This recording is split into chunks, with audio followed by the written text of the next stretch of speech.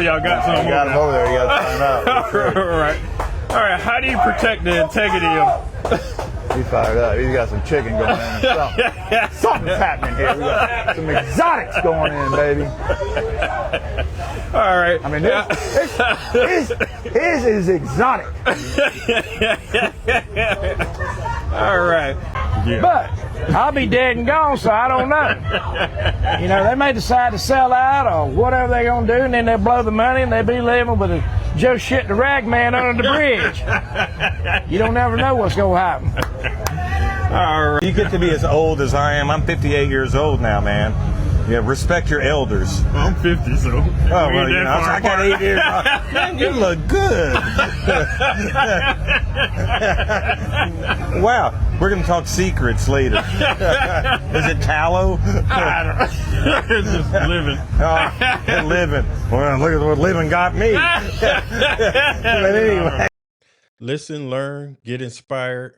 I'm Tavis Bryant, and this is BBQ Therapy. Like, subscribe, and follow to help grow the BBQ Therapy community. Also, visit my website at www.bbqtherapypodcast.com. Bring on down, barbecue, your barbecue on. Get your barbecue on. Get your barbecue on.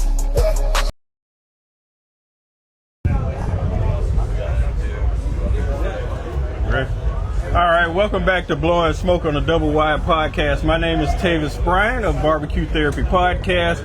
We're here at Memphis in May, but this conversation goes beyond the cook site. Today's guest isn't just competing, he's shaping what barbecue looks like before it even hits the pit and where it goes after it leaves. From raising meat to building products to bring barbecue into everyday life, Mr. Tim Shear is operating on a different level. And for those that don't know, he's one of the main reasons my podcast started. He don't even know that. No, I don't. Because around this time last year, I met Tim, and I had my podcast shirt on. And he came to me and said, "Hey, you got a podcast?" I was like, "Yeah," even though I didn't start it yet. So he swindled me. He took my phone, put his number in, and then I went home immediately to start his podcast. Immediately. I didn't know that. So I was like, funny. and he was at episode number 6, but All right. I mean, I haven't looked back since. So I mean, even though he might have been serious or not, I didn't know. I wasn't taking no chances, but he one of the big reasons that inspired me to do this podcast. So glad I got you over the hump. exactly. Right or wrong, we got you over it. So this is one of his other creations that he didn't know about. All right. We're in the podcast business. I like it. All right, but welcome here. Well, Tavis, first of all, I met you last year, and I could tell you're passionate about barbecue, and that's why I just spent time with you and felt like it, you know, whatever you're doing, I was like, this guy's legit and he's authentic. And we had him down to Atlanta Speedway and helped us serve barbecue to the public, and just been a good dude to know and friends ever since. So appreciate it. Oh, no problem. I worked hard that day, boy. Yeah, you did. We all did. It was terrible. But it was fun. I'm gonna tell y'all haven't experienced NASCAR, and I appreciate them allowing me to go in the race. But it's a different experience. It's different in person than you watch on TV. That's for sure. Exactly. Yeah. So I know why they love it, and it's cool. All right, let's take it to Memphis in May. You've already climbed the mountain here. You won in 2022. Coming back now, what's different about the way you approach it for We're going this to year? take a quick short break. Hey, time out. This man. I mean, that's fine. Right here, he's hogging up everything. Every time I look around, he's hogging everything. You went over there and you see me on a mic and you're like, no. You gotta come in. You're hogging the mic. And I had to hog the mic. Hey, take your own mic and go. What's up? Love you, brother. Love you, Hey, buddy. before you leave, do the guitar. Do the guitar before you leave. You're the best. You get on stage today. That's how you do it. That's how you do it. Natural. All right. We live, so this is what happens. All right, well, so what's different about how you approach this year versus last year? This year and last year, man. Last year we came in with high expectations, but we fumbled right off the get-go, man. We had frozen hogs. I thought they were going to thaw on the way down, and they just never did. So, you know, we got a late start, and it took us the whole cook to recover. We ended up hitting the gas on the Gateway drum smokers just to get it over the hump and tender, which actually worked. Big testimony to the way the drums work, because we were able to kick it into extra hot and extra fast and get them done. But then we made finals, and the finals didn't come around for about 4.5 more hours. So we sat there and kind of let it slip a little bit. We let the hog get a little bit colder than we wanted it to, and just kind of lost our touch there towards, just waiting that long. My fault, you know what I mean? Just let it slip a little bit. So it wasn't too crazy about how our finals presentation went. So, and our hog was cold and just wasn't up to the level that it was earlier on in the day. So that was my fault, you know what I mean? I'll take credit for that. But, we were close. We got second in hog. But I feel like so far this year we were better organized, better on track. The team has been outstanding. These guys have been doing it with us for like 4 or 5 years now, and I haven't had to say hardly anything. It's just like boom, boom, boom. They're doing it. They're having fun doing it. We're enjoying it. There's no drama, nothing. It's been fun. I mean, it's been the most fun I've had in a long time. That's the best way to work. Yeah. All right. Sure. What's something about this event that keeps you locked in after everything you've already accomplished? Well, it comes around one time a year, and there's so much that goes into that one weekend, right? I mean, there 200 teams out here? Like, everybody's gunning for the same thing, and how in the heck are you going to do better than all that? And you've got to hit all your marks. You got to be focused. You got to get it done. You got to get a little bit lucky, but you got to control everything you can control. So it's just like it's the Super Bowl. It really is. Like, all the build up to this event is just insane. So it's stressful, man. Honestly, it's fun. The weather's perfect. I'm glad to be here. I'm excited, but it's stressful too. All right. At this point in your career, do you still even get nervous at competitions, or? I haven't been invested enough in competition like I was every weekend, right? To really, it's like, when you do it every day and you're working hard for it, then you got so much on the line. But we've got a lot to gain. Not a lot to lose here, but a lot to gain here. So I don't know that I'm necessarily nervous about it, but we're excited and we're anticipating, and just trying to do the best we can. Okay. Hit our marks, and hopefully it turns out. I mean, I know what we can do. That's the thing. I know what we can do. So it's up to us to do it, right? Yeah, definitely. And one of the things people talk about when it comes to you is finishing and your palate. Yeah. At the highest level, tiny adjustments matter. How do you know when a flavor profile is finished versus when it needs something else? I mean, I just try to go with my gut and trust it. Just let it hit and think about it. And if something doesn't feel right, then it's not right. You know what I mean? And trust my instinct and my experience of just tasting and research and development and all that stuff. And then just taste everything I do and make sure that we're constantly trying to stay to the edge. We want to push the flavor notes. You know what I mean? As far as we can possibly push them, but we don't want to go over the board. So. It's a fine line, but sometimes I cross it, but sometimes we hit it. You think palate can be taught, or is something? I think it can be, man. I really do. I think it's experience. Like, when I first started barbecue, I bought every single rub on the shelf. You know what I mean? I'm like, all right, I gotta educate myself on what's out there and what's available and what I can use. You know what I mean? So if I don't try everything, how do I know what's going to go with what? You know what I mean? So literally spent time doing that and trying everything I could try. So, I do think it can be taught. It's experience more than anything. Okay. Now let's talk about Marble Reds. Now, if y'all haven't been seeing this video, I'd be expecting his videos of him out on the farm and what he's doing out there and stuff. I've been enjoying him. I don't know about everybody. It's funny. I've had more comments about that than anything I've done. I'm like, really, man? You guys like to? I mean, I'm out there doing that stuff all the time, and I'm like, fine, we'll make a video on it. And so far, people have been really liking it. So I'm like, it wows me. I don't know. It's fun, but man, I do so much stuff out there, and I enjoy going out there. And it's just, I mean, to me, it's everyday life. But I guess when you haven't been around it and you don't experience it your whole life, that you take it for granted, probably whatever. And that people like to see it. I feel like what all goes into it. There's a lot, and I enjoy being out there and run a lot of equipment and get to do fun stuff like that. And we tear up a lot of stuff, and we sometimes things go well, but a lot of times they don't out there. So it's crazy, but it is fun. All right. And when a hog is coming out of your program versus what's available on the open market, what's the difference between yours and what's out there? Yeah, so that's a good one. So like, what we're breeding for, we're trying to find the genetics that are going to give us marbling and the right kind of fat inside of the meat. So basically what we've done with the pork is, essentially like what Wagyu beef has done with, the beef world, right? So we're taking the low melting point fat. So that means like if you're sitting a pork butt on the table or a pork chop, it's going to melt at almost room temperature, about 75 degrees, right? Our fat is. Whereas something you buy at the store is going to be more like 95 or whatever. So that meat is going to be tougher at a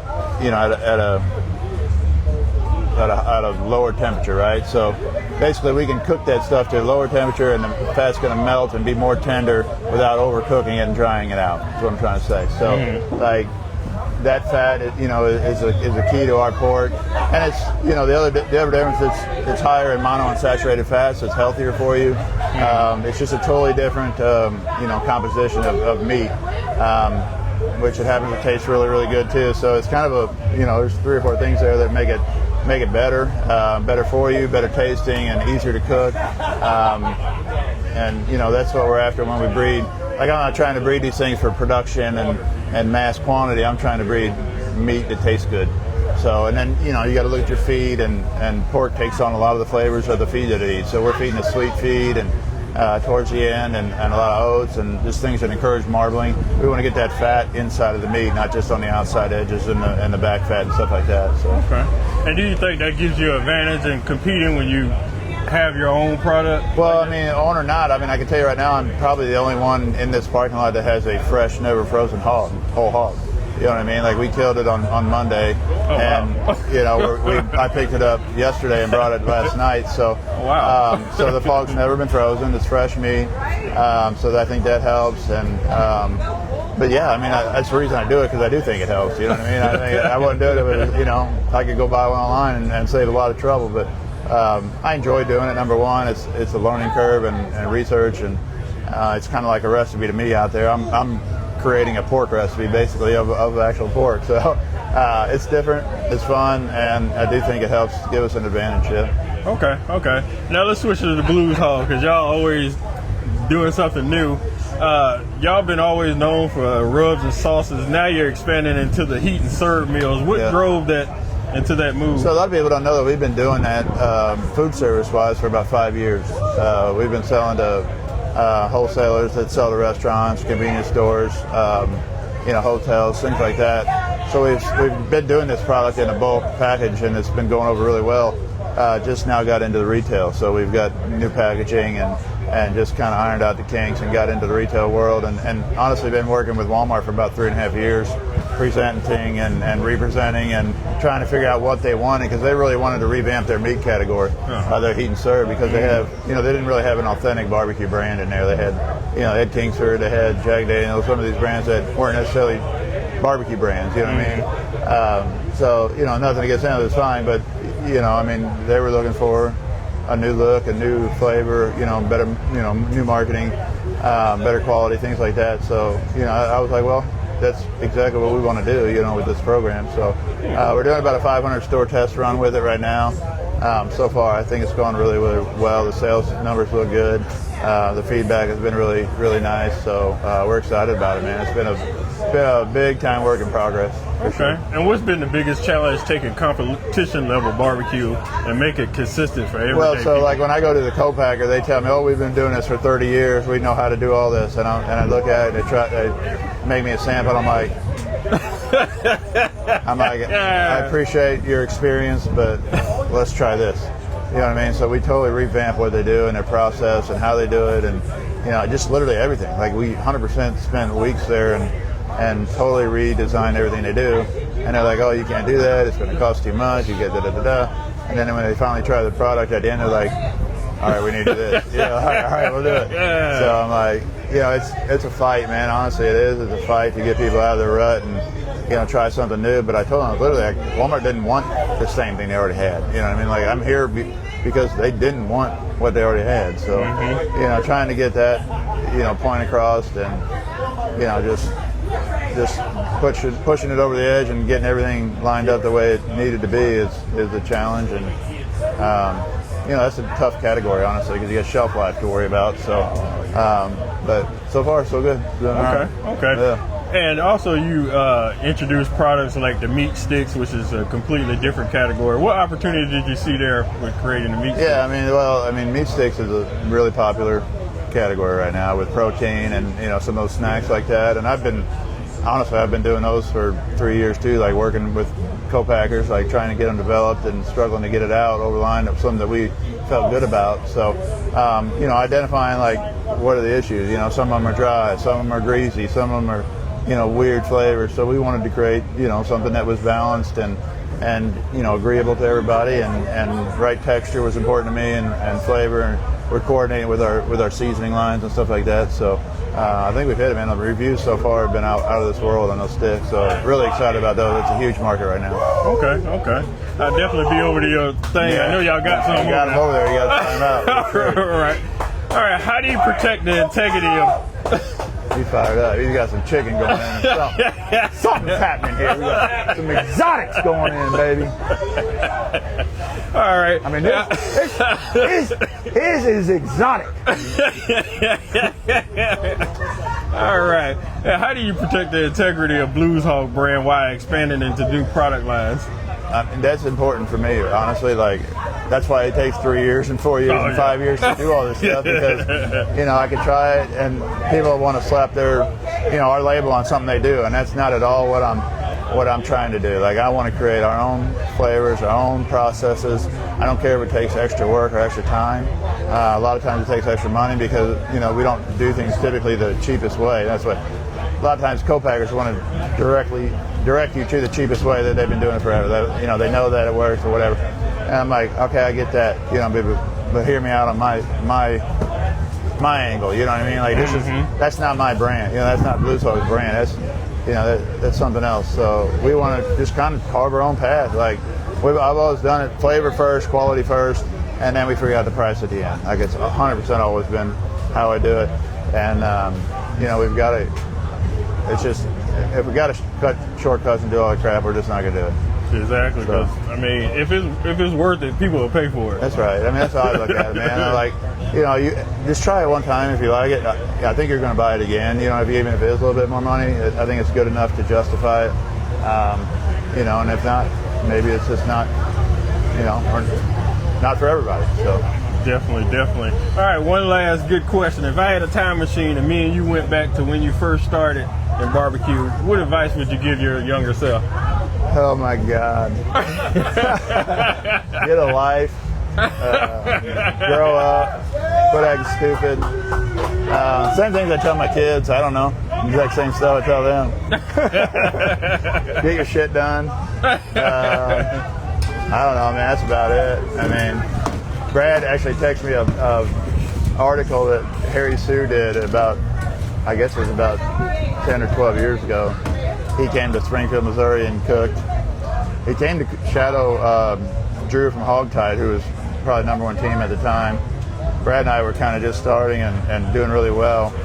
Brad ends up winning the contest. I ended up getting second. I went red. Harry Sue's like trying to watch us because he traveled from California to try to learn what we were doing. And me and Brad were joking about forever that like that guy will never ever come anywhere near us again. You know what I mean? Because we were such a train wreck. And we won. We both won. There was pictures online of it and stuff. And I'm like, we were an absolute mess. You know what I mean? But we did well, and we had tons of fun, and the kids were there. I mean, it was just all craziness. But man, we didn't have any plans of doing anything like we did. We were just trying to have fun, and do fun stuff. But man, it just worked out. We're extremely lucky and fortunate, and grateful to be able to cook barbecue and all this fun stuff for a living. I mean, it's been nothing but a blessing. Yeah. And I mean, look where you're at now. I mean, if you think about where you started, where you're at. I mean, we're going places. We got a lot of places to go still. You already been there half the places. We got a lot to do yet, man, honestly. So it's every day's a challenge, man. I just, never satisfied, always moving, always trying to look forward. You know what I mean? So. Yeah, about it. definitely. And I appreciate you taking time to come over here. And Hell yeah, I'm gonna head you back down to NASCAR in Nashville and then in Talladega. I got some big news for you down there coming up. So okay. we're gonna have to celebrate a little bit. What will you come up with next? We'll see. Ladies and gentlemen, my barbecue role model, Mr. Tim Shearer, on the Blowin Smoke on a Doublewide podcast. You're my chain role model, man. I had to put it on. Thank y'all. We'll see y'all next segment. See you guys. There you go.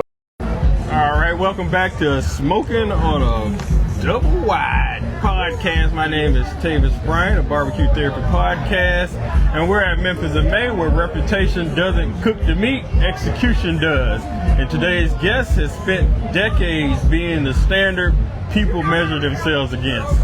But here's what I want to know. After everything you've done, when you step on these grounds now, what are you still proving? All right, welcome to the show, Mr. Myron Mixon, the legend. Appreciate you coming on. Glad to be here, Tavis. All right, no problem. All right, first question. What does Memphis in May mean to you personally besides the trophies? Memphis in May means to me, I tell you what, started doing this contest in 1996. I've won it 5 times. I won my first one in 2001, won again 2004, 2007, 2016, last 2021. So I've won in just about, I won in every decade of this century. Well, let me tell you what it's done. For me, trophies is winning, the accolades and all that, but it's also pulled my business. It's made my life for my family better by being able to do things and have the place of barbecue that I do. I got restaurants, I have the cook schools, which you've attended. We do our rub and sauce. We do our smoker division now. We do all of these things, write cookbooks and all that, all because with the help, now I ain't gonna say the only thing, but the notoriety of being out here on these hallowed grounds and being able not only to win it once but 5, it's really helped my reputation in the business side of barbecue. Definitely. And I owe it a lot. I tell people that all the time that, you know, we had another contest that was going on at the same time for a couple of years. It's gone now. But I never went down and competed in it because I owe too much to Memphis in May. And I'm not going to turn my back on it because they've been good to me and it caused me to have a lot of the stuff I got. Yeah, definitely. Okay. And like you said, you're a 5-time winner here and you're tied with Big Bob Gibson. What does it mean to get that 6th one and go out with the most of all time? I'd like to be able to win this one and then he retire. That way I ain't got to worry about him catching me. Because I don't believe anybody else will ever. I don't believe anybody, and I'm not knocking the talent. You got a lot of talent. I just don't think because the talent is so thick, you got a lot of folks that can win. I believe it would be hard to get 5, and especially to get 6. So my goal would be, what I would wish for is I win this one, and Chris get on stage and say he retired from Big Bob Gibson, which ain't gonna happen. No. All right. And being that barbecue has changed so much, do you think it's harder to stay dominant these days? Let me tell you this. I say it all the time. When I started in '96, you had to figure stuff out. You didn't have internet to go to and Google this and Google that. You had a couple of cookbooks, but nothing about what the kind of cookbooks you have today that really sets you on the right pace. You definitely didn't have barbecue classes. And I tell people now, I'm not the only one that does great barbecue classes. There's a lot of them out there to go to. Take those classes, shorten that learning curve, feed off of that, get some ideas, and you might make it your own, but you've already got the base. That figuring it out on your own was tough. I mean, it wasn't just me doing it. There was a lot of folks having to figure it out on their own. That's what the 90s is about, 2000s. You got a lot of assets out here now to be able to go to and get help on anything. You know, if I want to cook anything, you know, you can go Google it or go to YouTube and watch a video. We didn't have all that when we were coming along. So I think now that has made a lot of people more competitive than you had back in my day. Yeah. Which my day's still now, too. I ain't gone yet. Exactly. I ain't sick. Now, speaking of your cook class, now the thing I love about it when I took it is you do something that nobody else does. You go Hands teach on. it and then you'll send us out to the table. That's right. And let us do it. And you have people walking around helping us out. How did you come to that concept? I mean, because it's so helpful. My concept of a hands-on barbecue class, I thought to myself, you know, me standing up like being a professor at a college and you sitting there taking down notes of what I say, you know, a lot of times I in one ear and out the other. But if you watch me demo one, whatever we're doing brisket. I demo a brisket the way I want you to do it. We all get up, go to the table, you take your brisket and you demo it, you make it happen. In our barbecue classes, you know, we do over 800 pounds of meat, so everybody can touch it. And when we get through at the end of the day or end of the weekend, what we got left, everybody takes home. Exactly. But the point is, you learn better when you're able to put your hands on it and do it. And that's how you got to do it. And that's true, because when you get home, you got nobody to ask a question to. Hey, am I doing this right, or did I slice too much? So that's why I loved about your class. We got an opportunity to go out there and do it. And if we had any further questions, y'all can easily come over here and point out what we're doing. That's wrong. right. And you asked, am I doing it right? And if you're not, we correct you and you move forward. Yeah, definitely. So if y'all haven't, I mean, make that trip down to South Georgia and definitely take a class. I recommend it. It's excellent. Went home with 2 bags of meat. Also got a bunch of his products there on site, and you had to worry about shipping or anything like that. I mean, it's definitely a good class, so I do recommend it. And you didn't go home hungry either. Oh no. We ate some food. I mean, beef ribs and everything else. Whole hog, everything is just right there, and not too many. Well, none of the classes do stuff like that. No, they don't do that. Most classes now, one-day classes, you taking notes, you're out of there. Exactly. All right, and at this point in your career, do you ever feel nervous anymore in a competition? I mean, I never felt nervous after I got done my first one. I can tell you why. My dad, I worked for my dad in his takeout barbecue business, where he burned wood down and shoveled coals. That was hard. That's the hardest type of cooking you can do. I did that from my age of 9 on through my 20s. And I got confident. If I can please Jack Mixon, who Jack's Old South is named from, then I can please anybody. And I was secure and felt comfortable in my knowledge of barbecue at that time. And I took what he gave me and led it into competition. Think about it, there's nothing to get nervous about. I mean, these judges are coming around, they're going to want to know things like how you took that raw product and took it to the finish. And you got to have that story in there. You don't want to tell them no lies, but you want to make it entertaining. Exactly. But the bottom line you want to do, you want them having some of the best barbecue they ever had. My goal is when I got a judge, on-site judge comes to me, I want to anticipate just about every question they are going to ask. The reason I want that, I want them having to wait and ask and converse with me, which I would love to do that later, but I want them eating my barbecue so they can score me and score me well. Definitely. And that's some knowledge. I hope y'all listening. All right. Now, there are people who know you from trophies, being the winningest man in barbecue, and people who know you from TV. Which version of your legacy matters more to you? Between those two, I put TV at the top right there with being a winner here, a 5-time champion from Memphis. Memphis has been great to me, but I'm going to tell you something about the TV part too. When Discovery came to me and asked me to participate in that show, I was in my stride. We're talking about 2007. I was cooking 45 contests a year. I did that for 15 years. And I was winning about 15 a year. And I was dominating whenever, especially in the Memphis May series. And they caught me in my stride. I hit that show. I think it was good for their show. It was good for me especially, and it drug Myron out in front of all these people to see that nice, shy man. Not really.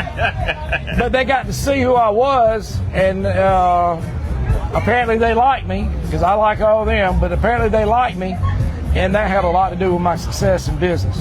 That and being a 5-time champion from Memphis. Yeah, y'all started a whole barbecue revolution that's still. You don't know how many people come up to me and say, I started barbecuing after watching that show. Man. And it makes me feel good. It makes me feel good. Because most folks, competitive nature, like, I wonder if I can do this. That's right. That's right. But a lot of them didn't necessarily want to get out and compete. They never even thought about doing it in the backyard, and they saw that show, and it makes me proud to know they did that. Yeah, exactly. All right, you build a reputation for confidence, but confidence on this level can't be fake. Where does your confidence come from? Going back to my dad again, and keeping it PG or G, Jack Nixon was hard. He was hard. I mean, he was damn tough. He was one of them who didn't spare the rod. And as we got older, Jack Nixon, my daddy, he would tear your butt up for saying what. If he's told you, you said what? Oh, you got it. If you asked him why. And there, I know parents today, man, that's overbearing. Well, let me go ahead and tell you what it does. It made me learn and watch and follow him and do what he said. But when I got where I was good at something, I started getting those attaboys and those accolades from that man, Jack Nixon, that hard man. And when you get those, I knew then I was on the right track. It wasn't nobody gonna tear me down. Wasn't nobody gonna tell me I couldn't do or it wasn't right. Not when this man had done told me before it was, because that was the head judge for me. Exactly. Jack Nixon. Hey, that's good. All right, you stay relevant while others have come and gone. What did you change that allowed you to stay at this elite level? Let me tell you something. We're going to talk about competitive barbecue here. Staying in there and staying in the game. One thing is that I can't do that you need to do to stay relevant. You got to go. You got to go. You don't have anybody today doing 45 a year, but you got teams that's doing 20 and 30. Not Memphis May events, but they doing the other, what the four meats I call them, chicken ribs, brisket, and pork butts. And it's all blind judging. But you got to go and stay out there to keep the read. Keep the read. And let me tell you this, tenderness and moisture don't ever change. It's the taste that always does. That's what you got to stay relevant with. You got to bump those recipes on sauces, injections, rubs to stay relevant. It's at the end of the day, it's a flavor contest. Because everybody out here can follow a recipe and get it tender. They can get it moist, but that finish, that flavor, is going to set who's going to win and who ain't. That's what you got to stay relevant with. And I pride myself, no more than I go, I can pretty well stay on that edge and still have an idea what I need to do for as that flavor profile. Okay. And what part of your game is better today than it was 10 years ago? I think my game, as far as Memphis May, would even, I mean, back in the day, everybody thought I was like a machine with that on-site presentation. I didn't ever fall and fail on it, but I think my presentation now is better than it's ever been. I think my whole hog that I've won the 5 world championships with is probably twice as good as was the first hog I ever won it with. I'm just telling you, we've developed recipes on that whole hog that is awesome. You've had it. Yeah. It's good. It ain't bad, is it? Yeah, that was the first time I had whole hog. We got some stuff this weekend though. I changed up a little bit on my recipe. We going with some straight peach cider in there instead of that Welch's white grape peach. I went to one of the peach packing sheds and got some peach cider. Okay. All right. And what's one thing that your dad taught you that you hold on to the most? Taught me a lot. Jack Nixon was Jack Nixon was a jack of all trades. He taught me a lot. Probably what my dad taught me more than anything was to have the patience, which I didn't have a lot of, especially when you're cooking. And I didn't have that when I first started competing. I mean, I was very impatient about, I wanted this right now, and even in my cooking processes, you got to stay patient with it. You got to focus on it. And one thing he taught me too, no matter how bad something gets messed up, because he was a fixer. My daddy could fix anything, mechanical or food-wise. If you've had a bad experience on that pit, short of burning it up, he could fix it. And let me tell you what, I can fix it. If I got some ribs maybe a little over or they're a little under, I can fix that rib to where I can turn it in and have a shot at winning. Exactly. And he taught me that. But he wasn't in competitions. He was trying to serve people food. And you got a pit full of meat. You've had a little tweak or something happen. You can't throw all that meat away. You got to make it happen, Captain. Exactly. And he taught me some tricks on how to how to make things work and make it turn out great. Yeah. Anybody can cook when everything's perfect. When it's perfect day, the pit stays the same temp, you got the perfect meat, that's easy to turn out great meat. But when you got a hiccup, you got a storm blow the whatever off, or you got the temperatures dropped, that's when you got to know those tricks. Definitely. All right, now you got all your products, you got your grills, and you got all the championships. What's next for Myron Mixon on the horizon? 'Cause you done did some of everything. Well, we got the restaurant. And your restaurant. We got it too. I tell you what's next for me. You know, everybody wants to be immortal, but you know you're not leaving this earth alive. I like to make sure, or hope, that you know the legacy carries on my kids. I hope they do right by it.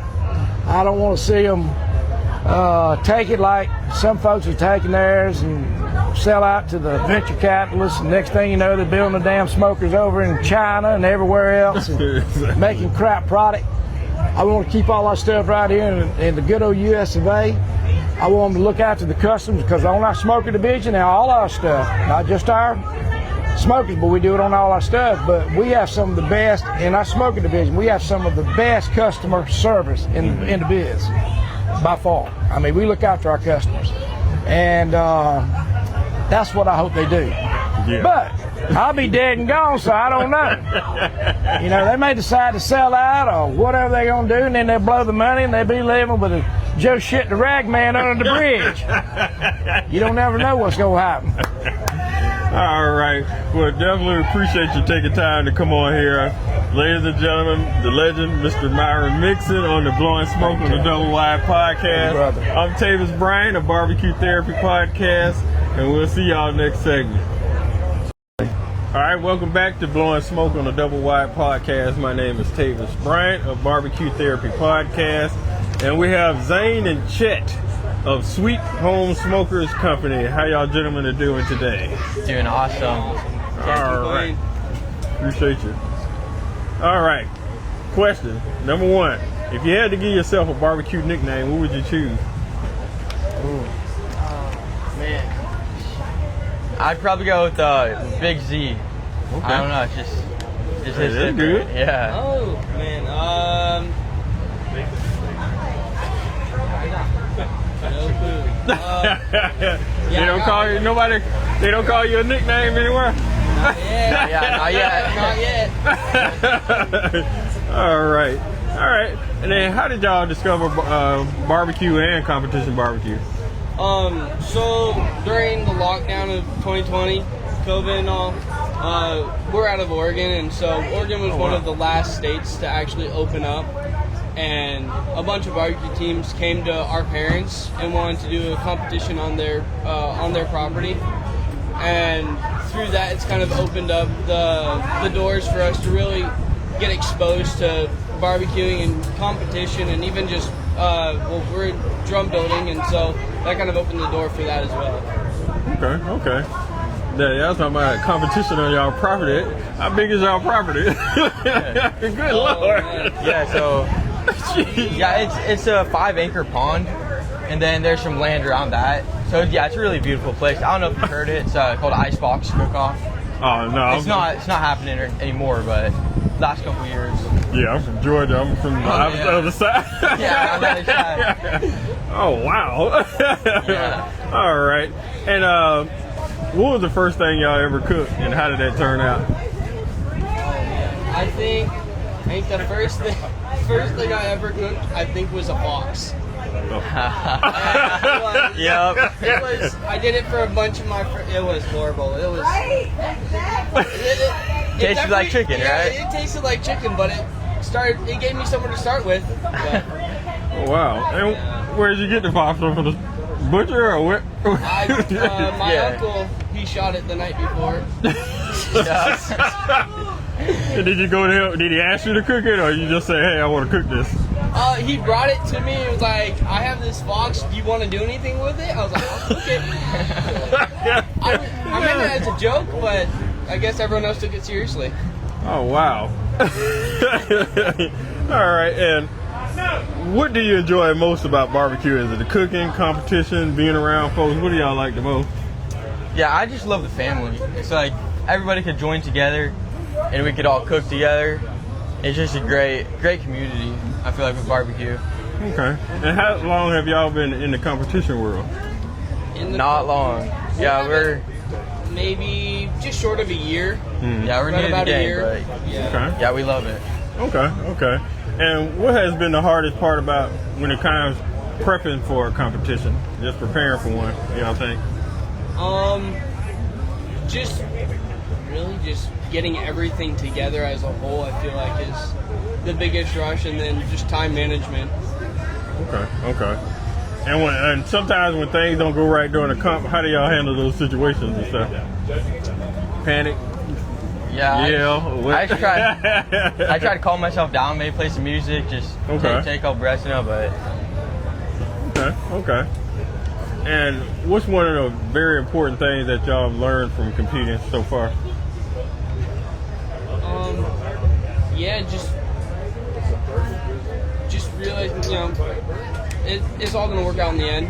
Have fun with it. It's not this big thing that I have to stress about. Obviously, you're gonna stress about it a little bit, but just really, number one goal is just to have fun. Yeah, definitely, and that's true. Because they don't take it serious as a hobby, so there ain't no use in getting bent out of shape. Because yeah, exactly. Might as well have a good time. Exactly. So, who are some of your favorite pitmasters in barbecue? You have any favorite that you look up to? Bobby Oliver, man, he's been such a big help to us boys. We're still learning how to compete and stuff, and he stepped up and really showed us. Showed us the tips and tricks. So yeah, we really appreciate it.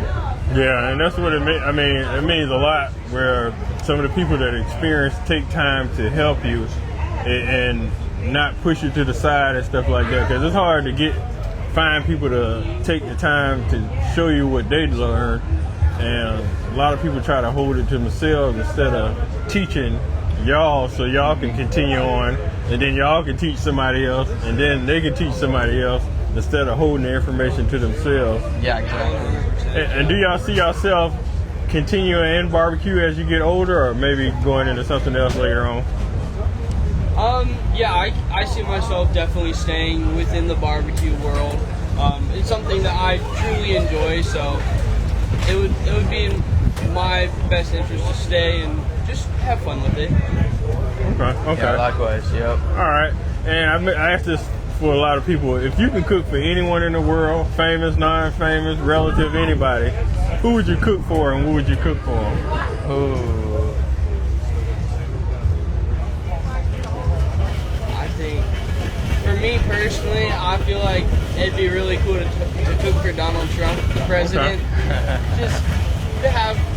Just to be able to say I cooked for the president. Okay, and what would you cook for him? Oh man. I cook that fox. I got a fox this time. Maybe I might try ribs. Ribs might go over better than a fox. You're gonna be like, get him out of here. All right, who would you pick? Man, I don't know.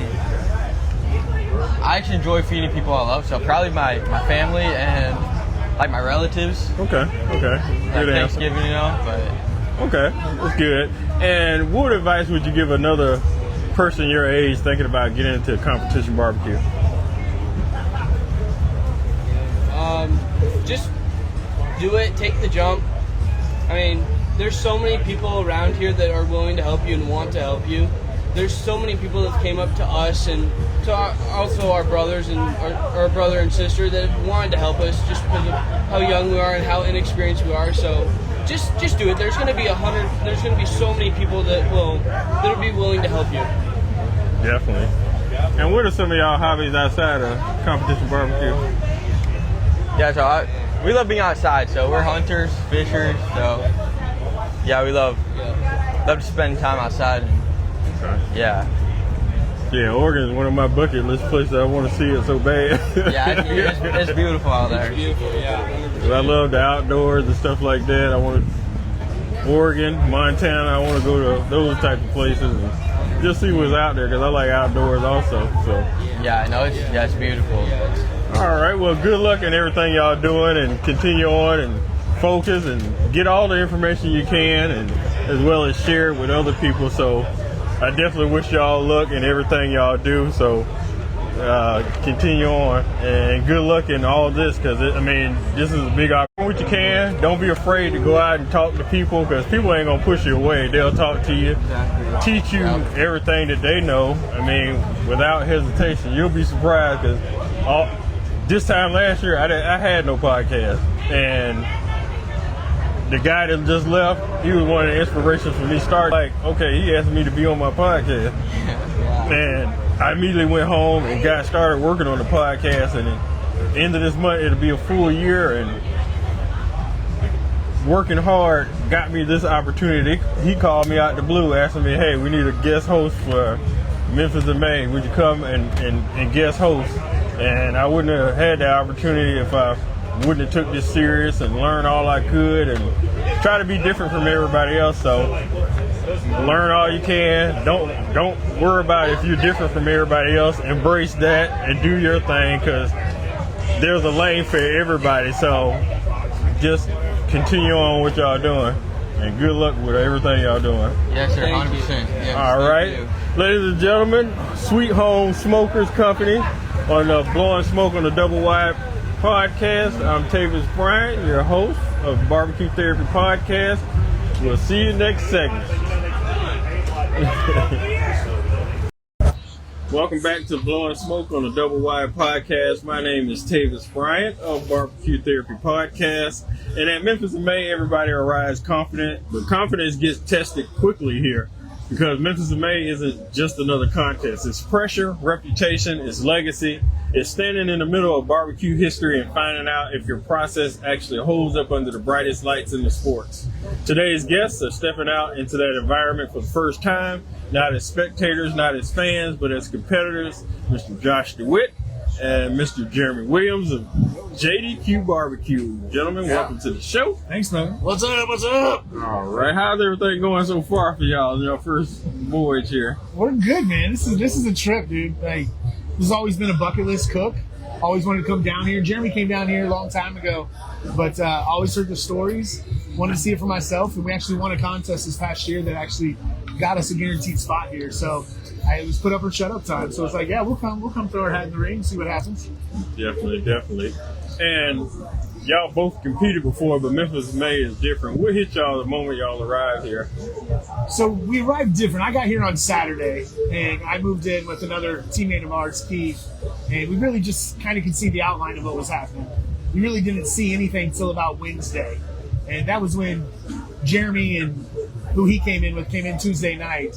And so it was kind of an eye-opener, like just seeing how it's spread out. It's definitely not the Royal, but it's definitely a class above to say of what we're trying to do, of the type of cooks that are here. Like, this is the who-all, be-all of what we're trying to be in this industry, to say. Exactly. Like a bunch of super teams. Yeah, right? It's crazy. 3 days of cooking, nuts. Exactly. And when y'all walked through the cook sites and saw the size of the event, did it feel exciting, intimidating, or what? No, it's pretty cool. So I'd say exciting, unique. Seeing what's the amount of people that are here and the level that's here, and some of the setups that they have it's amazing. It's amazing out here. So no, intimidated. No, it all comes down to doing what you can do, control what you can control, putting your best meat in the box. And I think that's whether your site is a big massive, castle or whatever else they have here, or a couple easy up tents. It's anybody's game, man. Turn the best product in and hope for the best. So that's what we've done so far. Okay. And do y'all think first-time teams have an advantage because they're not carrying years of expectations yet? Like other teams have been coming year after year? It's a baseball game, man. Absolutely. Roll the dice. At the end of the day, it's what happens in that judging tent. It's what table you land on. I mean, it's all a gamble. I mean, everybody out here cooks good food, or they want to pay what you got to pay to come here and cook. And so they believe in their process, they believe in their product just like we do, and it's just a matter of hitting the right tables. Yeah. If you've been down here a few years, you have a little bit upper hand because you know what's going on. Mm-hmm. There's the unknown being down here, being the first time setting up. So there's the uniqueness, but it all comes down to when it's go time, it's cook time. You got to put it in the box, man. Fill that box, put your best meat there and best product, and let it roll. Absolutely. Okay. And I know, Jeremy, you've been here before, but what does it mean personally to you, Josh, to finally stand on the stage as a competitor in Memphis in May? Oh, man. I've said it for a while. I'm walking that stage, and I'm walking that stage this weekend. Whether the contest is over and I go up and I walk that stage, or I get to walk that stage because we won something. Exactly. It's a dream, you know. This is a bucket list. You got the 4 majors. You got Houston. You got the Royal. You got here, and then you got the Jack. And I cooked Houston earlier this year. Now I'm here. We've qualified for the American Royal. Who knows? Maybe we'll get our bum picked and we get to go cook the Jack. And get to cook all 4 in 1 year would be absolutely crazy. So we'll see what happens. It would be. Exactly. All right. And at this level, everybody can cook. So what do you think competitions are actually won on this stage here? Wow. Consistency, knowing your flavors, hitting your marks, and making sure you understand the only thing you control at the end of the day is your presentation that's in the box. Because that is it. You control what leaves your hand to theirs. You know what's good, you know what's not good, so you never put something that's not good in a box. So, that's my thought. You? I'd say probably tender. Yeah, same thing. Tenderness, control what you can put in there, but I think it comes down to where it's going to be won is going to be finding that universal flavor and tenderness that's going to be comparable to what everybody else is doing. You can't put something in there that's going to be too hot. It's going to blow somebody's palate up. You just got to find what's going to be basic and kind of almost be vanilla a little bit.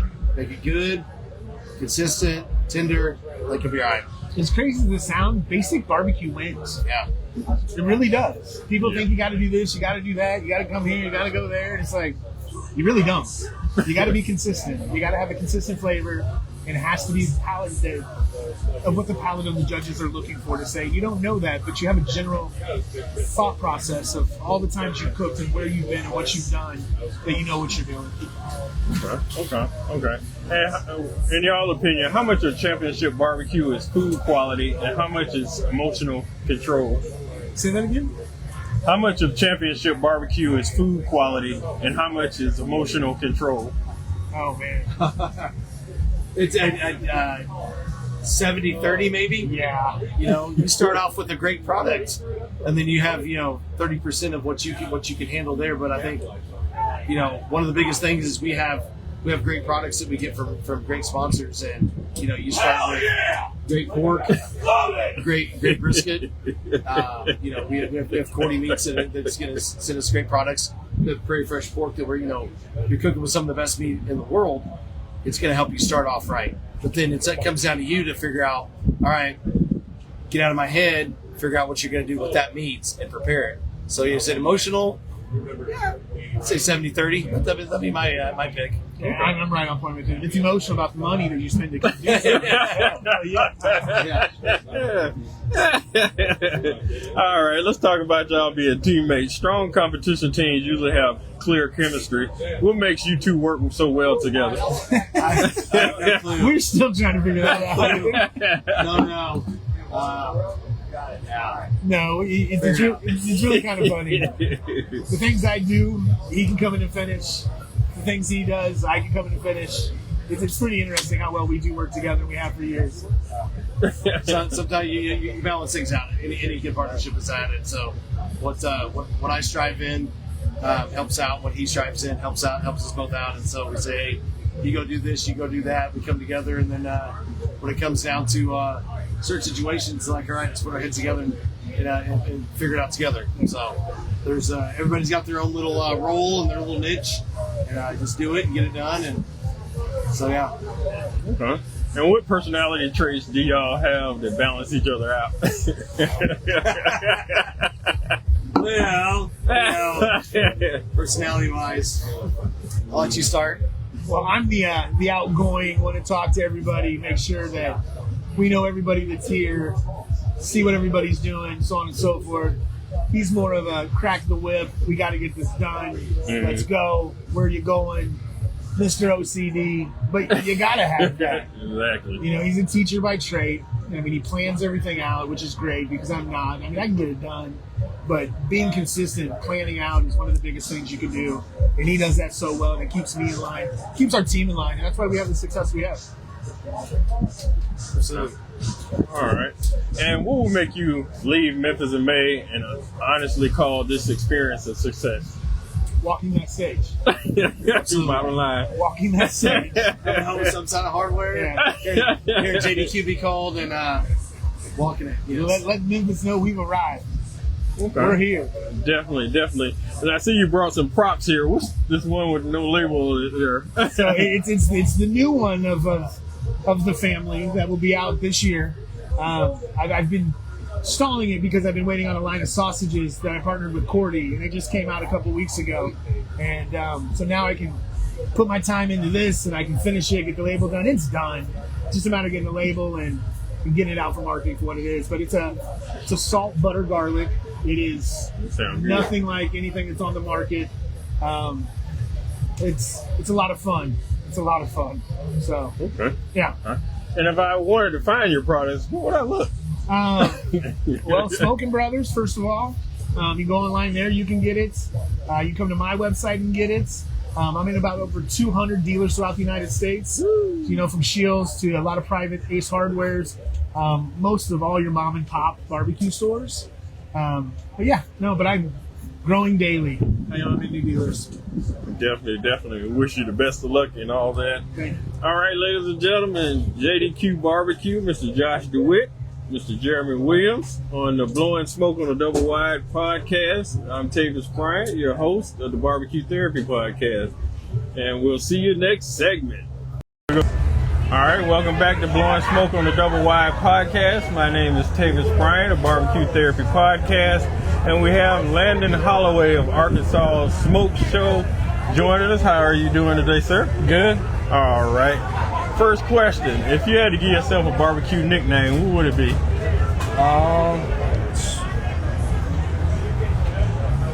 Smoke Show. Okay. That's what's in my name, so that's what I do. All right, definitely. All right, now, what got you into cooking barbecue? One of our friends at Ruthless Hogs Barbecue, I started going with him, and I wanted to start doing it, so I got into SEA, and now I'm doing MBNs and stuff, and just progressed from there. I'm getting bigger. I've only been doing it 2 years. And when you cooked for the first time, what was the first thing you cooked, and how did it go? First thing I cooked was a ribeye for SEA, Steak Cook-Off Association. Wow. How did that go? I got 10th, and then second one I cooked was first place. Okay. And what do you enjoy most about barbecue? Cooking, competition, friends? What do you like most? Probably the environment. People usually are pretty nice and tend to help, especially for us younger ones. Yeah, definitely. That's excellent. All right, and you're competing at Memphis in May, which is one of the biggest stages in competition barbecue. What does a chance like this mean to you on this stage, cooking at this competition? It means a lot. It is. Watching all the big guys and knowing that I'm walking the same stage it's a big deal for me. Okay. And what's the hardest part you think of preparing for a competition? This one especially, making sure you have everything, because they give us our meats when we get here, and having to trim and everything here makes it a lot more difficult than when you're on the patio and pro circuit. You can prepare everything the night before. Here we have to do it here. Okay. And what's something very important that you learned from competition barbecue? Don't stress yourself out. Just take it calm, because whatever you turn in, you turned in. There's nothing you can do about it. You can either you win or you have to do better next time. But there's no reason in worrying yourself about what you turned in. Okay. And what are some of your favorite pitmasters in competition barbecue? You said pitmasters, right? Yeah. Definitely Heath Riles. He's one of my sponsors. Willingham guys, they're really good guys. And Blues Hog, they're nice. They're good. Okay. Probably my main three right there. Okay, that's some good picks. Okay. And do you see yourself continuing on in barbecue? Do you see yourself continuing in competition barbecue as you get older? Yeah, I plan on. I want to work my way up. I think I'm gonna do patio next year, and hopefully progress and get to whole hog. Okay. Sounds good. And let me ask you this: if you could cook for anyone in the world, famous, not famous, who would you cook for, and what would you cook for? Probably Trump. You the second person to do that. All right, and what would you cook them? Probably a nice ribeye with lobster, like mac and cheese or something like that. Okay. Just a simple like steak dinner. Okay, sounds good. All right, if you had to give advice to someone your age thinking about getting into the competition barbecue world, what would you tell them? Don't let it overwhelm you. Just, especially, don't be scared to go up to the older guys. They all love talking to us and helping us, giving us tips. Talk to people. Don't just stick to yourself. You'll learn a lot if you get out and talk to the other teams. Okay. Good advice. All right, and what are some of your other hobbies besides competition barbecue that you like to do? I'm really I hunt and fish. That's about it. I barbecue, hunt, fish, and school. Okay, sounds good. All right, ladies and gentlemen, Landon Holloway of Arkansas Smoke Show on the Blowin Smoke on the Doublewide podcast. My name is Tavis Bryant of BBQ Therapy podcast. We'll see you next segment. Have a good day. Welcome back to Blowin Smoke on the Doublewide podcast. My name is Tavis Bryant of BBQ Therapy podcast. And at Memphis in May, everybody talks about brisket, ribs, shoulder, and whole hog. But one of the most underrated skills in all barbecue culture is sausage making, because sausage exposes everything. Technique, balance, texture, patience, creativity, understanding meat at a completely different level.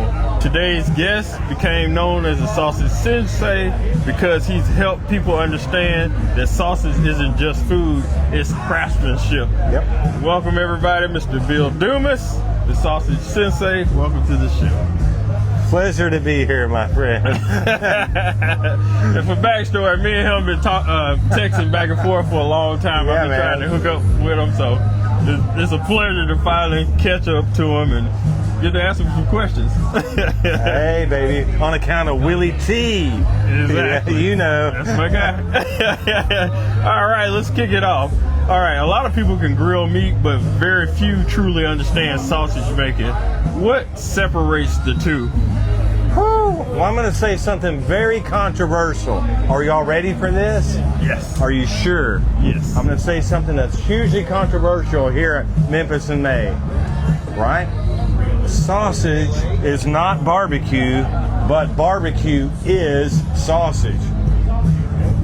Let that soak in a minute. Am I making sense? So you got to think about this here. When we're talking about barbecue, and if we're talking about it in Central Texas from where I'm from, right? Sausage is the OG, it's the original meat. It is. Sausage is an applied food science, but sausage is also one of the oldest food types on this planet. Bread is the oldest. That's archaeologically proven. Beer might be in there, but you'd have to find an ancient Egyptian to figure that out. Their craft and trade in the fresh meat markets, which then segued and became barbecue establishments. Think, I don't know, an example. Kreuz, K-R-E-U-Z Market, established 1900 in Lockhart, Texas. That's one example of many that started out as a fresh meat market. As time passed, they figured out that it was more profitable to sell the product smoked or cooked versus fresh. But because it's Bavarian, Bohemian, meaning German and Czechoslovakian, that means that sausage was their craft, right? That's what they brought to the table, quite literally, right? So that means that sausage, in my view, is the OG meat of barbecue. And that's how it is. And to your point, you can't hide behind it. It's going to tell you what it wants or what it needs. But I may be a little bit biased, but sausage is hugely important when it comes to barbecue. Wow, that's a lot right there, man. I got goosebumps listening to that. This is going to be a good interview, y'all. All right. And when exactly did you become obsessed with understanding sausage at a deeper level? And how did you learn how to do sausage? Whew. That's a good question, my brother. So I've worked a lot of crap jobs in my life, man. When you get to be as old as I am, I'm 58 years old now, man. Yeah, respect your elders. Well, I'm 50, so. Oh, well, you know, I got 8 years. Man, you look good. Wow, we're going to talk secrets later. Is it tallow? I don't know. It's just living. Living. Well, look at what living got me. But anyway, I digress. What was the question? Oh, yeah, that's right. Man, when you get to be my age, you probably work some jobs that you hated. Man, I'm a Marine Corps veteran, right? Once a Marine, always a Marine. Yes, sir. I have been an over-the-road truck driver. Fun fact, I was in New York City, actually Brooklyn, dropping off a load of air conditioners 2 days before 9/11. Wow. Wow. I've been an industrial refrigeration technician, but none of those jobs spoke to me. What speaks to me is this: barbecue and community, barbecue love. So the way that I got my foot in the door in the barbecue community was a commercial, from a commercial standpoint, meaning I got a job at a USDA inspected commercial sausage facility known as Smoky Denmark Smoked Meats in East Austin. And we were manufacturing all manner of commercial grade sausages and distributing. But that was great, and that's what got me into the craft. But from there, I got into a food truck with the establishment. They wanted to promote the brand. That got me some brand recognition and recognition for what I was putting on the plate through like Daniel Vaughn, barbecue editor for Texas Monthly, for those of you that know who Daniel is. Nonetheless, from there I went into the restaurant industry to recognized establishments such as Style Switch Barbecue on North Lamar. I was there 2015 through the back part of 2019, and then I swapped horses and I signed on with John Brotherton, Brotherton's Black Iron Barbecue. God rest his soul, that man. Ooh, make me want to cry. From January 2020 until his passing in January 2024. But when I got into the restaurant industry, I started to get a more thorough understanding of history as it relates to food, as it relates to barbecue, and more importantly, sausage, and that total equation, right? And that's kind of what inspired me. But John Brotherton, being the man, you know John, you've heard of him, you heard his name. So, but being John who he is, that means that he was always trying to promote people. And John saw something in me, perhaps, and helped me promote myself, my brand, the Sausage Sensei. And here I am. So when did you start taking it up a notch and start doing stuff that most people don't put in sausage? Well, that's a good question. It actually started at Smoky Denmark Smoked Meats back in 2013 when I was in the food truck promoting the brand for Smoky Denmark. And actually, Daniel Vaughn just spoke on that yesterday. He was on another podcast called Single Tree Barbecue Nation, something like that. So he was on that podcast talking about the offerings that I was serving him then.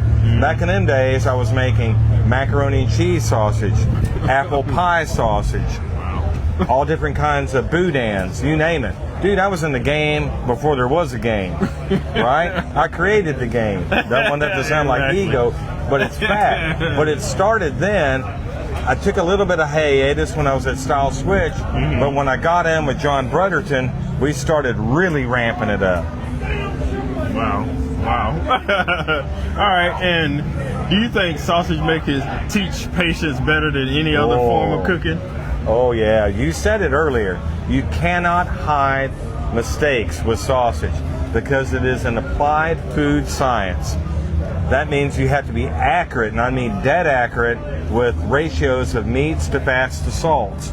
And then you have to consider and think about temperature control, both hot and cold. And then when you're adding the fiddly bits, that's the inclusions, the visual and texture elements, then there's levels of manipulation. Kind of like my ex-wife, she manipulated me. So in regards to exploding things to get out and putting together in a tube. So there's all manner of things that you have to think about, and you really can't hide between any of it.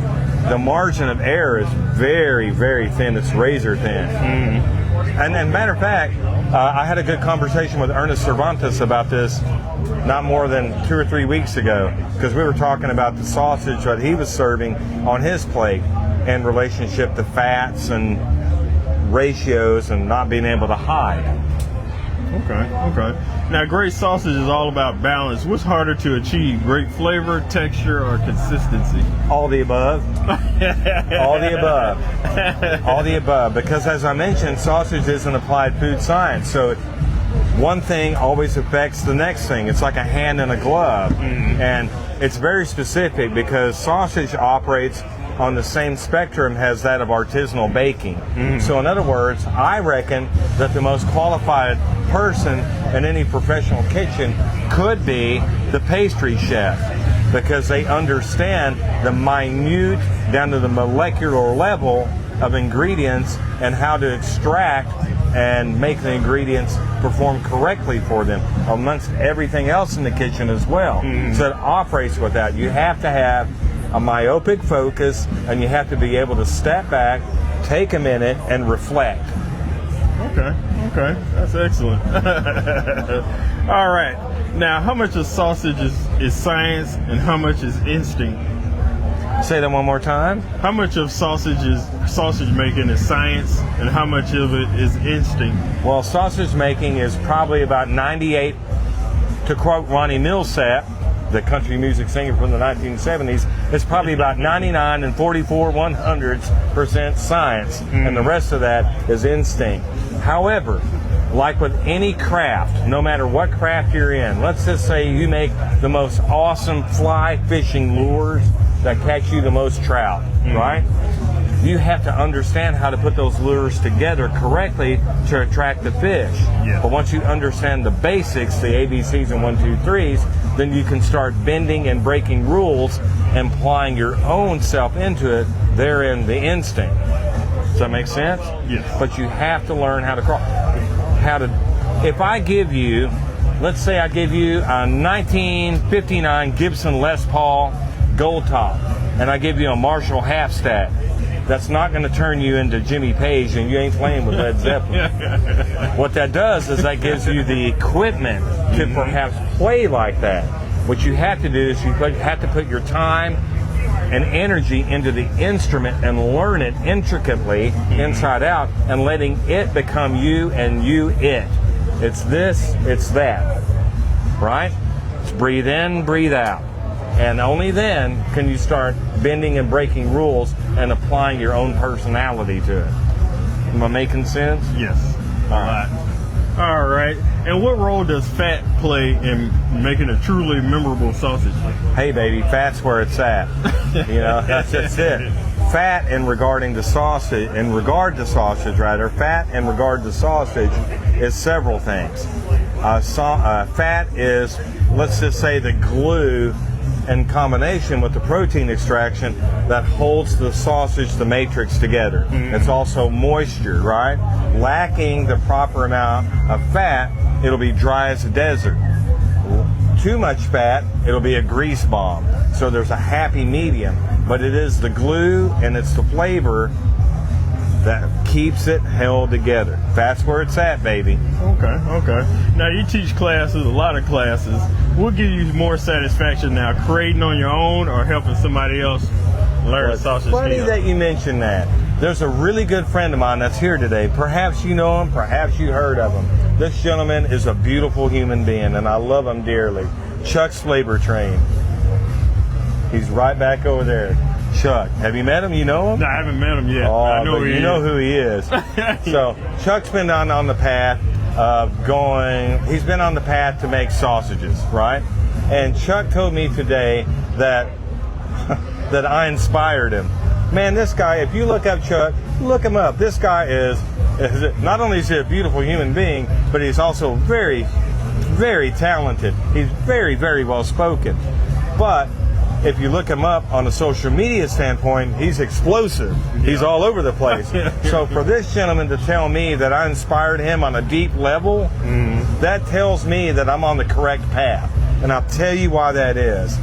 If, as human beings, no matter where we are in life, let's say you're turning wrenches, let's say you're making sausage, let's say you're pumping out porta-johns, right? If you can inspire somebody some way in life to make themselves a better human being and just, you know, move forward and treat other people with love and kindness, then isn't that what it's all about, right? Exactly. If you can inspire people, that's great. But from my perspective, in regard to sausage making, if I can inspire someone to go down that journey and path, turn the screws, turn it inside out, explode it, make it their own, then that ensures that the skill set will live on long after I'm gone. And that's great. We'll see it. We'll see it. All right, we have Memphis in May. What does it feel like being at your first Memphis in May? It feels like a dream, man. It feels surreal. I did my turn-in for my sausage dish over here. I can't believe I'm here. It's just, you know, it hit me today. You know, a really good friend of mine is Harry Sue, Slap Yo Daddy Barbecue. Harry and I've been working with that guy for about 4 years now. I go out to his place in California. I teach these sausage classes.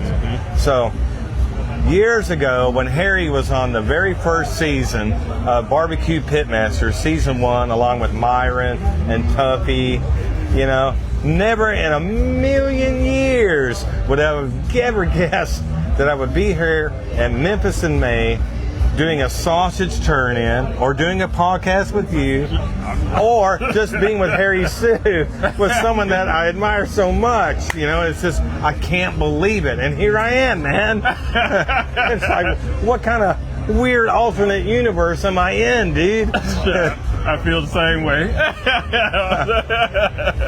But I love it. I mean, what did you cook for your team? What else? You tell what type of sausage you made? Yes. So to be clear, I was with Mel, Dark Side of the Grill, and Mel is larger than life. I love Mel. So I met Mel at Open Fire Meetup in Hondo, Al Frugoni's event. So, and I've been working with Mel for going on year number 3 now, I guess, coming into it. So at Open Fire.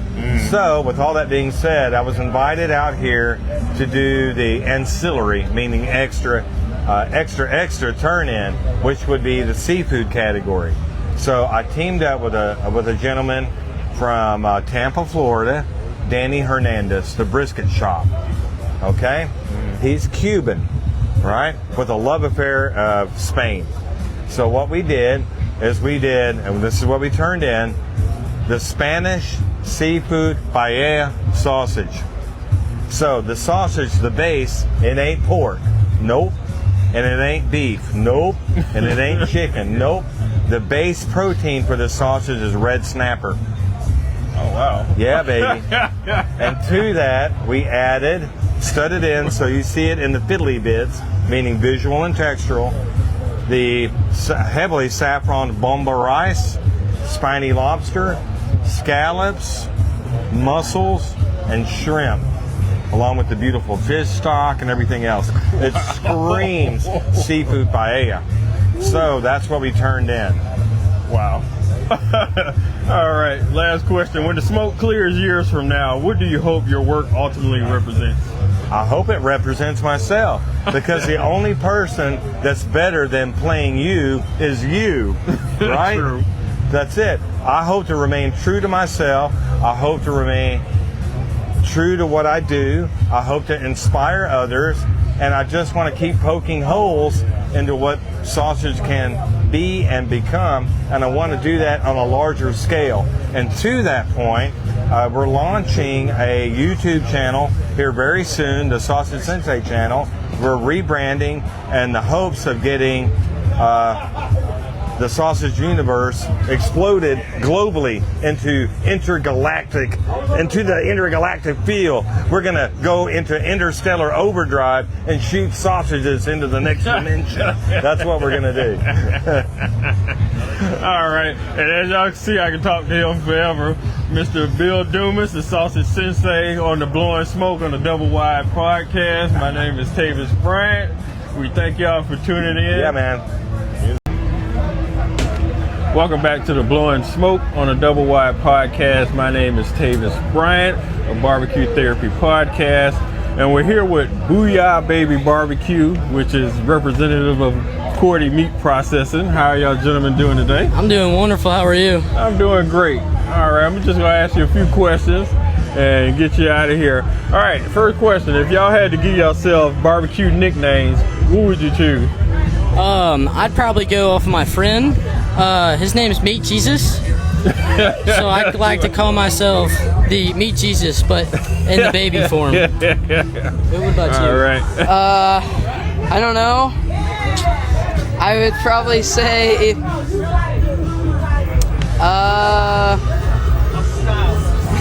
I would call myself a little version of my dad, Jay. That's about it. That's pretty boring. All right. And what made y'all get interested in barbecue? I know y'all got the family with all the meat and stuff, but what made y'all have an interest in it yourselves? Basically, it's my dad. He's hooked me up on this. My dad, well, he's worked around a lot of other barbecuers and getting to know them. Just wanted to start doing it. Just tried it out my first year. Didn't do so well, and then I started doing good afterwards, and it's just stuck with it. All right, that's the way to do it, though. I mean, Yes, sir. you're gonna mess up a few times, but as long as you don't give up, that's what all that counts. But what was the very first thing that y'all attempted to cook by yourself, and how did it turn out? Like meat-wise, Yeah. I'd say steak, and it turned out all right, I guess. Okay. It wasn't the best, but it wasn't the worst. All right. I started with pork chop, and it didn't turn out too great, but it was a start. Hey, I mean, you all start from somewhere. All right, what do y'all enjoy the most about barbecue? Is it the cooking, competition, or just being around it, friends? Or Well, I think it's just being around the friends and everything. Like, everybody here is just awesome friends, and it's just great to meet new ones here because you never know who you run into. It's pretty intense. Yeah, it's just, I like meeting new people, making new friends. yeah, that's definitely what it's all about. And how long have y'all been competing as a team? As a team, this is our first year as a team, but we've known each other forever. Okay. And how many individual contests have y'all done by yourselves? Well, I've done plenty. Okay. Yeah, I've done a few, like 5 or 6. Okay. And we're at one of the biggest competitions in the world. How did it feel just being in the atmosphere of Memphis in May? It feels awesome, like just being around here without the pressure. I mean, it's pretty cool. Okay. Yeah, it's very cool. Seeing all the different, like, the whole hogs getting cooked and everything else. It's just cool atmosphere. So what do y'all feel is the hardest part about preparing for a competition? I'd either say making sure you have everything, because we didn't have everything today, but you know, it works. Exactly. And then making sure your mind is right. If your mind's not right, then everything else ain't right. Exactly. Yeah, that's definitely true. It's Okay. making sure you got everything. And how do y'all handle pressure when something goes wrong and stuff like that? How do y'all get yourself back to? Really, it's just look at it, admit it that you messed up and you're wrong, and also admit that there's other ways to go about it and you can fix it. Definitely. Yeah, I agree with that. Okay. And what's one very important thing that you learned from competing? Just how to be in the moment and not freak out if something goes wrong.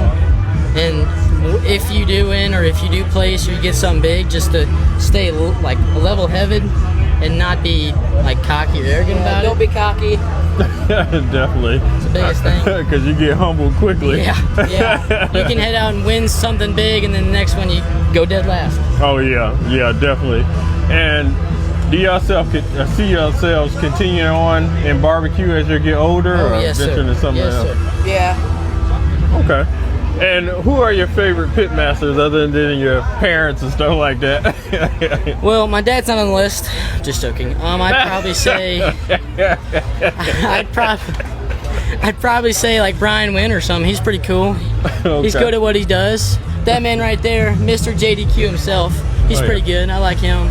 I like Brian Wynn too, but Copycat. Jordan Kirkpatrick is also up there. Okay. Pretty cool guys. Okay, great picks. All right, let me ask you a question. If y'all can cook for anybody in the world, they can be dead or alive, famous, non-famous relatives, who would you cook for and what would you cook for? I'll let you go first on this one. I'd probably cook for Michael Jordan. Okay. I'd probably just cook some steaks. Okay, good answer. I'd probably cook for I'd say Amanda Cordy, because she's just the best around, and she's just an amazing person. I love her to death. All right. And what advice would you give someone your age that's thinking about getting into competition barbecue? Try it out. The worst thing that can happen is it not place, but I mean that's just one. It's one contest, so you got plenty more down the road if you stick with it. Yeah. All right, cool. All right. And what do y'all enjoy doing outside of barbecue? I like hunting, fishing, and that's it. And I play golf a lot. That's a big one. Okay. I like to hunt, fish, and trap like animals.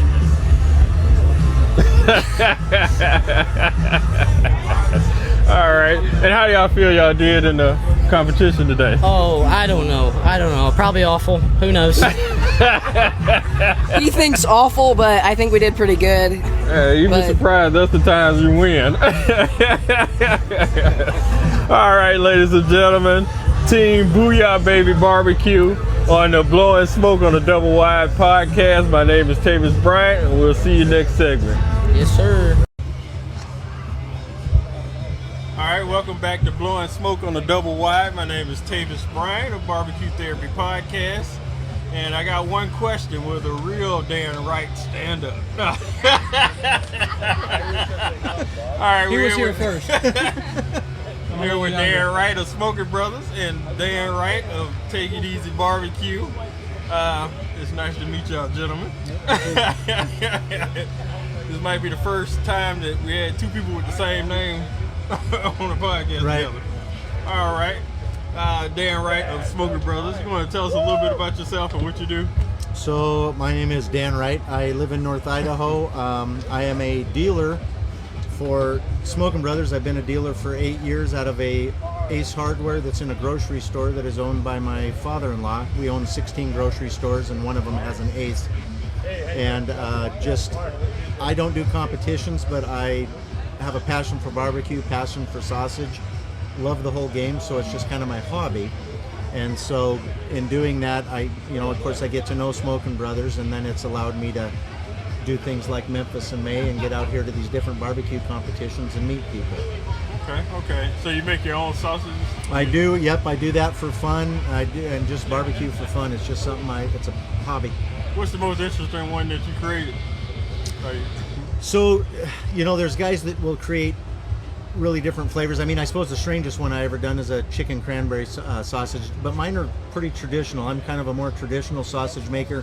My goal in sausage making is I am trying to get, in our area we have old school guys who are getting up there in age, 70, 80 years old, and it's hard to get recipes. It's hard to get these guys to give up their stuff. So I've befriended a lot of them. I've been in the meat world for 28 years before I started Ace Hardware.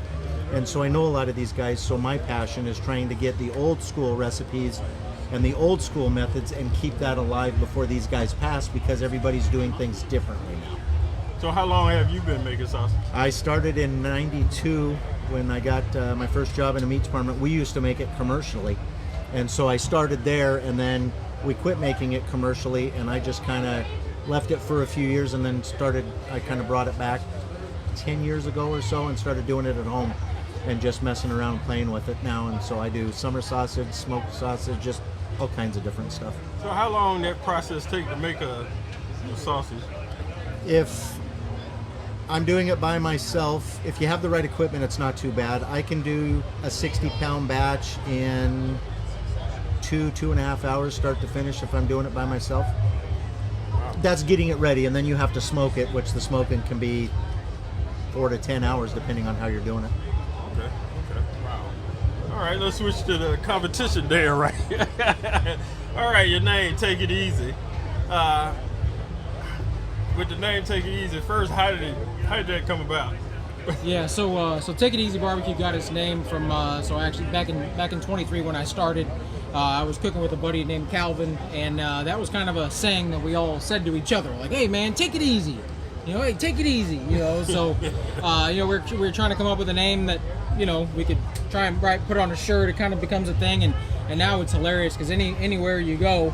And like somebody may not know that I have a competition barbecue team, and they're like, "Hey man, take it easy," and I'm like, "Yep, exactly." So yeah, that's where the name came from. But yeah. All right. We got somebody offering alcohol over here. No, I'm good. That's the goodness of being alive. All right. Let me ask you some barbecue questions. Confidence in barbecue gets tested fast. What gives you confidence walking into a place like Memphis in May?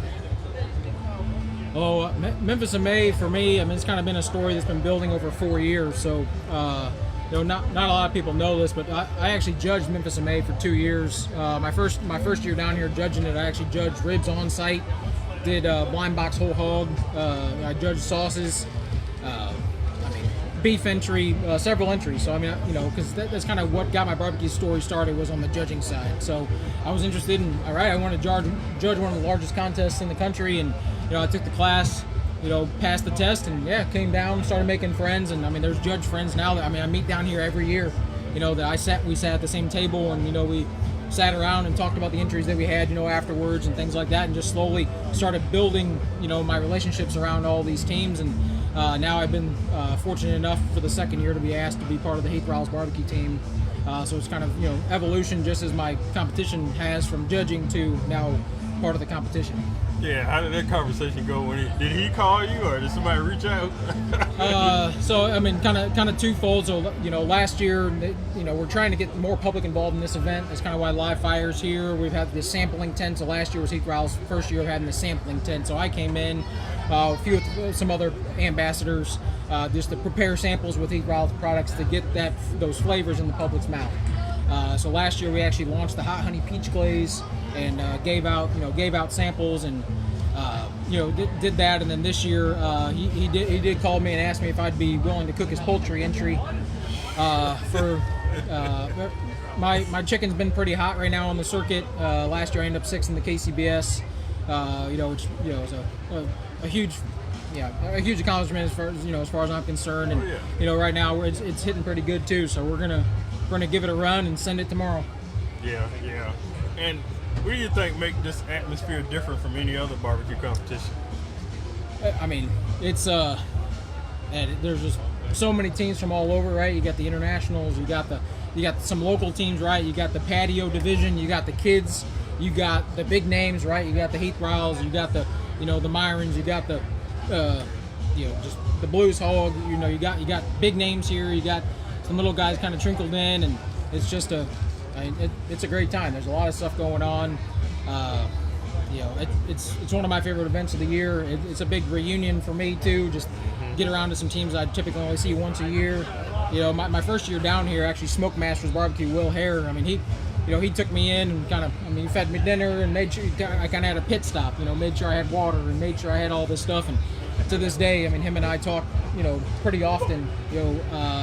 And I've kind of tried to shake some tips off of him, just some things that he's doing down here, because he's a heck of a cook. He actually won the Smoke Slam event last year down in the or 2 years ago down in the river, and just a great Heath Riles ambassador and a good cook. So it's been a lot of relationships for me, and just continuing to build those. Okay. And what has been what accomplishment that you have that you that means the most to you? Man, my biggest accomplishment. Right now I'd probably say my first KCBS GC. It was a loaded and stacked field. It was some of the best cooks in the country. I had just rolled. I had cooked the contest on Saturday in Excelsior Springs, Missouri, and I rolled to Troy, Illinois, a 4.5-hour rolling double. Middle of August. My generator turned off at 3 a.m. I'm just sweating bullets.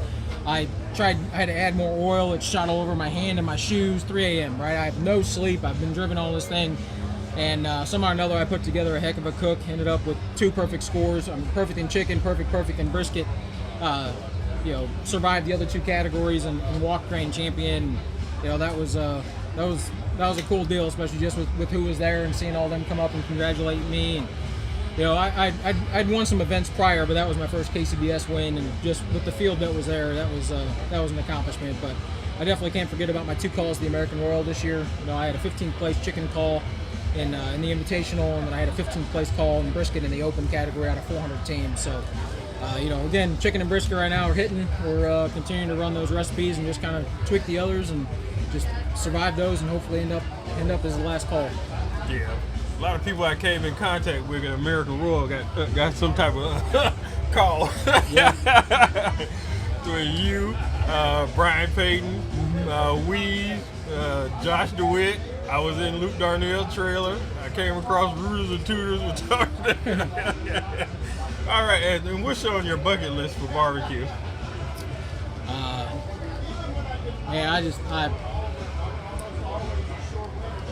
I just want to be,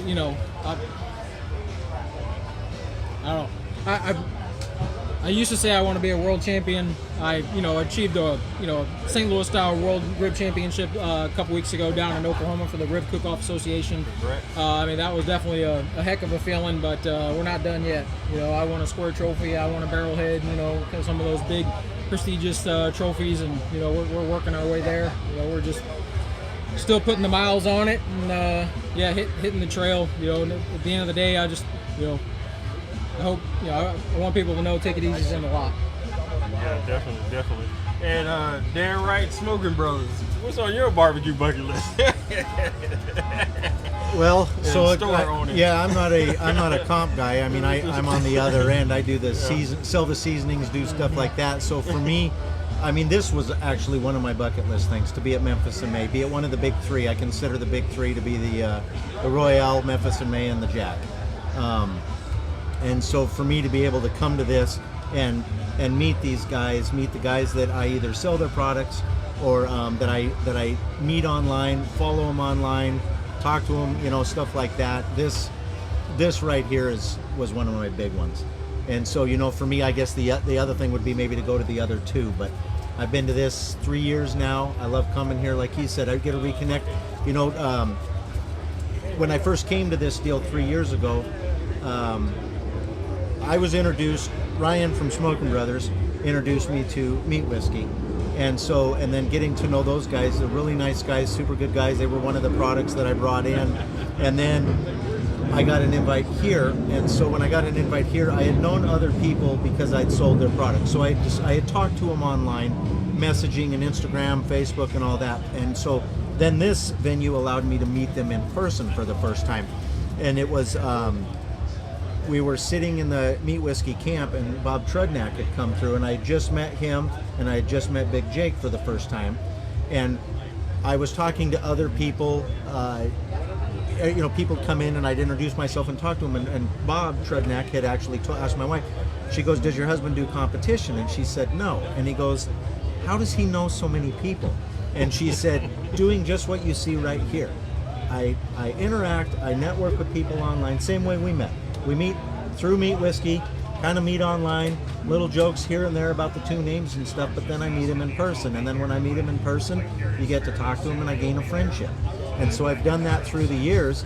And so for me coming here, he gets to hang with his peers, but I get to hang with the people whose products I sell and stuff like that. So it allows me to network with them, discuss things, try new products, and just get new friendships and stuff.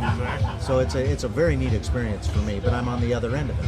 Yeah, and it's good. When people ask me how I know so many people, it's like I do it. My podcast is different. I go out and meet people.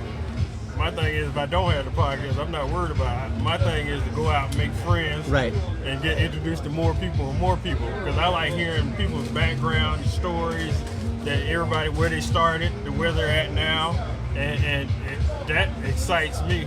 I mean, not just the podcast. I don't want to sit in the studio and just talk to people. I want to meet these folks and be friends with them. So that's why I get out, hit the pavement. I haven't started cooking yet because my daughter was born, so I put that on pause and started my podcast. So in the meantime, that's when I started going to different classes.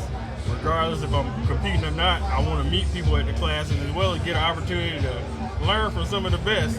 I done took Myron class, Robert Royal, Luke Darnell, Chris Schaefer, and Joe Pierce class. So when it's time to cook, I'm ready. Yeah. But the thing is that I want to meet people. I go to these events here, walk around, bring my wife out. He saw me at American Royal, that's why I met him. It's just walking around meeting people. It doesn't hurt. People are friendly. This atmosphere is friendly. They're not going to be mean or anything if you walk up and talk to them. They're like all these connections. I saw Bob over here on the side in BBQA. He called me out the blue. I didn't know he noticed me over there, but I appreciate the opportunity he's giving me because now I get to meet more people and make more connections. I get to meet him in person. Now I got you. The other I Dan, met right? you. Her over here, Bobby. I know we live, but we're going to do it. But at the end of the day, it's like one big family.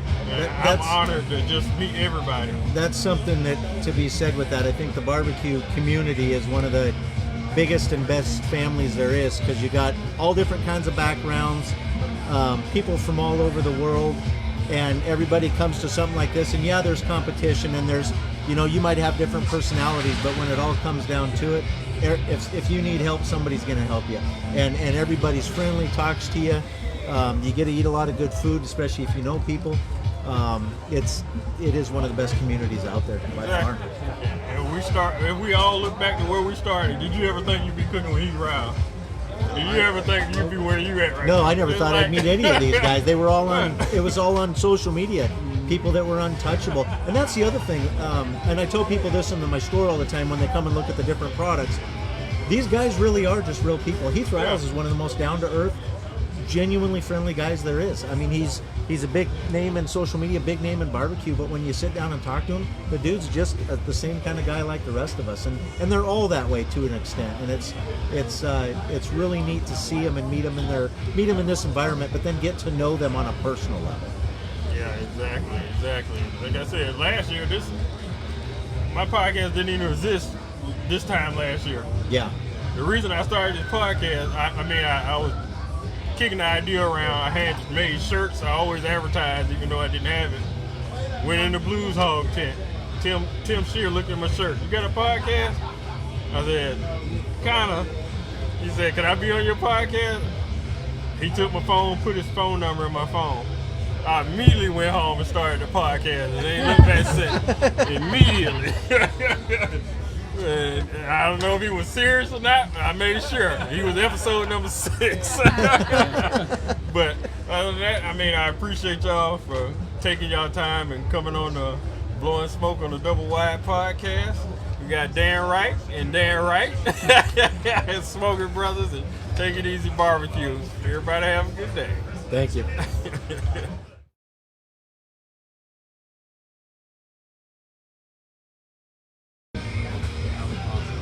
All right, welcome back to Blowin Smoke on the Doublewide podcast. My name is Tavis Bryant of BBQ Therapy, and today we have one of the members of the Barbecue Pit Boys. Can you let us know why you're here today? What will you be judging? Today we're going to be judging the flavor kickoff for Sam's Club. It's going to be pretty exciting. There's going to be a lot of turn-ins. I think it's bacon. I think that's what Mark said, is the bacon. It's going to be fun. It's going to be cool. We're here under the, right here, Smoking Brothers. How many times have you come out to Memphis in May? This is my first trip to Memphis. Well, how did it feel coming into this atmosphere? This is it's almost overwhelming, isn't it? A lot of people. We're here with Future Q too. We came in here to check these guys out. As you saw, they won the Pork National in Nashville. That was pretty exciting. So how did it feel being, you were like one of the newest members of the Barbecue Pit Boy. How did that come about, and how did that take you by surprise? So I was at work one day. It's all about networking, you know, who you know, people you become friends with. Got like the warden, me and him became pretty good friends. A Wolfman, he's in New Zealand. And you just, you know, you're networking with these people, and then one day the warden calls me, he's like, hey, Bob wants to know if you want to come down to the Mother Pit and shoot some videos. I mean, I was like, what? He goes, yeah, when can you come down? Maybe next weekend? We're going to shoot a couple videos, and that's it. My first video hit 100,000 views. Oh wow! So I mean, it's pretty cool. I mean, I think I got like maybe 20 videos out now. I got more coming. So I'm just a content creator. I mean, the big stars of the show are, of course, Bob, Slasher, you know, the Mother Pit crew, those guys. I'm just here representing as a content creator. Hey, that's a big part. It's a good start, man. It's a good start. Exactly, exactly. You guys all know we got our barbecue rubs are in Lowe's all around, United States. We got the Poultry Perfection, Pork Privilege, and the really one that's really knocking it out of the park these days is Kansas City. It's doing a great job out there. So yeah, if you got a chance, head out to your Lowe's and pick up some barbecue Pit Boy gear. All right, definitely. And what we're gonna do is we're getting a short intro for you today, and we're gonna bring you back sometime tomorrow with a full interview. Okay. But we appreciate you being here. Well, and if y'all see him, he's a content creator, so take a picture with him. Stop him, run him down, flag him down, take a picture with him. Yes, sir. Barbecue Pit Boys for life. We'll be back.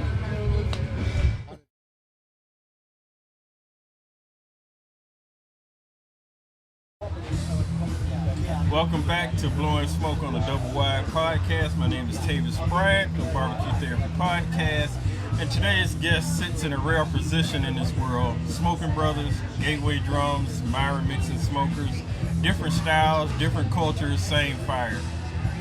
We welcome Ryan from all three of those. Appreciate it, man. All right, first of all, I want to thank you for allowing me to come out here and be a guest host. I definitely appreciate the opportunity to come out here and meet people and talk to people. Well, dude, it's one of those things about this. When Bob Gonzalez gets a lot of the credit for this idea, this concept, them and being old boys. It was one of those things where we started talking about it and said, Ryan, you're not going to like me. I was like, what do you mean? I said, we're building something else we're not going to sell. So,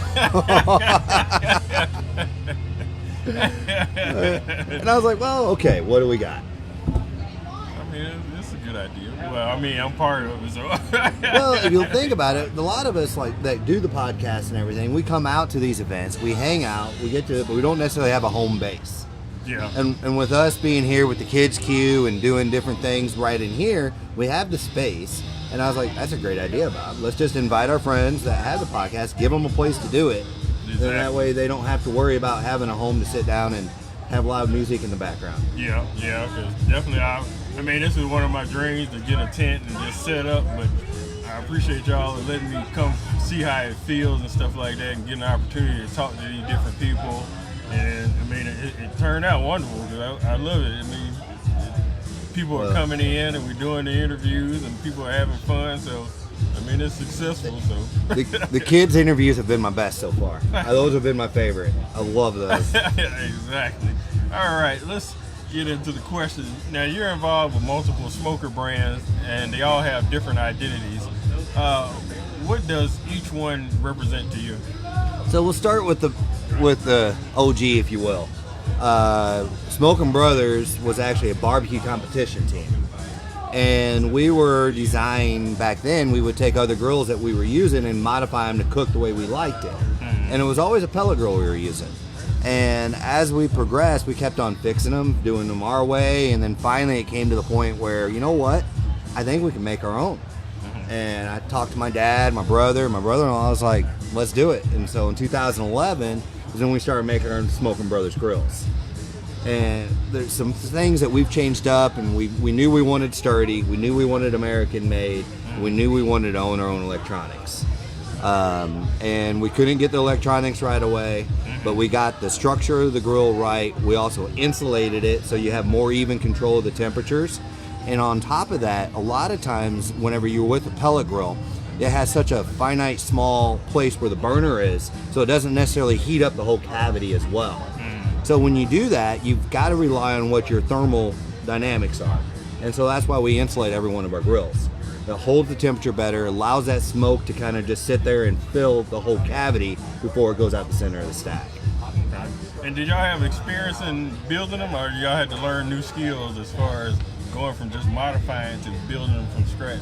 Well, it was one of our friends. We were in the agriculture world, and one of our friends helped us build some agriculture equipment. He had a bending and welding shop, and he always joked. He says, "Brian, whenever you're ready to build a pellet grill, let me know. I want to help."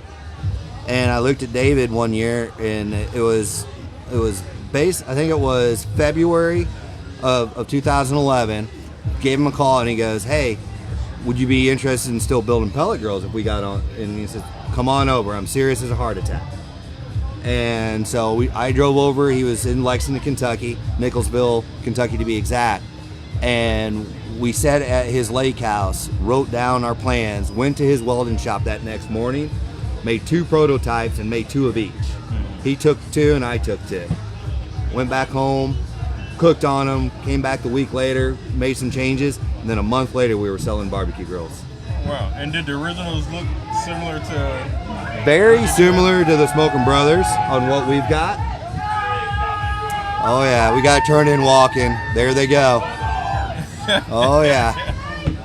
That's the other beauty about doing podcasts at the contest. You always get the loud crowds. Exactly.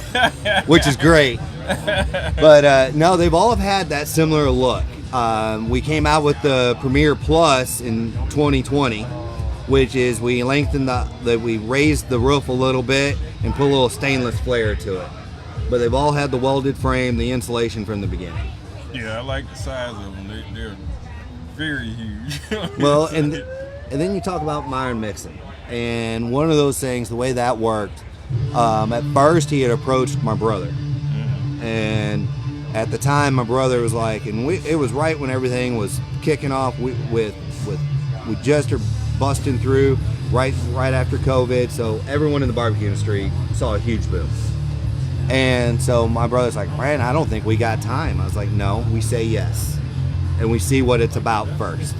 Then we can say no if we don't like it."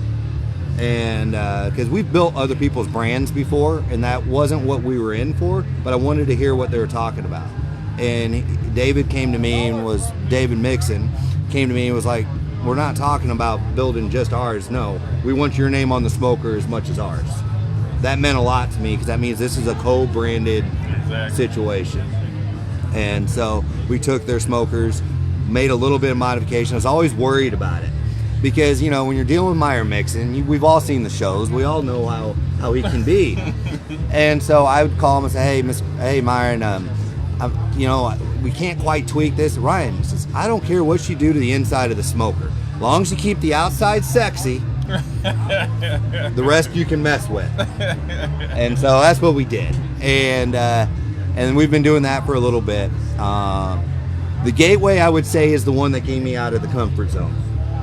Yeah. So what made how did that come about? Because what made you buy one instead of making your own? Buy the company instead of making your own drum? Well, I met Tim years ago. About the same time we both started making grills. And I walked into his parents' landscaping shop at that time. And I was pushing Smoking Brothers, and he goes, "Well, I got this drum I'm working on. If I'm going to use a pellet, I'm going to use that." I was like, "I get it." I said, "But we're making these in Missouri as well." And he goes, "Well, let's see what these drums do." And of course, we all know the history of that. Man, he went on a tear. And I didn't even go out looking for it. Tim sent me a text asking if I'd be interested in making some drums for him. I had it in a halfway because I saw what he was doing with Blues Hog. I knew he was putting a lot of time at Blues Hog. And you saw that brand really starting to take off. So I waited about 2 days before I said anything. And I sent him a text. I said, "Yeah, we should have some capacity. Let's sit down and talk."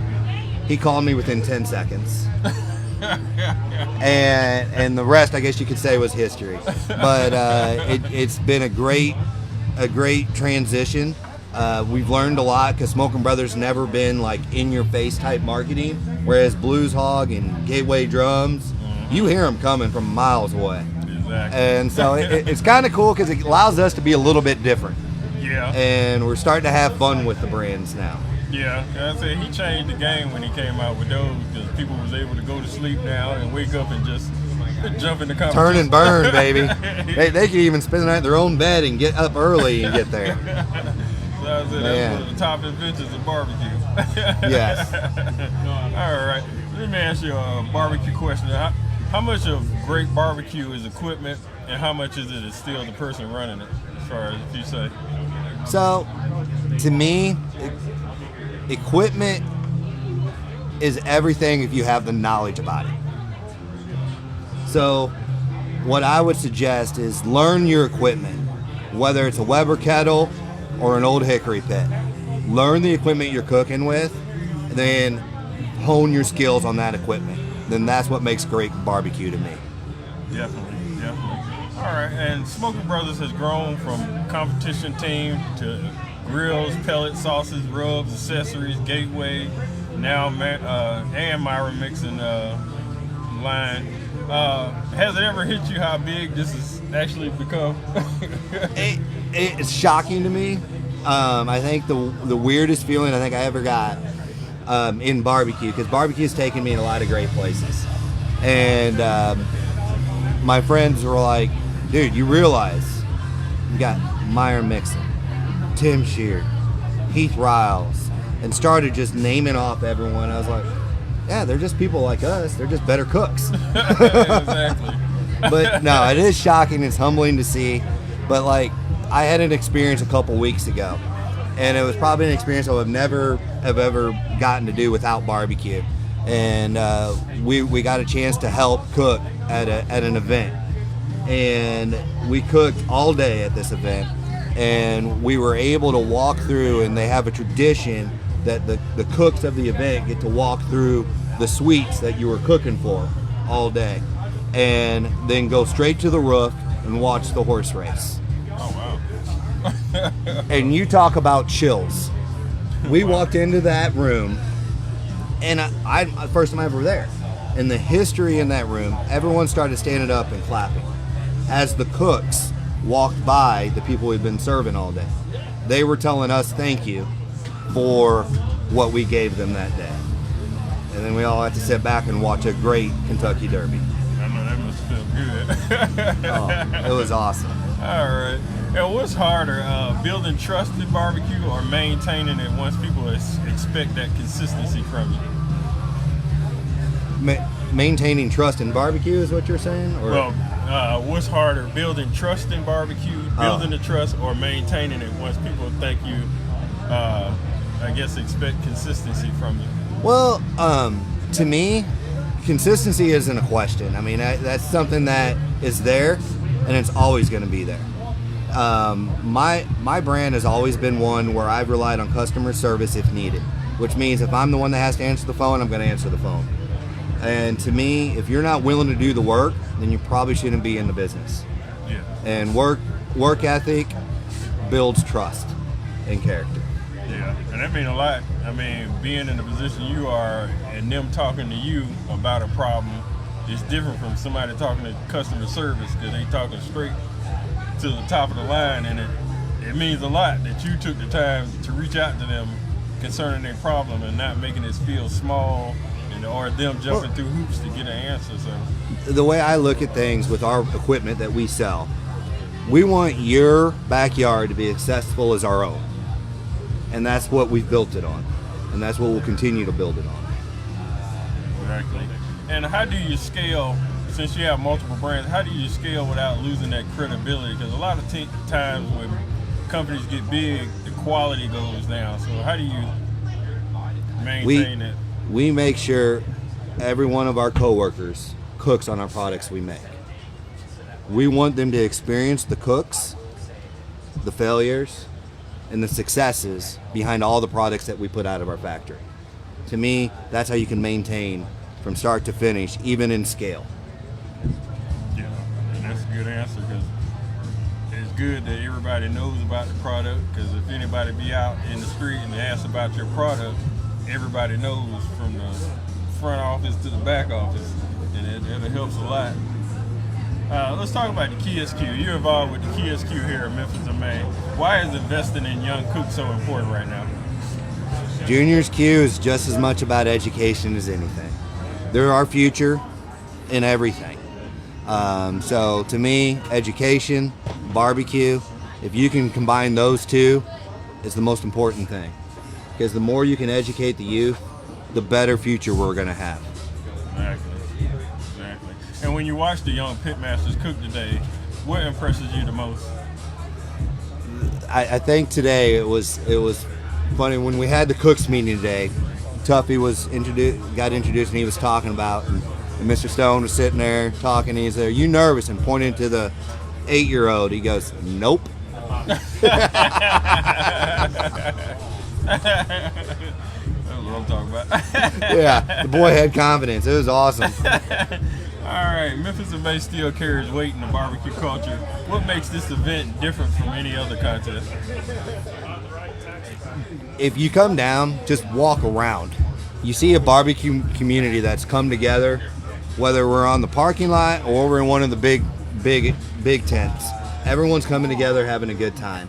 And Ricky Bobby had a toast last night, and everyone was there from small to large, toasting a great man in barbecue that helped build Memphis in May. Okay. All right, well, we appreciate you. That's all the questions I have.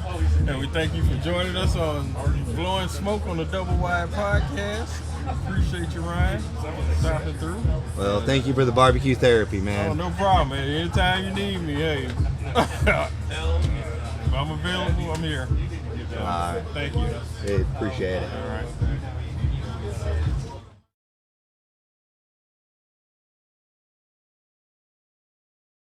Vodka and orange juice.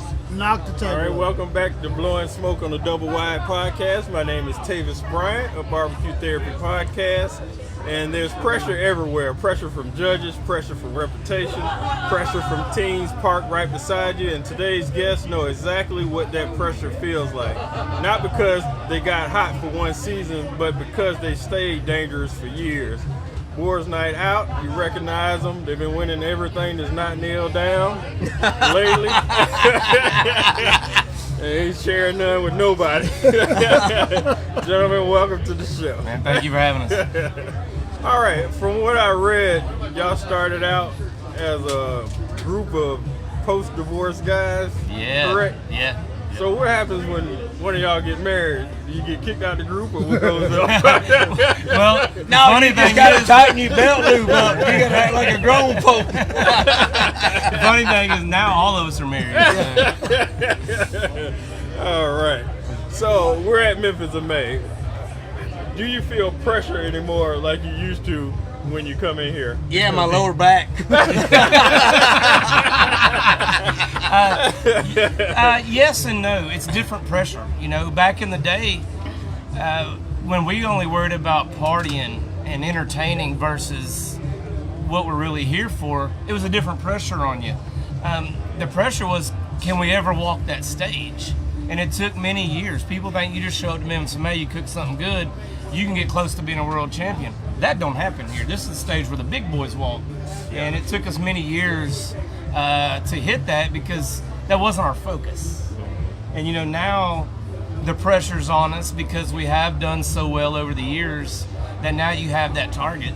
And then since we've had a solid 26, that there's a little bit of pressure to keep that momentum going. And luckily, we got a good final today and open fire, so the momentum is still moving, and we hope we carry it on through Saturday. Jeez, y'all got a rabbit foot, If you boy. get down to it, it actually took about 12 years before we ever had the fortunate opportunity to walk that stage. Yeah. It took about 12 years. Oh, wow. And that was for the Kingsford, the Tour Champions. The Tour Champions. Yeah. And that was our first call on this stage, I think 2017. 16 or 17. 16 or 17, and that was our first call on the stage. So which one of y'all idea was it to start competing in the first place? On that man right there. No, we were, there was a group of us that were 5 divorced guys. It was all friends in Olive Branch. And some of them were from other barbecue teams. Some of them were for different sanctioning bodies and things like that. I mean, hell, Heath Riles was one of the founding guys on Boar's Night Out, and it all started in Buffalo Wild Wings on a paper napkin. And I mean, truth be known, it was a fun time then, how we became better friends, and then how we came up with a name, because we met every week with names on a notebook paper then, and we started narrowing them down. And we would narrow those down, and then we would bring them back the next week. And we would narrow those down and bring them back the next week. And that's how Boar's Night Out name came up, was actually a napkin to a piece of notebook paper. And pint night. But we wasn't participating in that, all right? That was pimp night. So how did y'all run into each other? Used to work together? We can't talk about how me and Ed. Don't go there. Hey, it's going to go like a lot of stories go. Alan and I met at a bar, and before the night was over, we were best friends. What happened in between there doesn't need to be discussed. Hey, we wasn't friends at 9 o'clock, I'll put it like that. Yeah, we weren't friends at 9 o'clock. By about like 12:30, hell, we was like brothers. It would never. You've been around each other, our whole lives. Hell, I thought he owed me a beer. I probably still do. Wow. All right. And does carrying a respected name like yours make competition more fun or more stressful? No, the stress on us is actually gone. You know, the pressure's different than stress, in my opinion. Pressure, if you don't have a little pressure or feel a little pressure, then you're not human. But stress, I kind of feel like stress, you bring that on yourself. Pressure, I kind of feel like spreads that on the whole team. Stress is your own thing. We've done this a lot, and we've done it since, actually this is our 20-year anniversary of Boar's Night Out, so that's a feat in itself. But the stress went away a long time ago. We put together a team that we don't have to stress out about.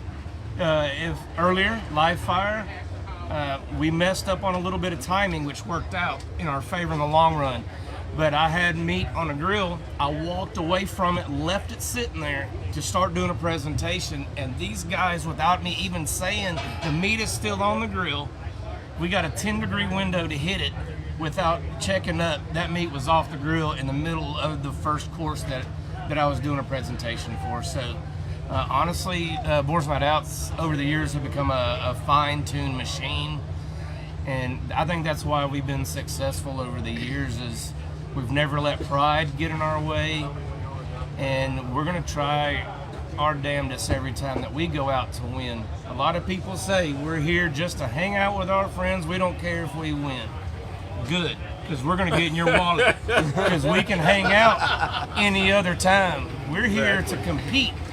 To us, obviously we love it, but this is just like going to Las Vegas and putting your money in that machine and pulling that handle. You paid money to try to win money or something, or a prize.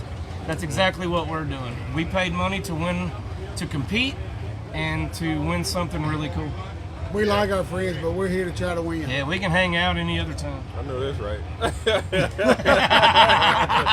Well, you know, we were talking about the divorced guys and Boar's Night Out starting, and about 10 years ago, I met Chris Lytle. Roughly about 10 years. 10 or 11, yeah. And he was cooking with another team on and off, which he had his own barbecue team, which we got to be good friends. And we just talked and chit-chatted, and he was coming home from Chicago for working a crane job. And he said, I'm gonna swing by Memphis.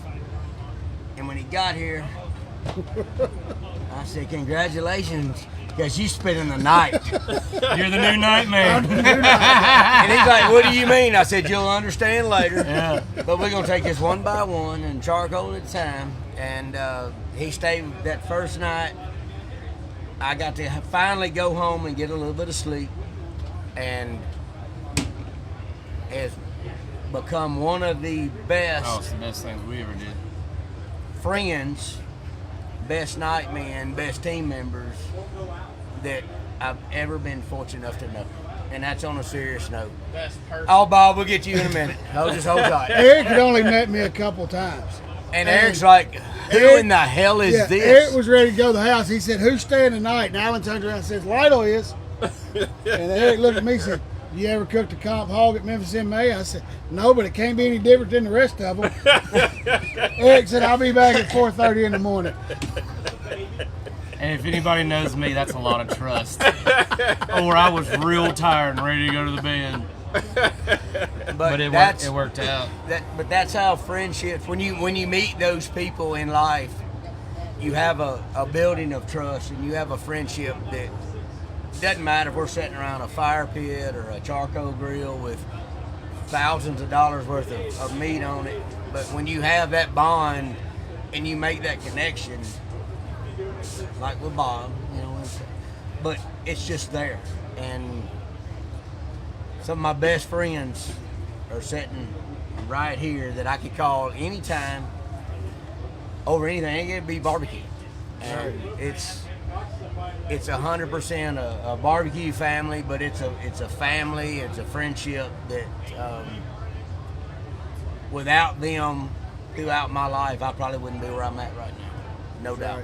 That's right. Yeah, and it's good because, I mean, these are people, I mean, you have to trust 100% because you got money riding on it. Well, it's not even that. You brought up pressure and,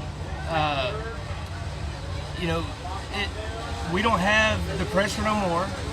We don't have the nervousness. We don't have to worry about if we're going to turn in a good product because Lytle gave us that.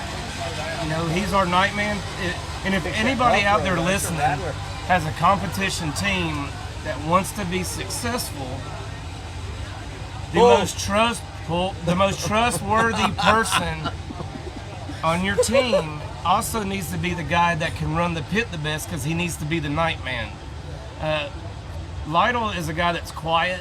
He doesn't want to be in front of the cameras. Alan and I are the face of this, but the most important man on a competition team is the night man, the guy that you can trust to not fall asleep and burn up your product that you've spent tens of thousands of dollars to be in this park, and it puts a lot on his shoulders. But at Boar's Night Out, the way we run our program is we go big or we go to the house. And you have to have people that can handle pressure.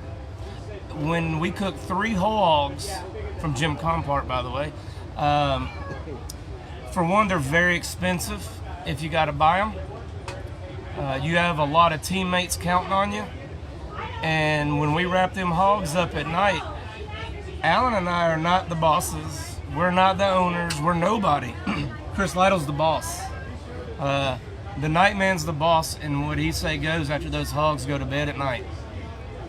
Because we know when we show back up the next morning, they're going to be perfect. And that's a lot of pressure on him, but it's really not pressure. He just does what he does. When we get there, we do what we do.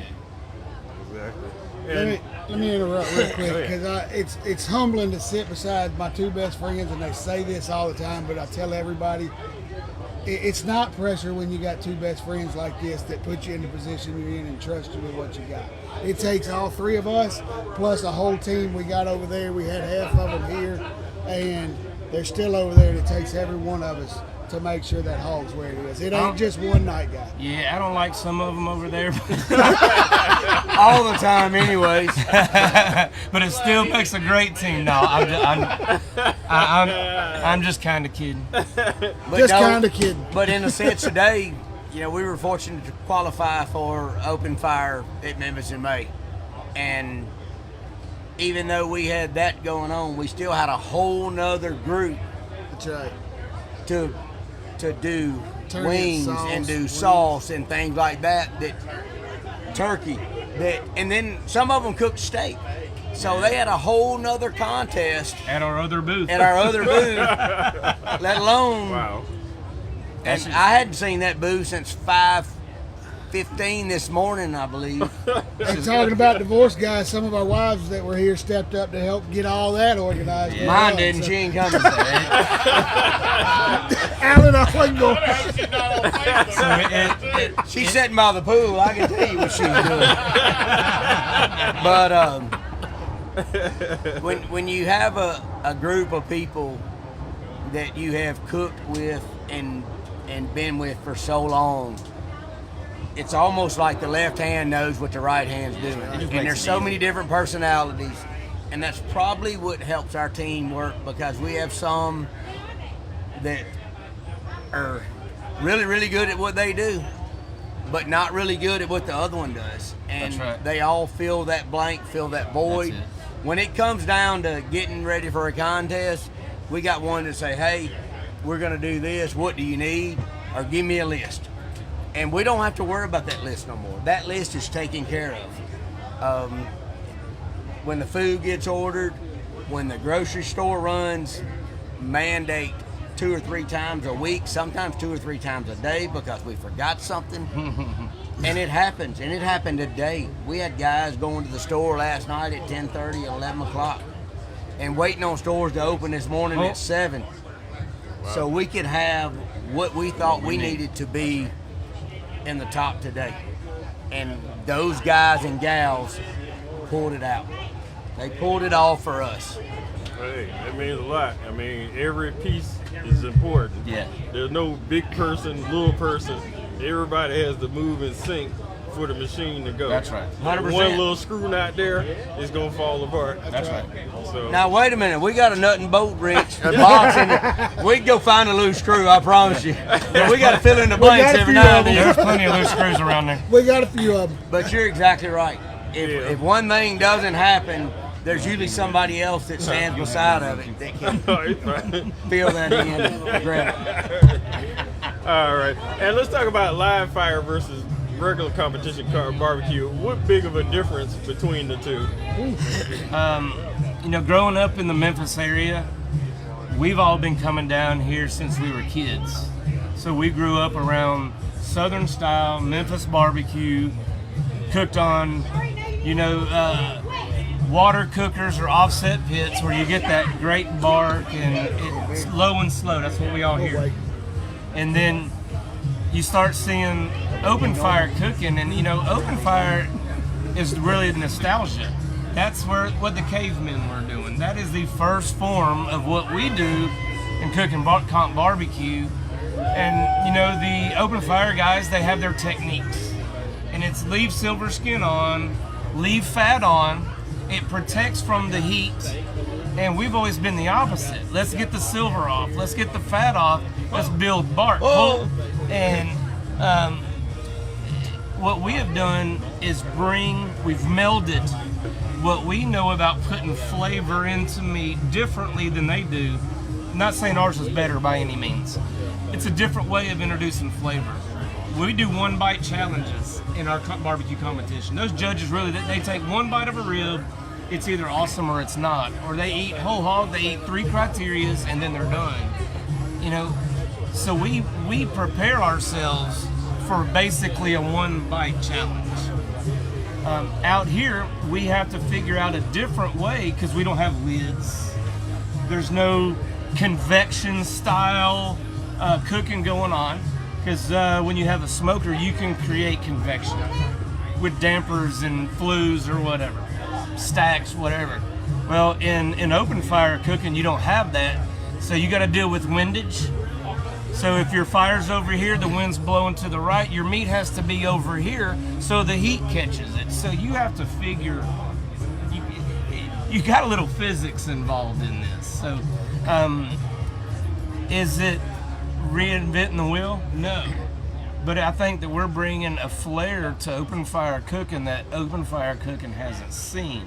And we bring our expertise into 1-bite meals or 1-bite challenges. We pour flavor that's bold, it's consistent, and it just works. So I hope that's what everybody gets out of what we're bringing to the table for open fire. Okay. And if I wanted to find some of y'all products, where would I search? The first place I would go to boarsnightout.com, the obvious. And then you can find us in around 20 countries worldwide and in the 20,000-ish store range in the United States. So Home Depot, Ace Hardware, tons and tons of mom and pop stores carry our products. Shields, Sweet Swine O' Mine. Sweet Swine O' Mine, Kroger grocery stores, Piggly Wiggly grocery stores in areas. So we're fortunate enough to have a very good support system. So. I guess I should have asked what stores y'all not in. Hey, all the ones that we really want to be in. All right, ladies and gentlemen, boys night out. We thank y'all gentlemen for coming on, blowing smoke on the Doublewide. We appreciate y'all time and sharing your knowledge and stuff and showing y'all unity and stuff like that. Because if you look from the outside, I would think people think y'all just joke, play, have fun all the time, but we do. The trophies speak otherwise. Yeah. So and looking at his hand over here, it shows otherwise. So I appreciate y'all for paving the way for different people and inspiring different people along the way. So thank y'all. Thank you for having us. Appreciate it. No problem. You know, I got to give a shout out to Smoking Brothers and Gateway for this Dead Gum podcast table, man. This is pretty cool. Yeah, to come from a non-drinking bar that we were sitting at. Now we got a bar we can drink at. 8 more coming our way, baby. 8more.com. Thank you so much, man. Yeah, We appreciate it. Thank y'all. Thank you, sir.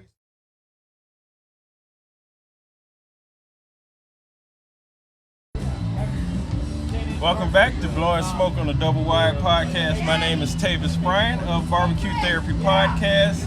There's a lot of people that talk about competition barbecue, but most people at home aren't cooking for judges. They're cooking for family, friends, and the people around the table. Today's guests help build one of the most trusted brands in backyard barbecue by making great barbecue feel possible for everyday people. Yes. More than 255,000 subscribers, over 32 million views, hundreds of recipes, but beyond the numbers, they build trust. Todd and Susie Bullock from Hague Grill Hague. Let's get into it. Welcome to the show. Thank you so much for having me. That was a very nice intro. Oh, no problem. I'm here to make you look good. Nailed it. All right. Well, let's start off. You had a new book, Backyard Barbecue Hero. Yeah. If someone picked it up and said, sell me on this book in one recipe, what recipe are you choosing and why? Probably my weeknight salmon. It's a very simple grilled salmon recipe with a homemade rub, and it's got a mango salsa on top of it with roasted red peppers. So it's simple techniques, big flavors, but it kind of, I think, maybe is a recipe that people don't want to cook salmon on the grill or fish on the grill, feels intimidating, makes it super simple, really easy, tons of flavor, and I think it's one of those confidence builders. Okay, if I can pull off something like this and it wasn't that difficult, they're gonna want to try more and more and more things. I have some lore on that recipe. So we used to live close to her parents, and every other Sunday we do a Sunday dinner with her whole family that lived in that area.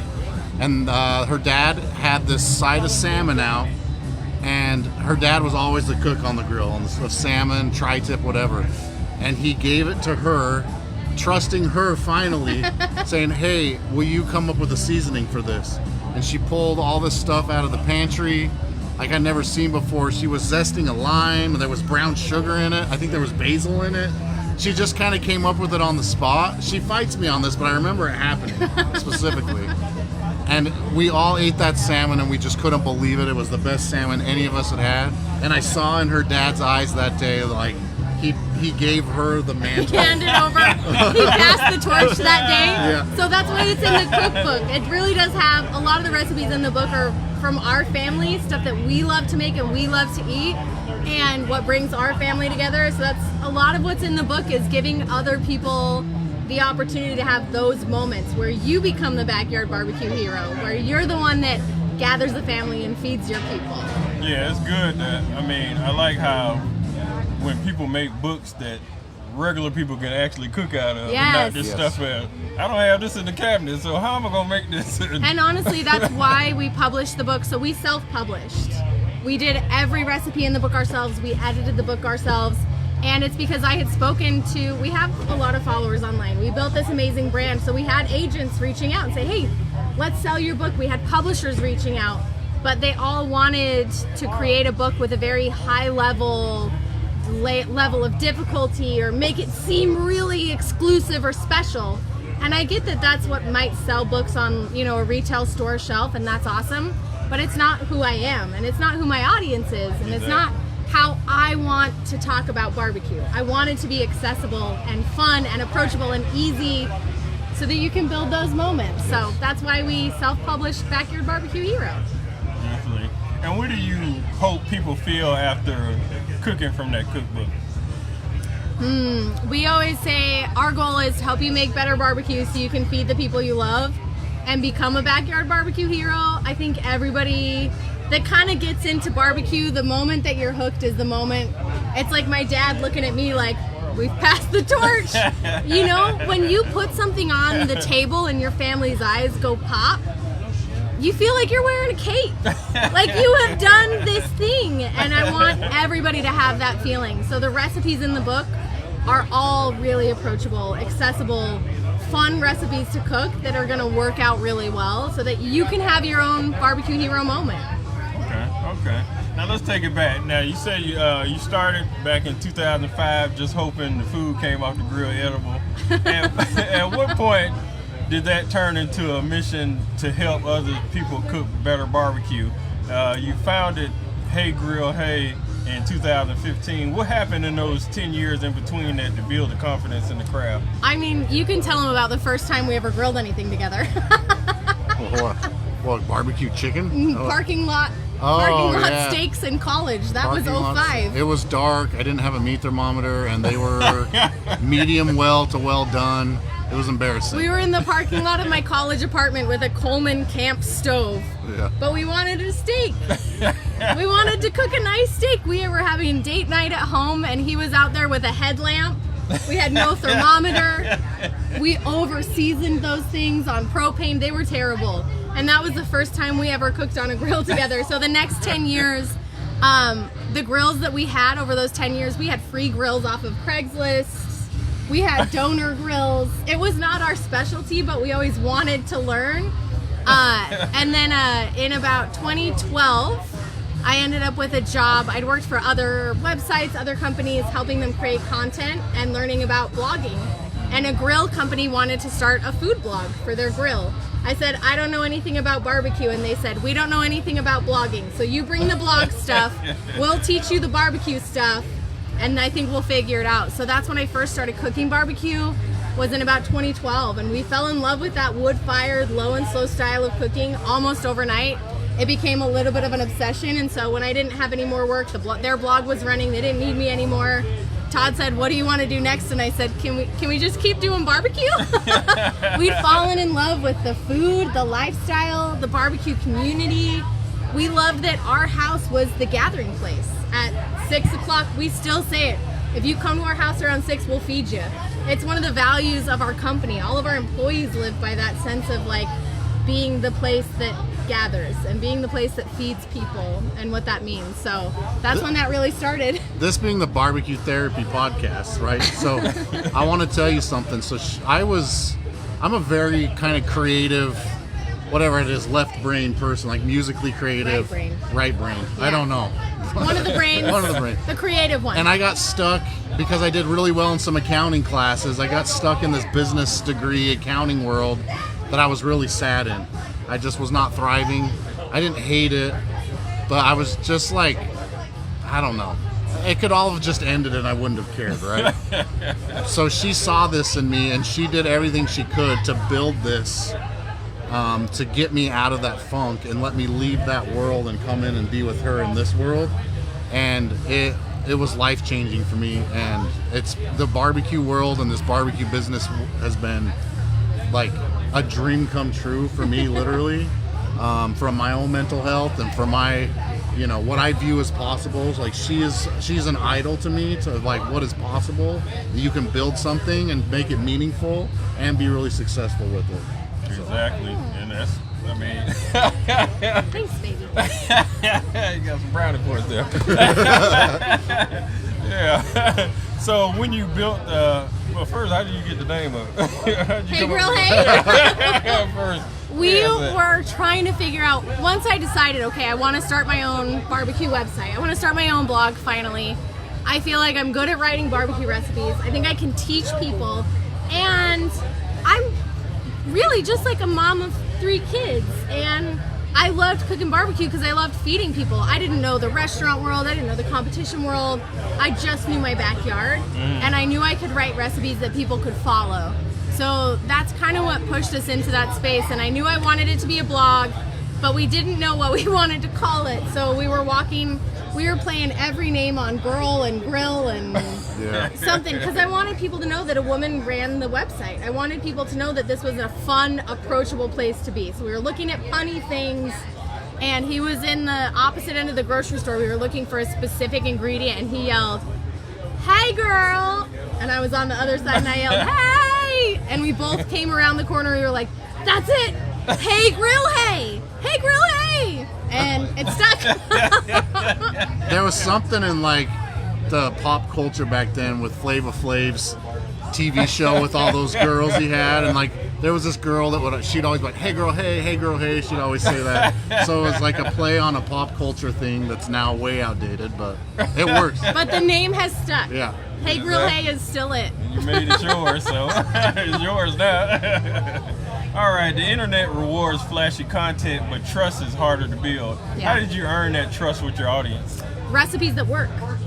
I do think a lot of times we see these viral trends on social media, and they are very flashy, very cool to look at, but they might not be approachable, or they might not be recipes that people can actually follow. So it's like good entertainment or inspiration, but the trust that we have built is really over a decade of recipes that work. So if you go to the Hey Grill Hey website, you're going to be able to follow the recipe, cook the recipe, have it turn out the way that it looks in the picture, and serve it to your friends and family. And I really think that's what has served us over the last 10 years. Is we call him Taste Test Todd. Our entire audience, he's known as Taste Test Todd because a recipe's not making it onto the website if we haven't cooked it, if we haven't eaten it, if we haven't taken notes and adjusted it and tweaked it. Very rarely do recipes hit the website the first time. Usually there's a couple iterations before I say, that's how it's supposed to taste. That's what's gonna work. So there's a lot of time and effort goes into actually developing and writing recipes that a real person can cook at home. So what do y'all just walk through the store, or just how do you just initiate a recipe? Oh my gosh, I actually do get a lot of inspiration from the grocery store. One of my favorite ways to cook is to go to the store and say, that looks good today. And go to the produce aisle and find some things that'll go with it. Even just today, we were doing a demo in the Duraflame booth and filming some content, and they said, the pantry is yours, go. I got to walk into the pantry and say, oh, that flank steak looks beautiful. Oh, we got pineapple, we got jalapenos. We threw together a really beautiful taco. So even to this day, I still do cook a lot by inspiration of what's available, but we travel a lot. People ask what our hobby is because our hobby kind of became our business. So traveling is one of our hobbies as a family, and we love to take our kids places and introduce them to new cuisines and new foods and different things. I was not going to raise picky children, so they got to eat everything, right? And so kind of giving them that international exposure has also allowed me to bring a lot of new flavors back to the blog that I wouldn't have been able to when I first started because I didn't have that first-hand experience. Yeah, I need some tips because I got 2 picky eaters at home. 2 and 10. The secret is that you just tell them you just don't like it yet. Then someday they think they will. It's normal. Kids don't like everything, but eventually you grow out of it. That's what we told our kids. My 2-year-old. They've grown out of it eventually. She'll look at it and be like, Yeah, you just don't like it yet. Don't worry. Your taste buds change as you get older. You'll like it in the future. Exactly. They do. All right, you built over 550 recipes, nearly 470 videos, and a massive audience. What have you learned about what people actually want from barbecue content? I think it depends on how you're looking at it, because people do want to be entertained. A lot of people are on social media to be entertained, and so they do want things that are exciting or ooey gooey or drippy or squeezy juicy briskets, you know? Or wrapped in bacon. Yeah, they love that shock value. They love that extra tight close-up shot. So from an entertainment perspective, That's what it's all about, is those hero shots of the food. Yeah. For us, we're happier with slower but more meaningful growth when we talk about that level of trust. I consider myself a teacher first. Yeah. I would say more than an entertainer. So I really like to focus on, is this going to help you have a better result when you make it? Am I showing you the right steps? So do you know what mahogany bark looks like if you've never heard that term before? Exactly. Do you know what a good sear looks like if you're not familiar? Do you know what a good temperature is for chicken or turkey or salmon? Like, those little pieces of education are in every one of my videos, because that's what's going to help you have the best result. Yeah. So we really double down on that educational piece, and I do think it means kind of slower growth sometimes, because it's not flashy. Yeah, tell like, me about it. it's really not flashy, but it's really valuable. And so building those deeper long-term connections are a really high priority for us. Exactly, because I mean, some people just do stuff just for the clicks. You see a million people do party reels. I'm so tired of seeing party reels online. I do love a party rib, though. I'm not gonna lie. We see 30, I do. 30 million different ones. There are. They're like, dare to be different. All right, and what's been your most successful video? And why do you think it connected? Oh my goodness. You can think of one, but if I think of, like, it was kind of a turning point for us. Yeah. Was when, I mean, it sounds like archaic, but it was really only 2016, 2017 when you could start putting videos on Facebook. Before that, it was only just photos. only photos. Oh, wow. It's So- only been 10 years that we've been able to post videos on Yeah. social media outside of YouTube. It's So- really new. I know. We started throwing up these 60-second, we called them hands and pans videos. We did a ribs one, but one of the second or third or fourth video we did was Dr. Pepper jalapeno beef jerky, and that's the one that like over the weekend it got 5 million views, and it just, like, we didn't even know what to do with that. Like, we walked out our front door and thought people would be cheering our name, you know? Yeah. What do you mean 5 million 5 people? Yeah. That was life-changing. I think to date that video probably has 100 million plus views across platforms. But it's 8 years old, 9 years old, you know? But yeah, it's been so that was probably our biggest, like, turning point video in terms of, like, viral content. I think some of our most successful content, though, we just posted last year. We did a whole series on YouTube of, like, barbecue 101 style content. Yeah. And it was charcoal 101. It was griddle 101. It was offset smoker 101, pellet grill 101, and kind of taking people back to the basics. And if you look at the analytics, it might not be the most viewed, but it's the longest. Like, people are watching the whole thing, and they're asking questions and engaging. And I think that to date is some of our most helpful content, which to me, as we were talking about earlier, some of the most valuable. So those were really fun to make, and I think they have been a great way for us to really bring people into the Hey Grill Hey family right at the beginning of their barbecue journey. Yeah, because a lot of people get frustrated because they don't know how to work the grill. I've had numerous times when I first started, everything came out tasting like lighter fluid. I quit like 2-3 times. Yeah. Before I discovered a pellet grill, and that's when it allowed me to focus on the meat and not worry about the grill. So after that, I got confident enough to try it again, and everything worked out. But it's just having somebody to teach you and tell you everything, and take time to work with you and tell you in a simplified form, and not talking jargon and stuff you don't understand and stuff. Your meat is tight. I'm a regular human being. I don't know what tight meat is. Means. Or Yes. How do I make it not like that? But I want it to be not that. I think part of it too is how you grew up. I didn't grow up in a barbecue family. My dad had a gas grill in the backyard. We did charcoal, like Dutch oven cooking.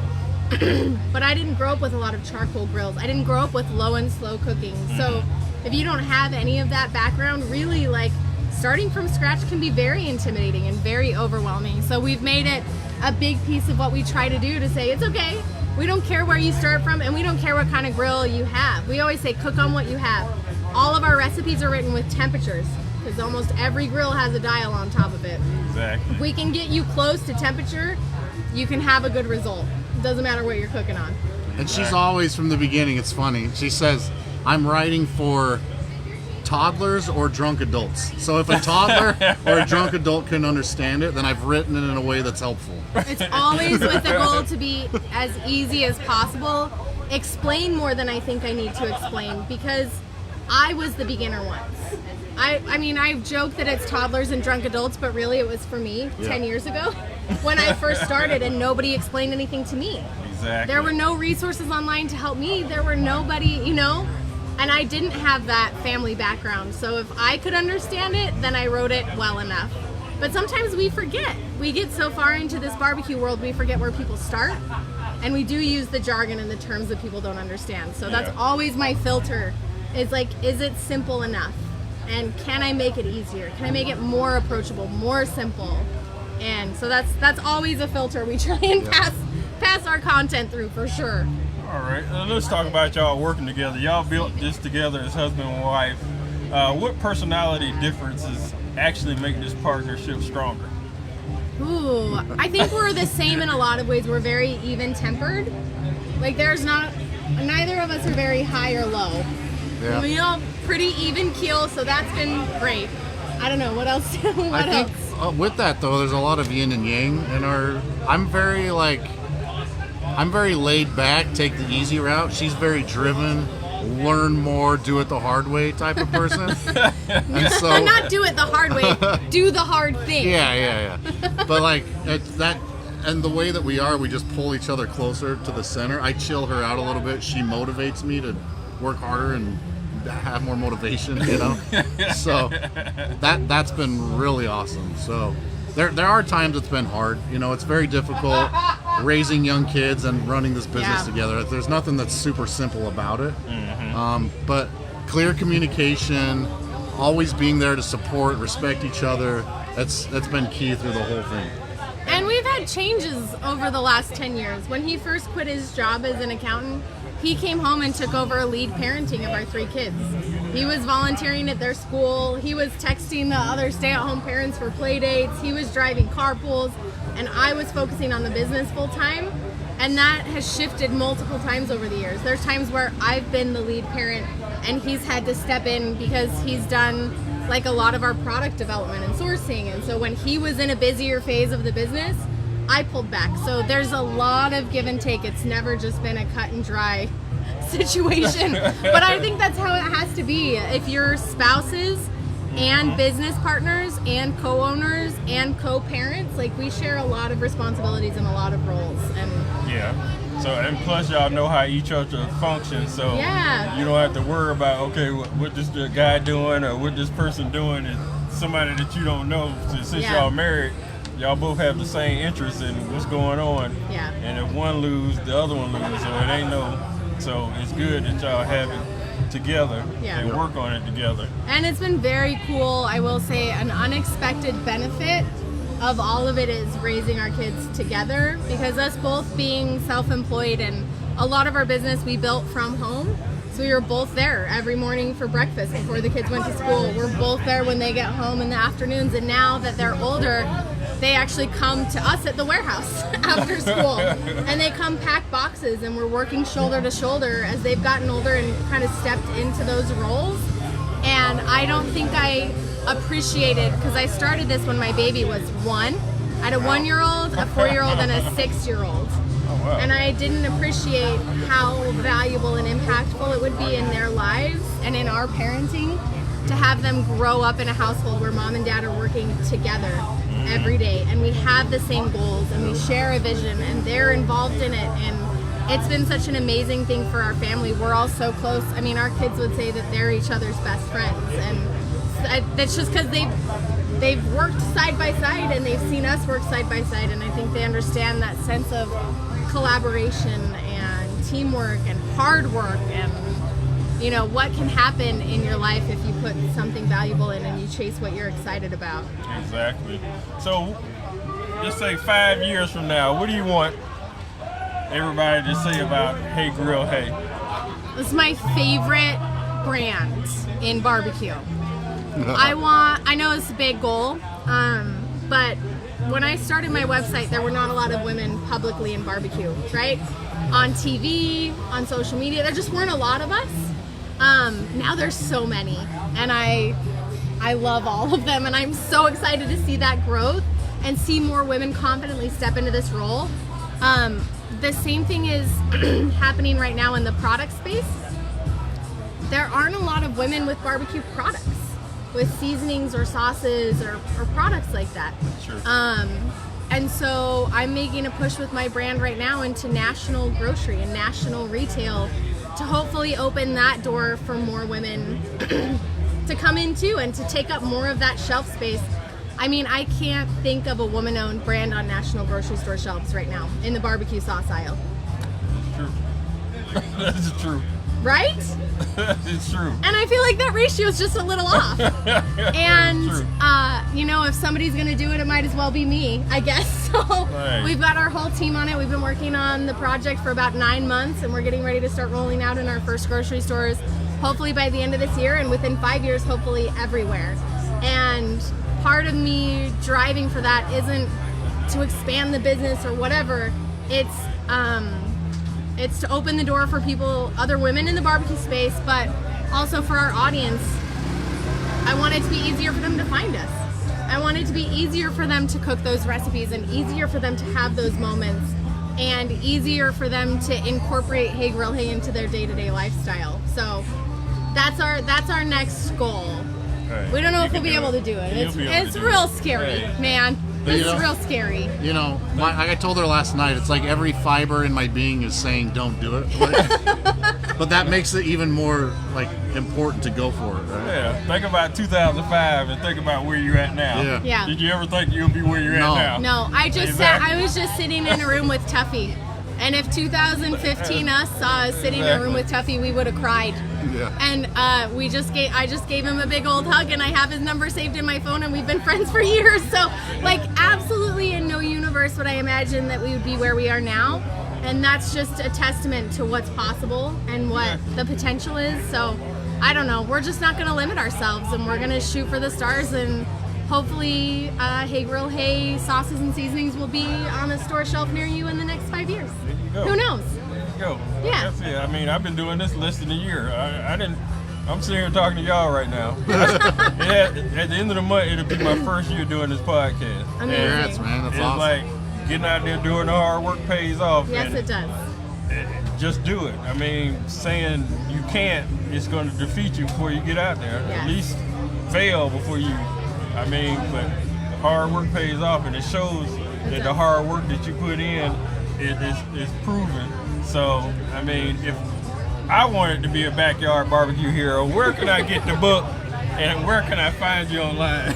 Everything's on heygrillhey.com. So find us on Hey Grill Hey. The book's on there, the gloves are on there, the rubs and sauces are on there, but we have over 700 recipes, I think, at this point on our website and our app. And then, of course, we're across social media everywhere. If you want to see behind the scenes from how we're building kind of the business, we have our personal accounts, and then the brand account is everywhere that we're going. Yeah. Lots of new recipes, lots of new tips and tricks, everything backyard barbecue. All right, Susie and Todd Bullock, Hey Grill Hey on Blowin Smoke on the Doublewide podcast. Thank y'all for joining us. Thanks for having Thanks for having us. This was We'll so see y'all fun. next segment. Felt like I held y'all hostage.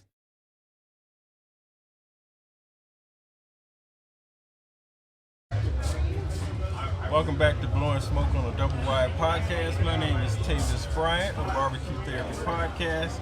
And today we have All Fired Up with Clayton. We have Clayton here today. How are you? I'm good. How about you? I'm doing great. Can't complain. That's good. All right.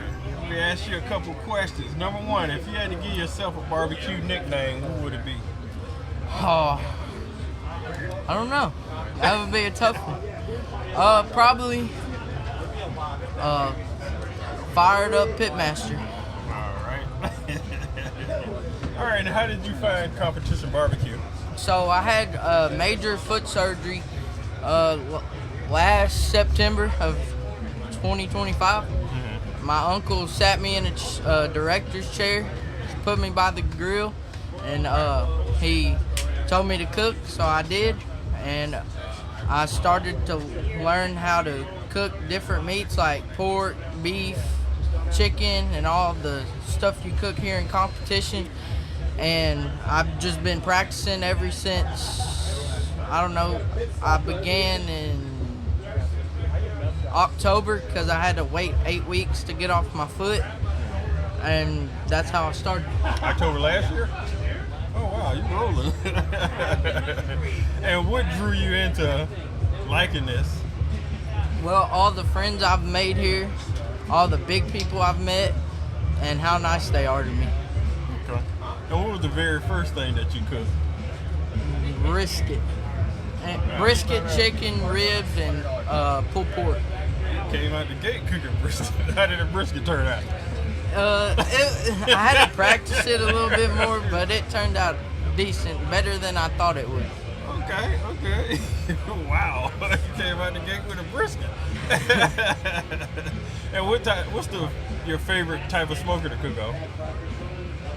Probably either a Smoking Brothers pellet grill or a Gateway.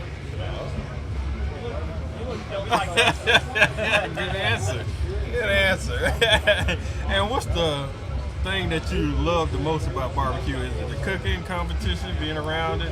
Being around different people and getting to meet new people. That's good.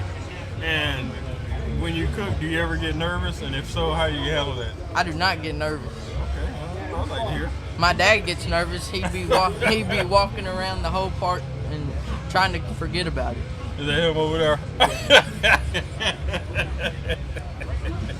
All right. And what's been the hardest part of preparing for a competition? Loading up all the stuff, getting to know what seasonings and what marinades I want to use, and my knives and all that. Yeah, that loading up is something. All right. And what's one very important thing that you learned from competition barbecue? Not to overcook your food or the judges won't like it. Exactly. Or not put enough seasoning on it. All right. And who is your favorite person in barbecue? Pitmaster. I got two. One's Heath Riles and the other is Big Jake. Okay. And what make you like them? I've been watching their videos ever since I started cooking, and they've helped me learn a bunch. Okay. That's definitely good.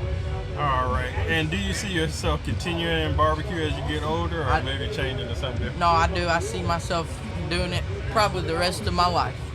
Okay. Nothing wrong with that. All right. And if you could cook for anyone in the world, who would it be, and what would you cook them? Anybody. Anybody? I cook for Heath Riles, and I'll make my famous chicken. Okay. I'm a first place chicken cooker.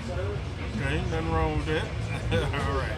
And what advice would you give someone your age that's thinking about getting into the competition barbecue? Just practice before you get into your first competition to make sure you know, like, the seasonings to use and what to do when you're competing. Okay. And what other hobbies do you have besides barbecue? I'm a baseball manager for my high school, and I play golf. Okay. Good man. All right, and last question. Are you winning today? Yes, I am winning. I got God on my side. I know I'm winning. That's what I'm talking about. You're the first man that gave that answer. That's what I'm talking about.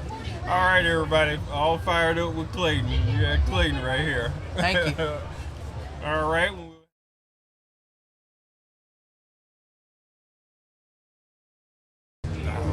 35. 104. 1904. Yeah. All right, 1,904. Welcome back to Blowin Smoke on the Doublewide. My name is Tavis Bryant of BBQ Therapy podcast, and today we have Lewis from 1904 Pits and the St. Louis Barbecue Store. All right, at Memphis World Championship Barbecue Cooking Contest, everybody noticed the food first. But if you stay around long enough, you'll realize serious barbecue people obsess over something else, the pit. the airflow, the fire management, the steel, the design, the way the cooker feels when it's running right. Today's guests build a brand around that obsession. From St. Louis barbecue culture to handcrafted live fire pits to helping shape the way competitors and backyard cooks approach fire, 1904 Pits has become one of the most recognizable names in modern live fire cooking. Lewis from 1904 Pits and St. Louis barbecue store. Let's get into it. All right. I think you just answered all the questions for me. Nothing else to say. Check. Doing homework. A lot of people cook on grills. A much smaller group becomes obsessed with grills. When did you realize you were part of that second group that became obsessed with pits? Man, probably like 5 years in, because the first 5 years of the barbecue was all insulated cabinet smokers. It was big green eggs. It was like, let's do nothing with this process. You know, you would get it going and you'd walk away for 20 hours. And so that's how I got into this industry. And then it took probably about 5 years before I was doing more than cooking was work, right? Like I didn't go home and make a brisket on a Friday night until I got more into hands-on, being more involved in the cook. And that was 9 years ago now. So, oh wow. Yeah. And what do you think makes someone fall in love with live fire cooking besides just making the food? We all like to light fires. We're all obsessed with burning things.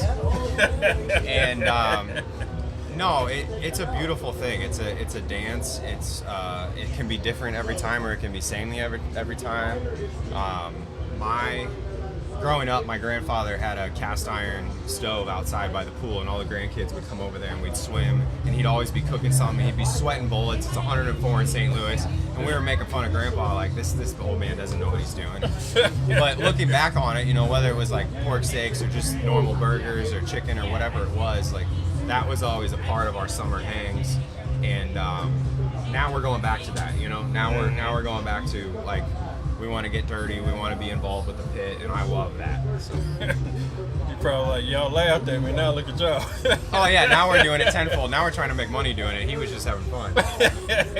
He was the smart one. Yeah, exactly. All right, 1904 pits feel different visually and structurally than most cookers out there. What philosophy did you want people to feel the moment they saw one? I wanted people to not be able to pick it up. You know, like they come into the store and they go to lift it and they're like, oh damn, I can't do this, you know. I wanted people to lift the lid, and I hear it every day. They make jokes. They're like, oh, I'm going to have to hit the gym at least 3-4 times before I'm going to be able to mess with this thing, you know. My whole thing is I'd rather it last for 20 years and you have a lot of stories with your family on using that pit than let's get a new one every 3 years. Exactly, and that's what makes people spread the word about what they cook on if it lasts a long time. And nobody ain't gonna recommend a pit if it lasts a year or 2 years and stuff like that. So that's good. Do you think a great pit design changes the way people cook, or just gives them more control? It definitely keeps people interested. It makes it more accessible to a lot of people. I think that the easier you can fine-tune something and show, you know, this is how it's best used, the more they're going to use it. But my stuff is, again, opposite end of the spectrum. Like you're in it a lot more. You're in it every hour, whether it's an offset smoker or a live fire, asado pit, or you know whatever you're working with. It's not a set it and forget it. So you got to be willing to put the time and the work in. Yeah, definitely. But that's the fun. Exactly. And when you're designing a pit or building a pit, what do you obsess over the most? Oh man, honestly, design. Like I want things to look cool. I was so sick of everything in this industry being a black box, you know.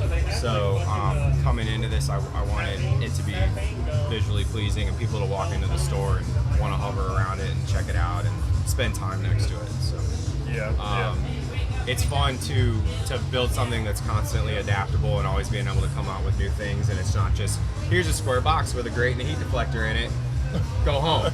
You know, there's more to it. So. Exactly. All right, let's switch over to the store. Now, St. Louis has one of the strongest barbecue identities in America, but sometimes get overlooked. and conversations. What makes St. Louis barbecue culture so unique? We have more people cooking in our backyards than anywhere else in the country. So restaurants are going to get more of a following in Kansas City, but St. Louis people cook in their backyard. We have a huge passion for making our own recipes and tweaking what grandma or grandpa had come up with. And I would say more and more I'm seeing even moms and dads like cooking with their kids, bringing their kids into the store, showing them like what they can get into and what they can start with. It's manageable to where they're not going to fail quickly and burn out. But yeah, it's a whole family affair. Like we're a big cooking town. We like to cook. Okay. And what made y'all get into the barbecue store business? Ooh. So my father-in-law started it in 2007. It was a hobby for 25 years, and he just kind of woke up one day and was like, let's make something out of this. There wasn't anything in St. Louis at the time that wasn't either a hot tub store or outdoor like chairs and stuff. There wasn't anything that actually focused on barbecue. So he started it online in 2007, and then I got involved in 2013. Okay. And do y'all compete or anything like that? Oh, I don't have time. I have 4 little kids, so I am not competing. What's their ages? 8, 5, 3, and 9 months. Oh wow. Yeah. I have a 2 and a 10-year-old. Yeah. And I'm 50, so yeah. I understand that. So how do you balance all that with family, store? The shop is 2 miles from my house. My kids can walk to school, and we're closed on Sundays. That's a real easy answer. Definitely. And if they wanted to get in contact with the store, how do they do that? STLBBQstore.com, our Instagram, our Facebook. All right. Yeah. And if I wanted a pit, where would I go? You can go to 1904pits.com or STLBBQstore.com. All right. Thank you for that. All right, Lewis, everyone, from St. Louis Barbecue Store, as well as 1904 Pits. Thanks, man. Thank you for tuning in to Smoking on the Doublewide. We'll be back.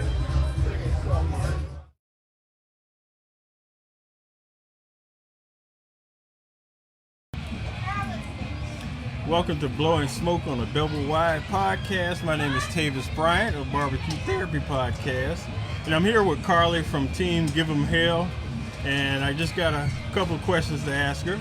Let's pick her brain a little bit. All right, question 1. If you had to give yourself a barbecue nickname, what would you choose? I would probably choose Steak Queen, because that's my favorite thing to cook, and that's what I've mostly won off of. Okay. Next question. What made you want to cook barbecue in the first place?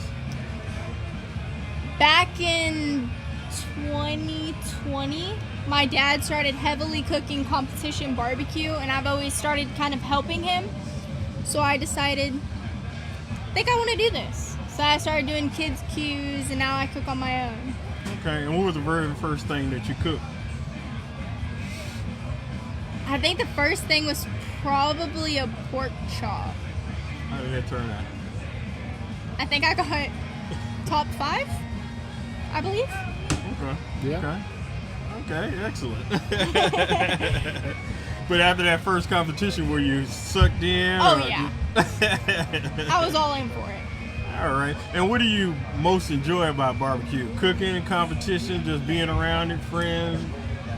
I mean, it's like a family. You get to see new people every cook-off. It makes me and my dad bond a lot more. Okay. And it's so fun. Yeah, that's a good thing, bonding with your parents and stuff like that. Because a lot of people get around your age, they don't want to be around the parents, so so that's a good thing. So we're at Memphis in May, one of the biggest competitions in the world. What did this chance feel like to you, just being in this atmosphere? I mean, this is a wonderful opportunity. I'm glad this is going to be my second year cooking it. Last year, I got overall grand champion. I was beyond excited for that, and I'm beyond excited to be back here. Okay. And what's the hardest part about preparing for a competition? getting your times down, trying to figure out how much time you have between every turn in, what do you need to do at this time. It's all the timing factors. Okay. And when sometimes when things don't go right, how do you handle those situations? I rethink, and I come up with something to do instead of that. Okay. Do you yell, or you just keep quiet, or I mean, I just kind of sit back and just kind of sit there and be like, what do I need to do? Exactly, because it's not the end of the world. Exactly. The best thing is how you recover from those mistakes, because it's never over until it's over. It's never over. That's right. All right, and what's one very important thing that you learned from competing? You don't win them all. You win some, you lose some. Overcome that. That's an excellent answer. All right, and have you had anything that go super wrong during the competition that you had to recover from? One cook-off, I completely dropped my steak on the ground. It was bad. I just finished seasoning it. I was about to put it on the pit, and it just fell out of my hand. So I just walked over to the water, rinsed it off, re-seasoned it, and it gave me a first place. So maybe that was my good luck. Hey, that's a 5-second rule. Right. Adapt and overcome. Hey, add some extra seasoning onto it. Right. Some flavor. Exactly. And do you see yourself continuing in barbecue as you get older, or turning into something bigger? I feel like once I get to college, I'm going to start kind of dying down on barbecue. But anytime I come home, I'm probably going to do them. Okay. And if you could cook for anyone in the world, who would it be, and what would you make? That's a hard one. That's why I'm here. How about that? What's Ooh! No. Oh, I got it. Elvis Presley. Okay. We are in Memphis. Okay. And that was my best friend that passed away's favorite singer. That's where my name came from. Okay. And what would you cook them? Probably my steak. No peanut butter and banana? Oh, that too. We'll do a mixture. All right. And what advice would you give another kid your age who's thinking about getting into barbecue?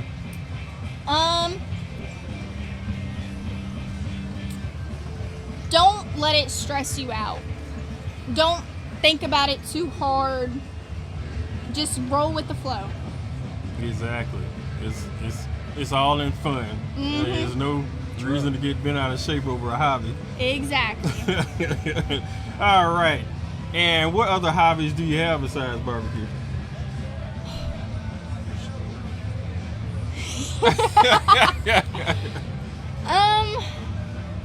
I mean, barbecue's really all I do. Besides school. Hey, I mean. Oh, I am a queen for the Czech-Slovak heritage pageant thing. Okay. There you go. All right, and the last question. Are you winning today? I don't know. No, I hope so. That's not the right answer. You're supposed to say yes. I'm not going to jinx it. Well, I hope you It's up win. to the judges. Always be humble. Back to back. Oh. What's the name of your barbecue store? Rockin' Egg. All right, tell us about your barbecue store. So I'm Carly's dad. I'm Chuck Alexinas. My wife Vanessa and I, and the kids. She's got an older brother as well. We own Rockin' Egg Grilling Supplies in Hutto, Texas. So we're about 20 miles north of Austin. So we're kind of in the central metroplex of Austin. Okay, how long you been had a store? So our store, we started during COVID in 2020 is when our storefront opened. So yeah, we weren't sure that was a good time to do it, but because everybody being home and everybody, stuck and glued to the couches and the internet, it was really great. It started everybody was watching Meat Church and Heath Rawls and a lot of the guys cooking, and figured, we can do this at home. We don't have to go out to eat to get good food. And so that really kicked it in and started what's become a great business for us. We cater a lot to the backyard guys as well as the competition guys, and we're out on the scene nearly every weekend. I think we cooked 47 cook-offs last year, so we're out in the mix for sure. So Okay. yeah, it's a lot of fun. Oh, that's Fuels the passion. excellent. And if you're going to give them your web address and all that, if they want to. Yeah, you can find us on any of the social media platforms and online. Our email address is, our internet address is www.rockin, ROCKINA, BBQ.com. All right. You can order online and all that stuff. We'll ship it out. Except for this week. We're in Memphis in May. 600 miles from home. Shipping will resume Monday. Yeah, I heard that. But you can still order it right now online. Yeah. Get it to you. I do want to give a shout out real Go quick ahead. to Smoking Brothers. Man, guys have been just awesome this weekend. Provided all the kiddos out here cooking with some of the best grills on the market, and fuel to go with them, and the backing. That means a lot to these kiddos coming up. They know what works, know what doesn't work, and when they're provided the best tools to work with, it sure helps make their kids' jobs easier. So appreciate all y'all do for all that. Definitely. It makes it even across the board, so nobody won't feel bad because their grill is not matching somebody else's Absolutely. grill. Yeah. Everybody everybody had the same meats this weekend. Everybody had the same grills this weekend. I mean, it's basically up to the kid to cook the proteins right. So took all the guesswork and the money out of it for sure. Mm-hmm. And that's great. All right, everybody, team, give them hell. Thank you, guys. Thank you. All right, we're back on Blowin Smoke on the Doublewide podcast. My name is Tavis Bryant, and we're here with a representative from Grill Greats. And I'm gonna read a little bit. Behind a lot of championship cooks, there's another conversation happening. Heat control, surface contact, consistency, recovery, execution. And today's guest has helped completely change how a lot of competitors think about grilling and searing. What started as an idea turned in one of the most recognizable cooking accessories in live fire culture. From backyard cooks to state competitions to championship barbecue teams, Grill Great has become part of the conversation. We're here with Michael Davison. That's right, Davis. All right. Welcome to the show. Thank you. All right. First question. Before Grill Great existed, what problem were they trying to solve in the grilling world that people wasn't paying attention to? Great question, and it's one of our main points in marketing is people were getting flare-ups. There was no control of their heat. The juices from whatever they were cooking, meats, vegetables, seafood, was dropping, and it was flaring up at different parts of the barbecue. So there was no controlled heat. With our Grill Grate, you get consistent radiant heat throughout the Grill Grate. You don't get those flare-ups. You know, I'm a backyard cook originally, and I'd be moving my steak around to avoid the flare-ups, all over. And that's what a lot of people have been doing. You don't have to do that now with the Grill Grate. It stays right there. You don't have to be moving around. What's the hot spot? My wife used to say, where's the hot spot? I'm barbecuing tonight. What's the hot spot on my barbecue? Well, the hot spot with the Grill Grate is everywhere. Exactly. And a lot of products in barbecue disappear quickly. Why do you think Grill Grates actually stuck around longer than everybody else? Well, one of the things is we're the only aluminum Grill Grate, and we have a patent on that as well, proprietary. So aluminum's going to be much more durable. It's not going to rust. It's not going to scrape when you're trying to clean it. It's not something you have to replace every year. I just was walking around here in Memphis, and I saw someone that had a Grill Grate from 12 years ago.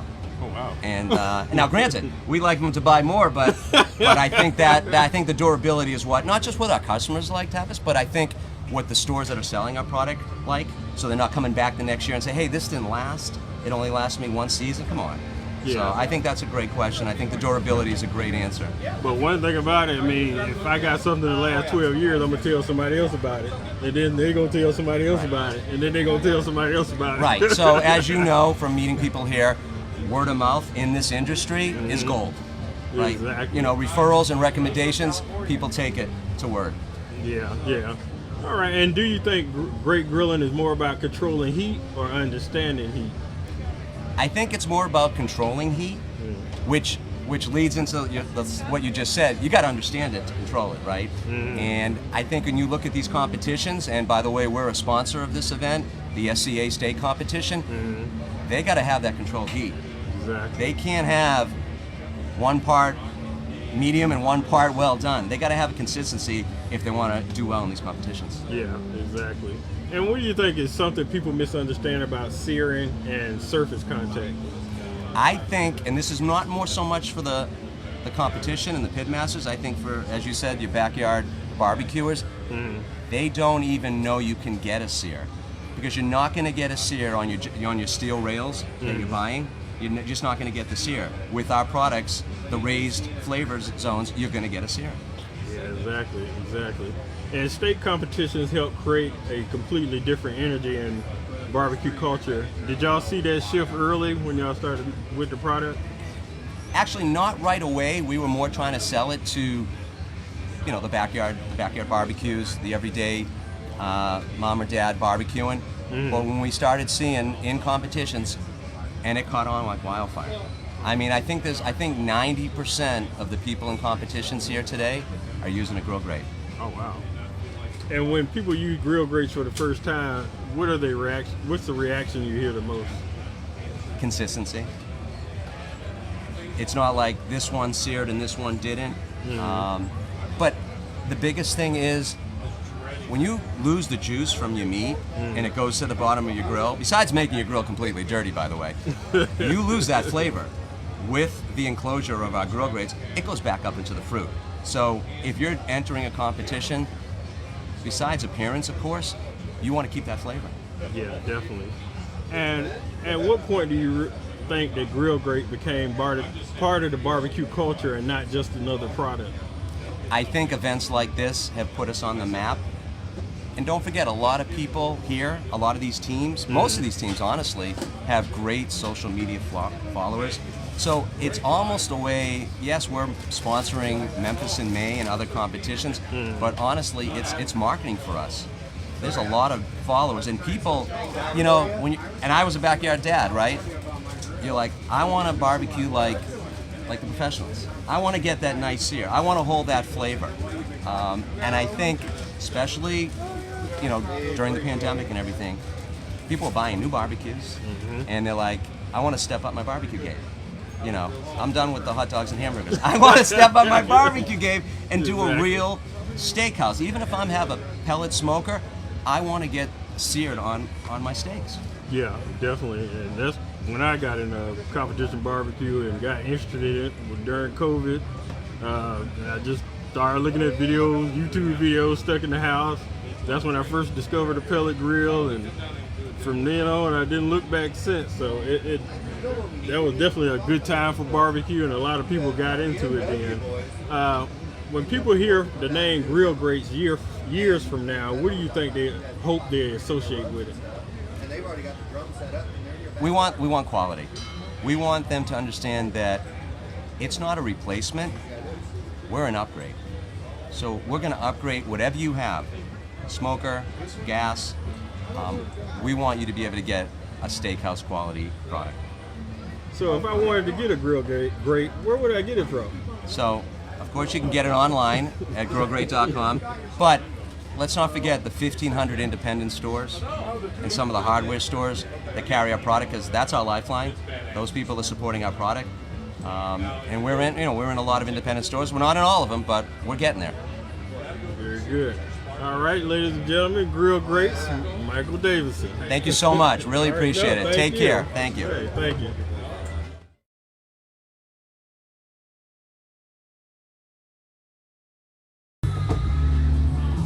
Welcome back to Blowin Smoke on the Doublewide podcast. My name is Tavis Bryant of BBQ Therapy podcast, and today's guest represents something just as important to barbecue culture: the backyard cook. The people cooking in flip-flops, the people learning through mistakes, the people chasing that perfect brisket for family and friends.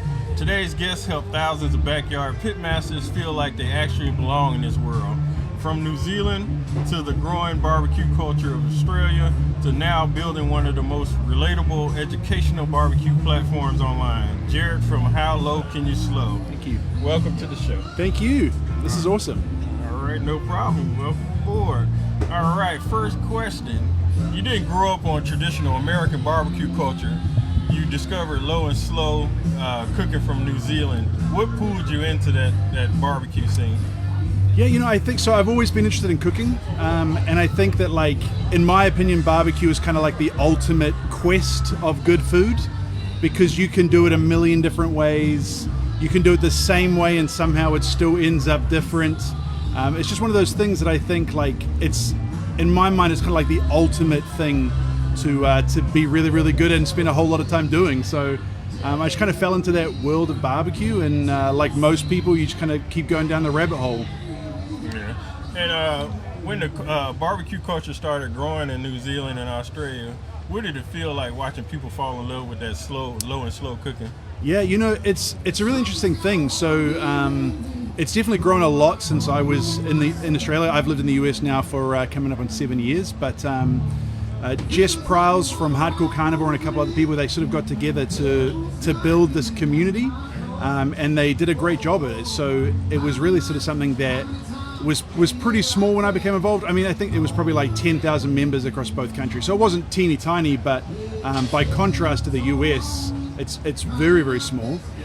But yeah, it was great to see. It's great to see people sort of figuring out what barbecue looks like in their area, because barbecue is so regional. So you're using, you know, unique woods, you've got native wood, you've got different meats and things. There's some different categories in Australia and New Zealand barbecue, so like lamb is a very big deal. It's awesome to sort of be part of that from sort of not quite Genesis, but certainly, you know, when things are kind of very much figuring themselves out. It's exciting. Okay. And what fascinated you most early about American barbecue when you saw it? Yeah, you know, I think it's just so good. I really think it's kind of a lame answer, but I think it's just delicious. And you know, like, it's one of those things where I say all the time that, like, anyone can cook barbecue if you are committed to it. And I think that it's good to be the person who brings good food to the cookout. You know, everyone can get behind that. Yeah, that's definitely true. And you said that barbecue is a journey and everybody's still learning. Why do you think people connect emotionally with that idea? I mean, it's hard when you come to an event like Memphis in May, which is amazing, but you've got some of the greatest pitmasters out here. People have been doing it for longer than I've been alive. Yeah. And so if you judge your barbecue against that, it's hard to know that your stuff is good. And so I think it's important to remember that, like, there is a huge range of barbecue, and just because one person does it this way doesn't mean that that's the right way to do it.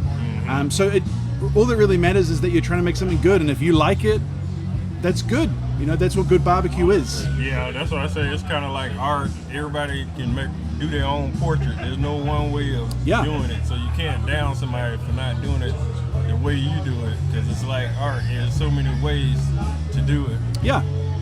All right. And a lot of people quit after bad cooks, but you lean into the mistakes. Why is that? I mean, you know, the saying is you got to make bad barbecue to make good barbecue, and I think that's true. So a couple of years ago, I released like a recipe cookbook, and one of the things I wrote in it was like, you know, it was thanks to everyone who said that my barbecue was good before it actually was good. and I think that that's true. You know, you've really kind of got to slay some dragons before you capture their princess, and it's no more real than in barbecue. Yeah, you've got to mess up. Yeah, definitely. I had my share of mess ups, because at the beginning everything was tasting like lighter fluid. Yeah. I got frustrated, stopped, started back, and stopped again, and I was like... But, I mean, yeah, if you stopped at the first one, then you've just spent a whole bunch of money on bad barbecue. Yeah, and that's when I discovered the pellet grill, which made me focus on the meat. And then after I got comfortable, that's when I was able to use the other grills once I learned and got more comfortable. Yeah, and that's part of it too, is that, like, no one, like, there's a million techniques and there are a million different profiles, and so it's unlikely you're going to choose the one that's your palate the first time. You know, you kind of got to experiment with some stuff. Yeah, definitely. All right, and you started How Low Can You Slow to help regular backyard cooks and not champions. Why was this so important to you? I mean, I think like competition barbecue is fun, and I've done a little bit of competing just sort of on small scale, but competition is a blast, but it's just sort of not really where my heart lies. I'm far more interested in like organizing events than I am in participating in them as a competitor. And I think it's just because the backyard is where most people spend their time barbecuing. You know, there's something I kind of get.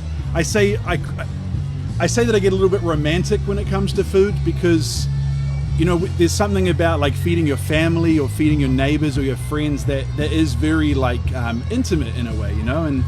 And competition barbecue is a blast, and it's so much fun, and there's some great people, but it loses a lot of that kind of the love that you get in the backyard, you know. Mm-hmm. Yeah, that's definitely true. And when that competitive nature get in, yeah, it takes it to a whole different level. Yeah, you know, you're injecting the stuff that you probably don't really want to eat a lot of, or you know, every dessert is cheesecake, or it's just, you know, none of those things are bad. It's just not how people want to feed their family necessarily. Yeah, definitely. All right. And most barbecue content online either feels intimidating or overpolished. Yours feel approachable and honest. Was that intentional from the beginning when you started the website? Yeah, I mean, it's like part of that is just sort of you sort of find your style, but I also think that like there are all different kinds of food and like, so I take a lot of inspiration from someone like Anthony Bourdain, who is crazy skilled, you know, like lots of classical stuff, but he's down to smash a bowl of ramen in the morning just as much as he wants to do some like classical French cooking, and that's kind of how I feel about food too. Like, you know, it's fun to make something really fancy from time to time, but most of the time I just want like a good rack of ribs. My wife's favorite rack of ribs is it's sauced with barbecue with ketchup and brown sugar, and like you would never serve that in a competition, but that's what she likes, and so that's what I'll cook for her, you know. Yeah, that's what she likes. That's Yeah. what she likes. All right. You openly talk about ruining briskets, overcooking chicken, and making mistakes. Do you think that vulnerability actually helps people trust you more? Yeah, maybe. I mean, I hope so. I hope that like people, when they mess up themselves, they don't get disheartened by that, because it's the reality. I wish that I was better at sharing some of the things that I did that really did bomb, or you know, maybe not being sort of as pedantic as I am sometimes of like cleaning up the space before I put it on camera, because I think that authenticness is important. But yeah, like I think it's important for people just to kind of give themselves a break a little bit and come back and try again next time, you know? Yeah, and I think it makes you more human, because a lot of people try to appear like they superheroes, because that's one thing about my podcast. I told them, if you're going to try to make yourself look like a superhero, don't come on my podcast, because it's not helping anybody. Yeah. Because it's not realistic, because everybody mess up at times, and nobody has perfect cooks every time, so you can't come on and talk about you did this and won this and act like you never did anything wrong, because one, is not helping anybody, and two, you lying and it's unrealistic. So making yourself feel human is key. And the thing is, I feel like people actually people just like barbecue, and they don't necessarily know that it's not as perfect as you wanted it to be, you know? Like I'll take some like a brisket to some people that I'm friends with, and they'll think it's awesome, and in my head, like the part of you can easily fall into like, oh, I didn't get the crust exactly how I wanted, and you know, those end bones are a little bit more overdone than I wanted them to be. But most people don't care, man. You know, like we're the ones who care, and I think it's good to care less sometimes. Exactly. And do you think social media sometimes make the backyard cooks feel like they're failing because they're actually learning when they're actually learning? Yeah, definitely. I think that the problem with sort of the platform in general is that it can focus people in the wrong direction sometimes. So people will get obsessed with like the thickness of the bark, or using gear that maybe they don't necessarily have to use. And like, you know, that stuff is fun. I'm not going to say it's not fun to have some cool new toys all the time, but like, you don't need to do that stuff. You don't need to have that, and you don't need to focus on sort of like the very, very specific, minute details for something to be good. Exactly. And that can be a bit of a problem, sort of just with the platform, I think. Yeah, it makes people focus being wrong, because you keep looking at this beautiful rack of ribs online and stuff like that, and comparing them to yours, it's going to mess with your mind. But Yeah. these are competition cooks, and most of the time you can't eat those. Yeah, yeah. Or you want to eat one bite and then you don't want any more. Yeah, you know? exactly. Exactly. And what's been the most rewarding message you received from somebody that your content helped? I don't know if I can think of something specific, but like definitely like people who will try a recipe and then like their family really liked it, or what I hear a lot, and I don't know if this is something that everyone experiences, but like a lot of people that I will talk to, like their wife will say like, oh, I don't like barbecue, I don't like it when he smokes it, it's like too smoky or whatever. And then, you know, like we'll talk about stuff and they'll cook something and then their family likes it. And it can be super simple, like maybe they're just putting too much smoke on it, or maybe they're burning the sauce, or it can be a minimal thing, but I think that's really rewarding, just to kind of like help people, just feed the people they care about, you know? There's something to that. All right, we're at Memphis in May, surrounded by the biggest names in barbecue. What has this experience been for you? Man, so this is my first time here, but it's awesome. It's crazy to see like some of the big dogs walking around doing their thing, but as soon as I arrived, I just felt like this is my people. Like, you know, everyone's here, they sort of same passions for barbecue, and it's really relaxed. Everyone's super cool. It's just a great place to hang out. Like, I would definitely be here again. Oh, definitely. And my last question is, how did you end up in Idaho from New Zealand? Yeah, fair question.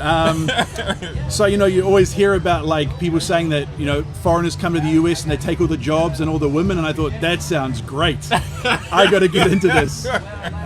So yeah, my wife is from a little small town outside of Boise, and we met online totally by accident, and we decided to stick it around. Oh, okay. That makes sense. Yeah. All right, and if they wanted to find you, where would they go?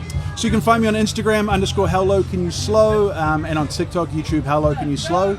You can send me a DM if you've got some questions about barbecue. I'd love to chat about it. All right, and ladies and gentlemen, we have Jared from HowLowCanYouSlow.com, and thank you for tuning in to Blowin Smoke on the Doublewide podcast. I'm Tavis Bryant. Hang in there, we got more for you. Thank you.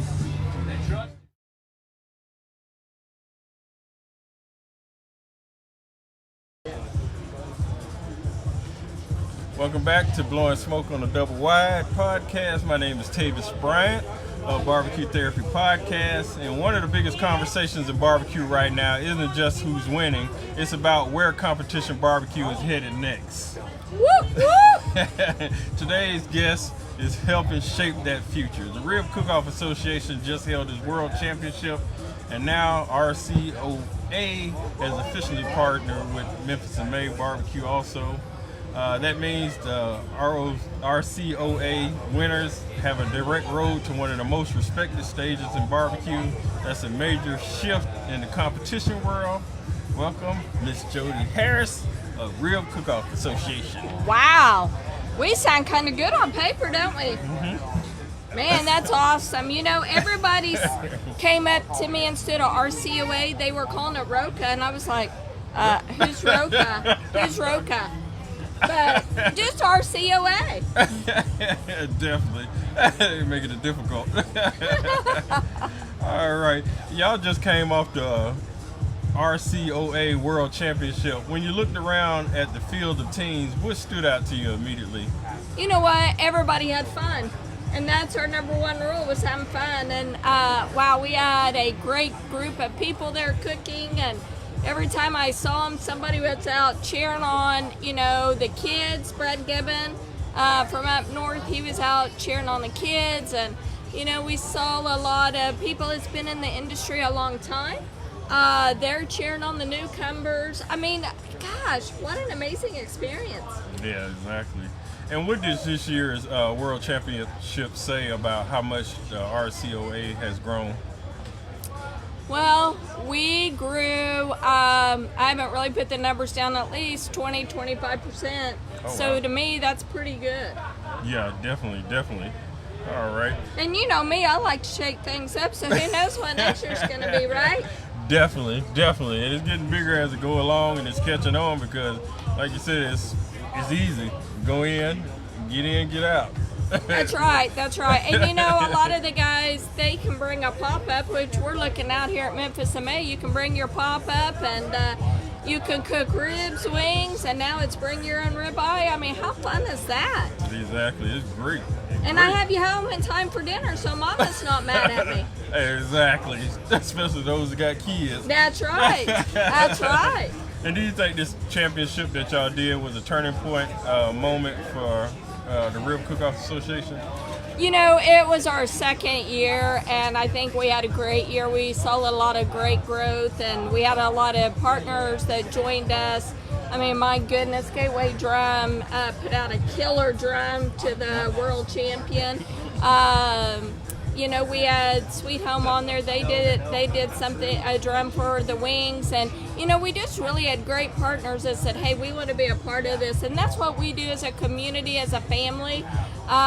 We just all come together and make it happen. But you know what? That Gateway drum was sweet. It was nice. It was. I'm not gonna lie. I might have went up and touched it and said, "Can this come to my house?"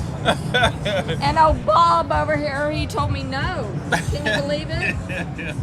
That's the same thing I'm thinking about this year. Hey, this will fit. I think we can have somebody haul it out, don't you think? Exactly. All right. And when those final calls happened at the championship, what emotions hit you and Dirk as far as knowing how far this organization come in a short period of time? You know, it was great to see the winners. You know, we had Logan that won wings. We had Kurt Mauser win our first ever Bring Your Own Ribeye.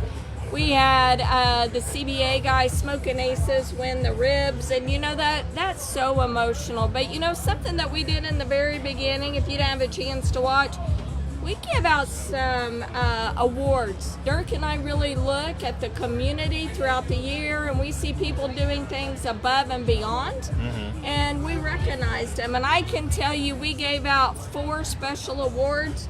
There wasn't a dry eye in that whole auditorium. So pretty amazing. Yeah, definitely. And everybody feel important and not ostracized in y'all community.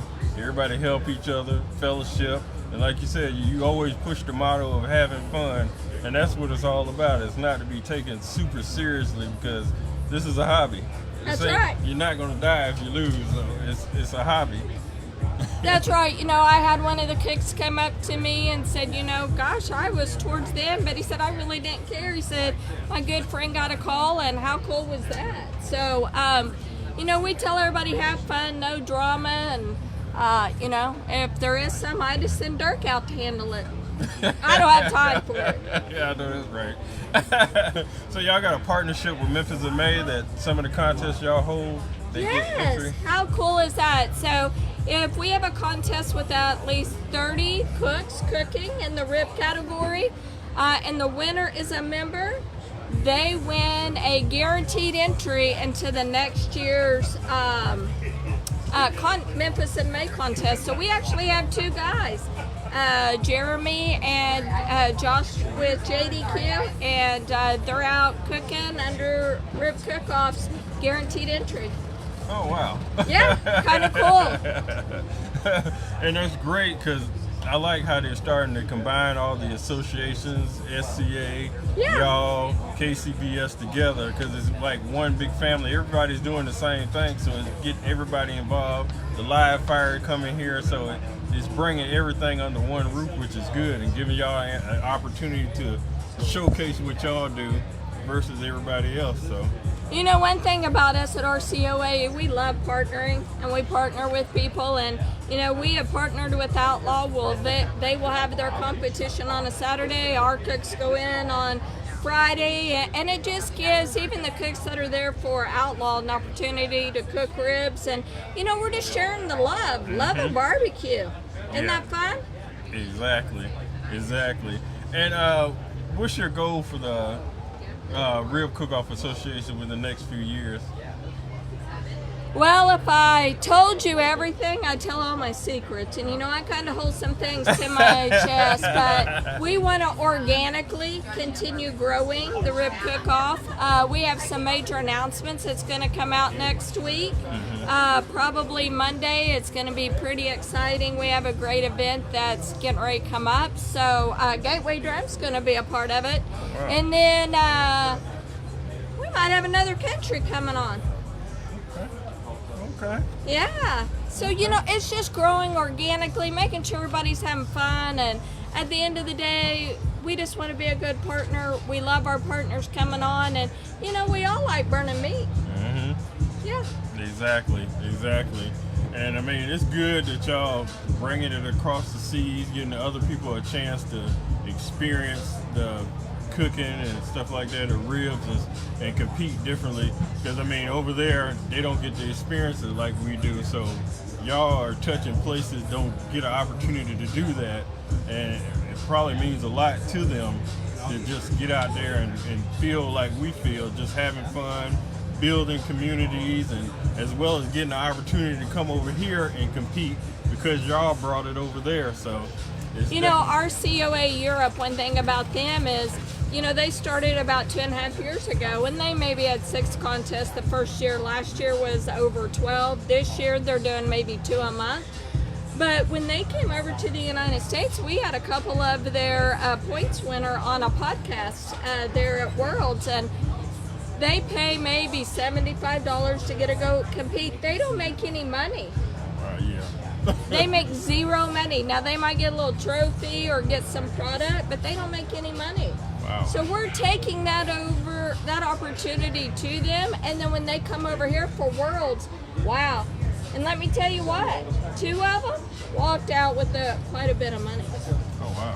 Yeah, I made sure to give cash. I said, I don't think you can cash a check over there, so let me make sure you have cash. Exactly. All right. If I was born tomorrow, how would I find the Rib Cook-Off Association, or if I wanted to organize a competition, how would I do that?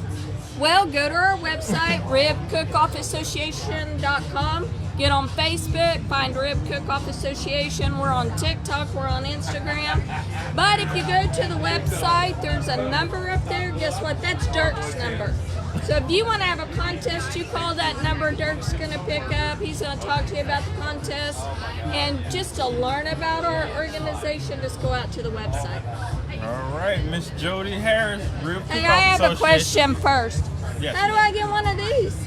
I went to the Trophy Smack website and ordered it. That is super cool. Super cool. I'm always about promoting. Yes, well, you're one of the best. Hey, I appreciate you throwing some questions my way, and we couldn't do this without you. I appreciate you because y'all took a chance on me early on when I first started, and I appreciate that coming on and talking to me when I first started. So I hope y'all proud of all I've done. We are. You're the big dog now.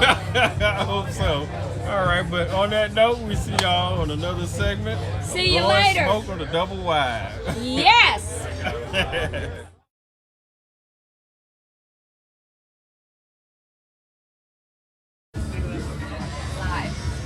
Appreciate it.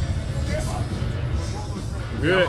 We are on. All right, welcome back to Blowin Smoke on the Doublewide podcast. My name is Tavis Bryant, and at Memphis in May World Championship, a lot of people know how to cook, but very few people know how to build something that lasts. Today, guests took business experience managing hundreds of millions of dollars, combined it with competition barbecue culture, and helped turn a small seasoning company into a nationally recognized brand. But underneath it all, this is still started with fire, competition, and passion for barbecue. Kurt Mauser of Fat Boy Hickman's Barbecue. Welcome to the show.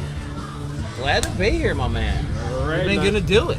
Let's do this. Now, for those who don't know, this young man here... Young man. 58 years old, he calling me a young man. I love him. I probably owe him money for that later. All right. He just won first place the SCA state competition last night, as well as won at the Rib Cook-Off state World cook-off. Championship for RCOA and steak. Yep. So how did that feel to? Dave, it's been a hell of a 3 weeks. I got to tell you that, man. I did a post the other night. It's like we're riding the wave right now. Streaks don't come along that often. When you do, you got to ride that streak. If you're a cook, athlete, whatever, you got to ride it till it bucks you, man. And that's kind of the gig. I'm very, very fortunate. I cook with a lot of great people. I cook on my own, obviously. I cook with Robert Perkins and Jason Hobbs, the Poncho Lefty. We do a lot of cooking together. Right now, this week, I'm cooking with Boar's Night Out, doing hog. They're nice enough to have me along and let me do some stuff with them. And I've also got a team out of Nebraska that I cook with. It's Team Brewing Q, and we do a couple 4 KCBS a year, and we have a good time. So surround yourself with good people, good things are going to happen. Definitely. And how long did it take you to get the perfect recipe for your steak? To be 100% honest, I just developed a new competition steak seasoning for us. It's being made by Tastemaker in Hernando, Mississippi, and that has been the key. We are working on label design, everything right now, so probably month and a half that'll be out in the market. I've already had 74 million steak cooks hit me up. Can you help a brother out with a bag seasoning? But the thing is, I don't have secrets. I'll tell anybody. I put our brand new seasoning on there. I put Spicy White Lightning on there, and I put Red River from Poncho Lefty. That's how I run my steaks. There's years ago there was a lot of secrets in the barbecue business. Everybody huddled up in their trailer. I don't want to let anybody. I don't care. I'll tell anybody anything. You still got to cook it better than me. And if you do, congratulations. I will stomp my feet, light a match, and yell, hey, way to go, man. Yeah, that's just kind of the way we do. Definitely. All right, let's take it back. Now, you spent years managing massive budgets in corporate before fully stepping into the barbecue business. Yes. What did corporate pressure teach you that still helps you today? That I don't want to work for nobody else. That is right. No, it's managing a lot of stuff, a lot of people. It was fantastic. I learned a lot. It helped make me who I am. But what I found out is I'm a lot better on my own. We have a very small staff, a very close family, and that's the way I like it. When somebody works for us, they're not an employee, they're family. If they need something, we give it to them. If they need time off, they get it. To us, family's a very important thing, and we're so glad to have people in our extended family that happen to do a job for us sometimes. Okay. Now, you lived in San Antonio, Memphis, Kansas City, 3 cities with completely different barbecue identities. Yes. How did those places shape your understanding of barbecue? I think it made me more rounded. The food made me a lot more rounded. But no, it's the different styles are awesome. And being able to cook like I do, very, very fortunate to be able to cook all over the country. That really helps in the competition arena. Because if I'm down here, I know I need a little more vinegar in the sauce. I need a little more of this, I need a little more of that. If I'm cooking in Kansas City, I know I need a little more tomato base. It rounds you out, and it helps you in competition. Along with, happening to have a crap load of world champion friends that can help you out, that works a lot. Robert's won a world championship, Eric and Allen. It's been just freaking nuts. Like I said, surround yourself with good people and good things are going to happen. Yeah, exactly. Definitely. And now, you're a world champion too, so don't leave that out. Yeah, twice in 3 weeks. I'm still trying to ride that. I don't know what's going on. That's crazy. But I'm going to try and keep it up. We'll see what happens. Exactly. All right, you and your wife, Erin, bought BBQ Specialties, a relatively small company at that time. What did you see in it that made you willing to take that risk? It was something I always wanted to do. It was corporate America. It was, I'm done. I hate my life. And I came home when the company was for sale. My wife came home and told me it was for sale. And she said, yeah, she was actually a company she worked for. She was supposed to post it online. And I'm like, don't post it. She said, why? And I said, well, this is either going to be the best thing we ever did or the biggest mistake of our lives. I don't know which yet, but we're going to roll with it. So the base was there. We had to completely change recipes, branding, labeling, whole schmear, but the bones were there. And we were able to take stuff and make it an all-natural product. So, in our retail store line, we don't have MSG. We don't have high fructose corn syrup in our sauces. It's all natural ingredients. Now, competition line, a little bit different. Judges love MSG. Sometimes they just don't know it. Okay.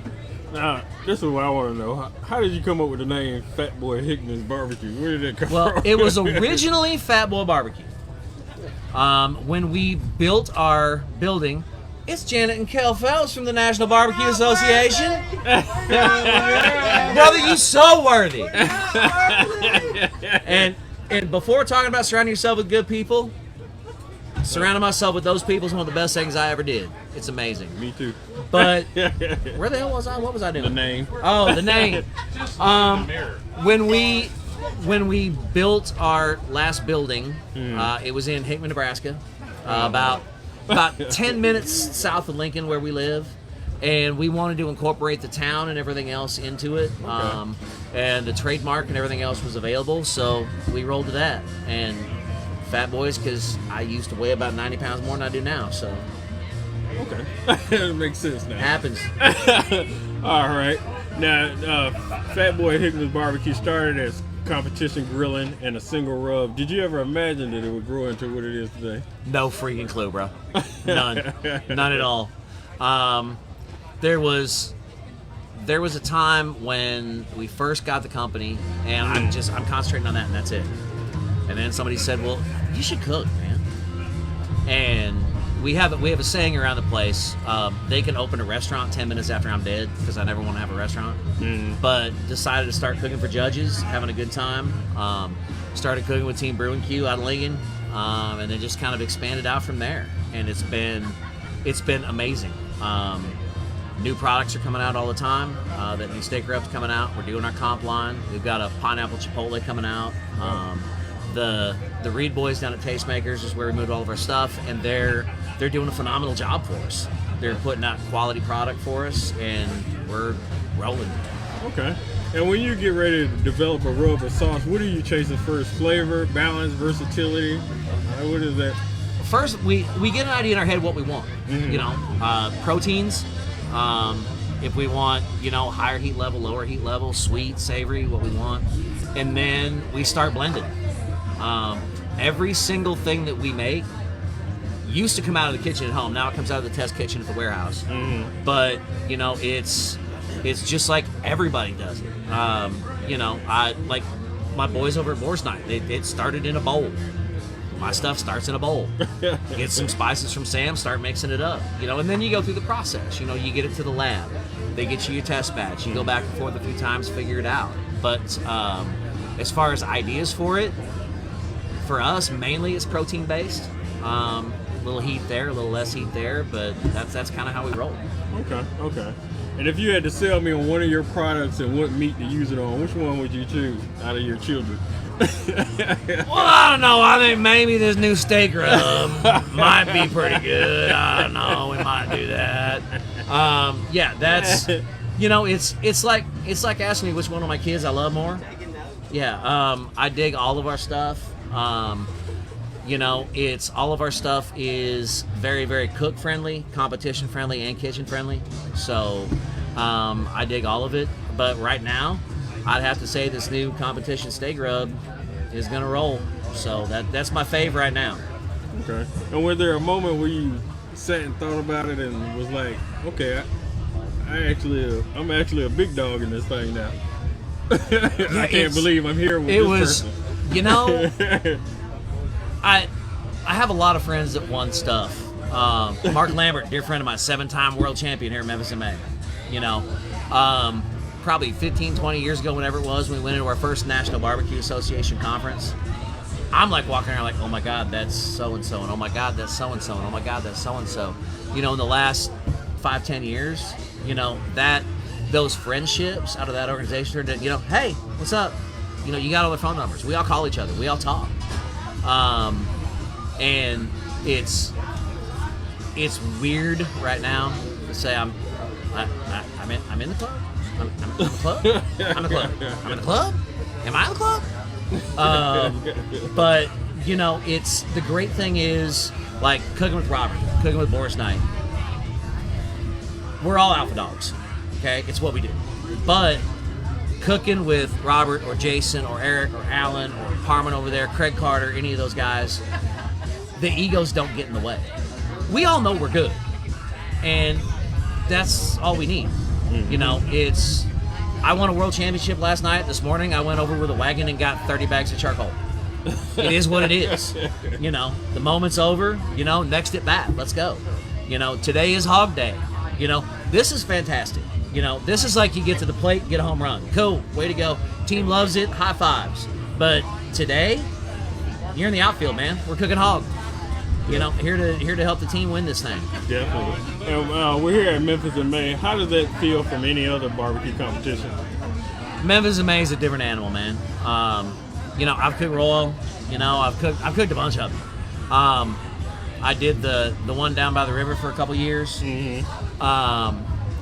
Memphis in May, yeah, it's a different animal. The vibe is so cool. The parties are cool. The people, everybody just kind of doing their thing. You can drop by anybody's tent you want and say hey. No matter how famous they are, they'll stop and say hey to you. Unless they're cooking their hog or their ribs or doing something else, and don't bother them at all. But you know, it's that barbecue family atmosphere, man. Yeah. It's awesome, and but yeah, different animal indeed, but it's a fun animal to pet. Definitely. All right, let's talk. Let's give props where it's due. You and your wife Erin built this together. How important has that partnership been to the success of your company? I ain't nothing without Erin. Nothing. She keeps me on track. She keeps the bills paid. She keeps me reined in. She tells me no. We started dating and got married because she was like, nah. You know, stood up to me a little bit. She is an integral part of the organization. She does all of our design work. You know, she's paying bills at 11 o'clock at night on the couch with her computer. She works her tail off. And yeah, I wouldn't be here without her. All right. And 5 years from now, what do you want Fat Boy Hickman's Barbecue to be known for in the barbecue community? I want to be known for good products people can use. I want to be known as, you know, a good cook who makes good products and hangs out with good friends. You know, that's all it is to me. Like we said, barbecue's one big family, and I just want to be part of the family, man. I'm here to help the ball club one game at a time. Exactly. And if I was hidden under a rock, where would I find your products at? You was under a rock. We're in Hy-Vee, we're in Kroger, we're in Fairway, we're online, we're on Amazon, we're on eBay, all the normal places. All right, welcome back to Blowin Smoke on the Doublewide. My name is Tavis Bryant of BBQ Therapy Podcast, and today we have Ruthless Hogs Barbecue and Ruthless Boys Barbecue. We have Caleb Green and Kyson. Welcome to the show. Thank you. All right, let me get to the questions for y'all. Caleb, he just won a Steak Cook-Off Association Rib World Championship. How did that feel when you won, and has it really sunk in yet? It felt great when we won. I mean, we were shocked that we actually won it. But it really didn't set in until just about yesterday when we got here to Memphis in May, and they actually handed us the ring. That's really when it set in, and that we had won it. So it felt good though. Yeah, it's a nice ring too. Yeah, it's heavy. And you got a 204.3 out of 204.5, which is almost perfect. When you turn those ribs in, did you have a feeling that something might happen, or were any hiccups during the day? I mean, I'd already put my ticket back in my wallet, and I had called it done for at about 3, placed third. So I'd already thought we were done for. But usually I can tell that we got a good rib when I turn in and we come back. And when we come back, we try them, and you usually know if you got a good rib that day. We had a good rib that day, but we were there with 130 something cooks.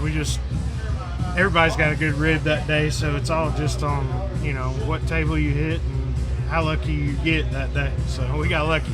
Exactly. And how did you come up with the name Ruthless Hog Barbecue, and what does the word ruthless mean in the competition? So my wife actually came up with the team name Ruthless Hogs Barbecue. Oh wow. We were I had a different team before, and ended up just changing our name when I moved to Arkansas. So she came up with some book she read, so it was Ruthless something, and she's like, how about Ruthless Hogs? And we just went with it, so it worked out. Okay. Well, let's switch to Kyson. What got you interested in barbecue? My dad. What did you like about it? Did you like the fire, or just hanging with your dad, or what did you? I like cooking in general. Cooking in general. And what's your favorite thing to cook? Steak. Okay. And have you done a lot of competitions? No, not very many. This is my first year. Okay. And what do you like to cook the most? What? What do you like to cook the most? What do you like to cook the most? With meat? Oh, ribeye. Ribeyes. Wow. What meat? So he's currently like 6th in his region in SCA points. So he was 3rd, and now he's running like 6th in points. So he's been on a burner ever since he's got into SCA. So. Oh wow. And do you feel like you're going to continue on with barbecue as you grow up? Or? Yeah. Okay. And if you had any advice for other people that want to get into barbecue at your age, what advice would you give them?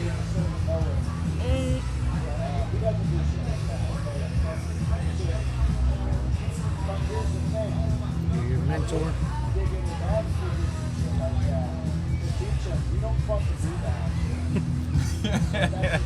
Sure.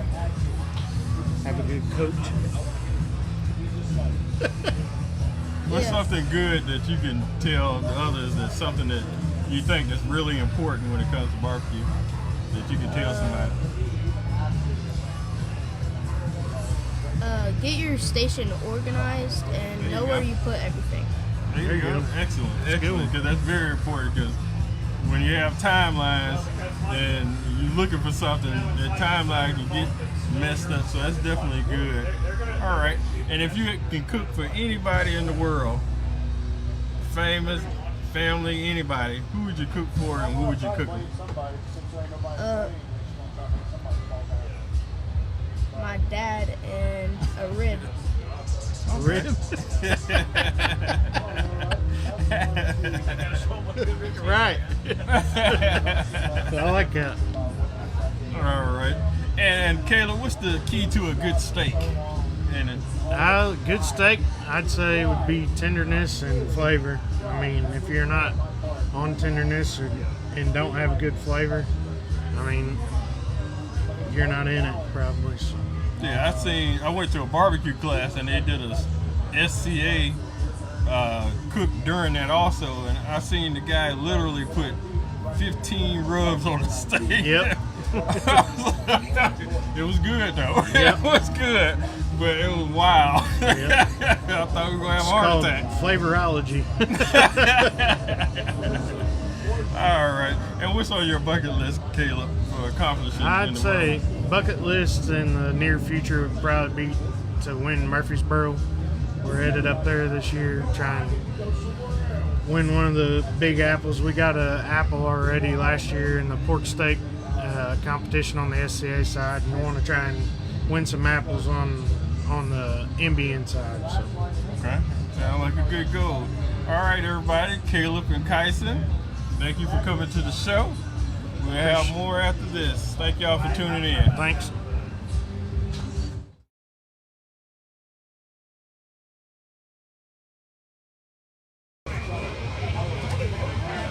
All right, welcome back to Blowin Smoke on the Doublewide podcast. I'm your host, Tavis Bryant of BBQ Therapy podcast. And most 13-year-olds are playing sports or video games. Today's guest is cooking against grown-ups in the biggest stages of barbecue, to building confidence around the pit, to cooking at Memphis in May. JC Blurton of Barbecue Bugsy is showing people that age doesn't decide who belongs in barbecue, passion does. JC, welcome. Thank you. No problem. And first question I have is, how did you get into competition barbecue? Well, my dad had these customers who were also his friends, trying to get him into it. And they knew I couldn't play sports, and they asked me to cook a comp. So I said yes. He thought I was going to say no, and I said yes, and I cooked it, and I got hooked. Like, I cooked it, and it was hooked. And then I cooked like 2 years, and then my 3rd year doing it, I got him into it, and we've just been doing it ever since. So what hooked you? Was it the cooking or people? It was the people, but also like that adrenaline rush and stuff. So I got hooked, and I was like, I need to learn more about this. So Okay. And how did you learn? Did you go to any classes, or did you just practice? It was a lot of people, like Dylan and Sonia Birkenstock. They got me into it, and they helped me a lot. It was watching, Heath Rouse or Malcolm Reed, or, watching BBQ Pitmasters, a bunch of things. So. Okay. And what do you enjoy most about competition barbecue? Obviously the competition and the people, but I'm addicted to trophies. Nice trophies I'm addicted to. Nothing wrong with that. Be a trophy collector. All right. And what's been your biggest win since you've been in it? I am the World Junior Barbecue League reigning world grand champion. And then I'm 9th in the world in RCOA, Rib Cook-Off Association. So. Okay. And during competitions, do you ever get nervous sometime, or how do you handle that? Like big competitions, my nerves are always, skyrocketing because of anxiety. But once I'm there and I'm talking, what we call our barbecue family, everything just goes away, and I cook and swing for the fences. So. Okay. And is this your first Memphis in May? No, this is not my first Memphis in May, but this is the first Memphis in May I'm cooking underneath my team name. Years past, the team I started with, I was, helping them or cooking with them. And this year I'm cooking underneath my name, and I'm actually doing it. So. Yeah, that's really big. And just being at this atmosphere of this big contest, what does that mean to you coming to Memphis in May? It's gonna be a really big. It could change, a lot of things. I could get invited to a lot more stuff, and get to do a lot more stuff. So I'm excited for it. Hopefully I win it, but I'll just be glad to be 3rd place. No, say you want to win it. Yeah, I would like to, but I'll settle for 3rd place. And what advice would you give to someone your age that want to get into this? Do it. Cook a comp, see if you like it. If you like it, do it. Practice, look, see people, meet people, introduce yourself, and sell your brand. Make your brand something that you are proud of. So how did you come up with the name Barbecue Bugsy? So the team that I was with before we left, we're not with it anymore. It's not a team anymore, but it was Mississippi Meat Mob. And everyone had a barbecue name. Well, we're like, barbecue something. And we were like, bug or, all this stuff. Well, ever since I was little, I've always been called Bug, JC Bug, something like that. So we're like, why not Barbecue Bugsy? Because Mafia, and it's something personal, to me. So we're like Barbecue Bugsy, and it stuck. We created stickers. It was, hi, I'm Barbecue Bugsy, and everyone loved it. It was like, oh my God, this is awesome. Okay. And what are some of your hobbies outside of barbecue? I like to read and hang out with my friends, but basically barbecue consumes every part of my life. So it's... Okay. And if you had to cook for one person, it could be anybody, who would it be, and what would you be cooking them? I don't know. I have no idea. Anybody in the world. They could be famous, non-famous, relative. I guess my brother, and he's a firefighter, and he came and saw me, and he, brung some stuff to his fire department, I would cook him like ribs because he really likes my ribs or my brisket and stuff. Okay.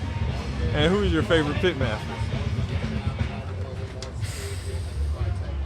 I don't know who to say because if I don't say somebody, I'm gonna get in trouble. You're gonna get in trouble.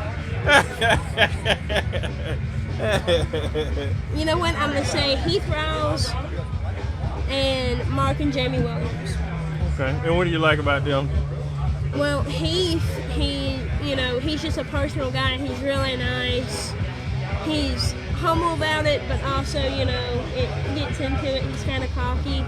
And then the Mark and Jamie Williams, they're just so nice. They're so personable. You can go up to them and talk to them, and it's like that. And then also Little Gringo, Ray Barker, Little Gringo. Her and her family, we compete against each other in World Juniors. They live in Texas and we live, in Mississippi. We can see them and it's like we saw them, Sunday at church. They're so personable and I love that about them. That's good. That's good that you have influences. Yeah, that's what I love about Heath too, is that winning instinct and that cockiness. Yeah. All right. And my last question is, are you going to win today? I don't know. I had 8 Tulare cooks doing my 8 Tulares, so I don't know.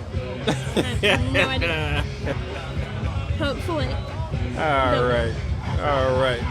Ladies and gentlemen, Barbecue Bugsy, Mrs. J.C. Blurton, here on Blowin Smoke on a Doublewide podcast. We thank y'all for tuning in. And we got much more interviews coming. Yeah, have a good day.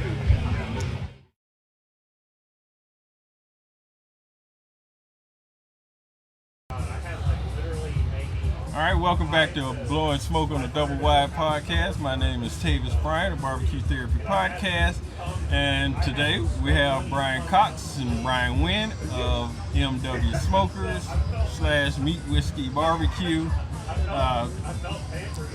Today's guest took competition barbecue into a product line and built a brand around flavor profiles people trust, both on the circuit and in the backyard. From rubs and sauces to competition cooking to building meat whiskey into a recognizable name.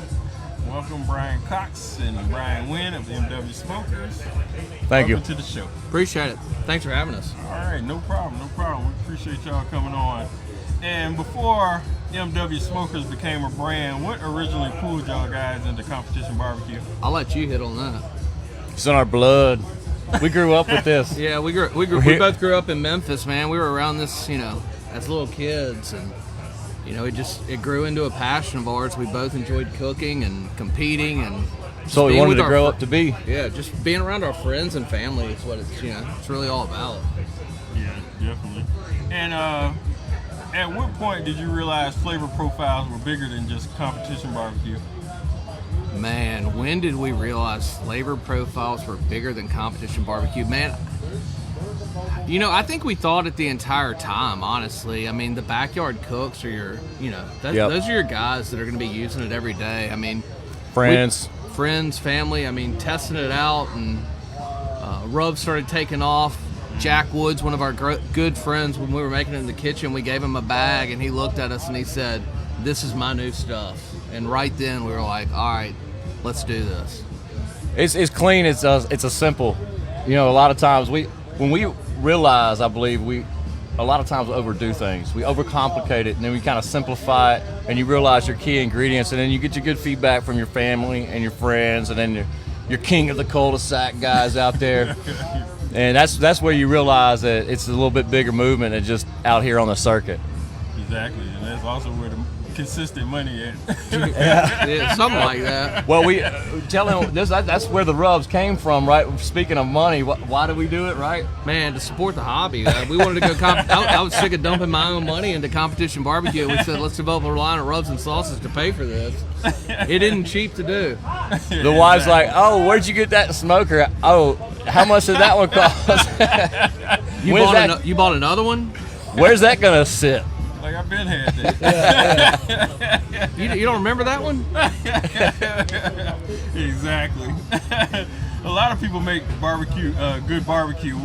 What made you believe your products could actually stand out in a crowded market? Man, I'll start with Stackhouse. I mean, you know, you see a lot of SPGs out there that have, they're not just a true SPG, it's got sugar in it. And we wanted something that was actually salt, pepper, garlic that would stand out. And then Hog Toss was developed and followed up with Meat Whiskey, which is just a great all-around sauce that you can use on anything. And it all came together. Yeah, we really have, we've only had 4. We've got a lot of things under the R&D, right? We come out with something here and there, but like our true flagship brands is those top 3. You know, the sauce and the 2 rubs, and we've been sticking with them for 5 or 6 years now, and they hadn't changed. And they've just been kind of, they grow legs. It takes a while. You know, you get hot, it materializes, manifests. Okay. And what do you think is harder, creating a great flavor or building the trust around it? Man, I think building the trust around it. I mean, when you're competing, you know, it's all up to the judges, palate. I mean, it's what they like. So it's hard to build trust on it when every weekend you're getting different results, and then you start hitting, and it's just like, okay, that's it. I'm going to roll with it. And it snowballs. Yes. And when somebody uses Meat Whiskey products for the first time, what do you want them to immediately notice? That what do we want to? That it's not your Sweet Baby Ray's or something. It's a standalone. Yeah, it's a very unique sauce, and like I said, I mean, from chicken tenders to barbecue, you can use it on anything. Yeah, Meat Whiskey is a table sauce. We always said, it's not a straight comp blend, that you would throw in the circuit, but it's a comp that you're gonna throw in your backyard, and everybody's gonna be like, man, what's that sauce? That is good. So. Okay. And when you're building a rub or sauce, what are you chasing first? Balance, versatility, competition performance, or something else? Ooh. Yeah, I would say balance. Just something that's balanced, In competition barbecue, I think Malcolm Reed said it best, middle of the road wins, right? I mean, you don't want to be too far one way or another, and that's something that's always stuck with me. It was one of the first videos I watched of him, and he was talking about competition barbecue, and just, you want to be middle of the road. You don't want to be too far one way or another. Well, and competition barbecue too, you don't really, you build the flavors, right? They have to match each other. They have to complement each other. So you might have a sauce that complements the way you cook your meat with your rubs. But like when we say a standalone sauce, right? You can take a dino nugget out of the oven and dunk it in there, and it's your French fry, a piece of barbecue, right? So, but the competition, that stacking and blending of flavors, and you build them on each other, and that's the difference. Okay. And what? So you guys are the makers of these things. Right. We got fans. Hey, we're live, baby. Yeah, they make them. Hey, this is podcast. Hey. Cook on them too. It's fine. And do you build your products to stand alone or to layer together through a cook? Definitely layer. It is, Stackhouse is a base layer followed by Hog Toss with that Meat Whiskey topper. All right. 100%. And what's one product in your lineup that best represents who MW Smokers is? And sell me on that product. And what to use it on? Oh man, I'm interested to see what he says on this one. I bet we're the same. It's got to be Stackhouse. Yeah. I mean, we called it Stackhouse because you can stack that on anything in the house, right? Mm-hmm. I mean, from vegetables to French fries to burgers to steaks. I mean, it's a great everyday rub, and it's a base. It's a base that you can use on anything, and without the sugar in it, I mean, it's really kind of bold with all the garlic. It's got heavy garlic notes, but it's just a great balanced rub you can put on anything. It doesn't have anything in there that will fight. Yeah. Other flavors, it's got some onion in there, maybe some secret ingredient. No, I'm kidding. But it doesn't fight anything else you'd put on top of it. So that's why you say a base. Yeah. Okay. And a lot of people think making good food automatically means they should sell products. What do they completely underestimate about the process of selling products? The cost and the return. I mean, it's a huge investment to get into it. I mean, we invested our own money to get it all started, and you know, it takes a while to get a return on your investment. I've had people ask me, you know, hey, where do I start? And I'm like, are you sure? You know, you sure you want to? It's $1 a bottle margin. You know, is that what you want to really do? And logistics, storage, Yeah. Fulfillment. There's so much that goes into it. Expiration date. Yeah. So how difficult is staying consistent once the product starts scaling and it gets bigger and bigger and bigger, and keeping that quality? Man, That's a good question. Man, I think with a good co-packer, you really don't have that problem. You got to have a good relationship with your co-packer, and you got to make sure you're with a good one. I think, you know, when you get into more of those exotic ingredients that they have to source from, like maybe one side of the world or something, that something changes with the supply chain, that can get a little more difficult. But, you know, with it being a base and it being your standard, just simplified ingredients, clean, and how long have we been with our current co-packer? 6 years. Yeah, so it's, you know, you stick with one. It's not our first. It wasn't our second. Yeah. But we nestled in and yeah, once you find a good one, you got to stick with them. Got to stick with them. Shout out to Reed Foods. All right. All right. And when people hear the name MW Smokers years from now, what do you hope they associate with it first? Good people. There you go, baby. He said it. Dude, just meeting all the people down here, friends, family. I mean, it's hard to walk through the park without seeing somebody that you know.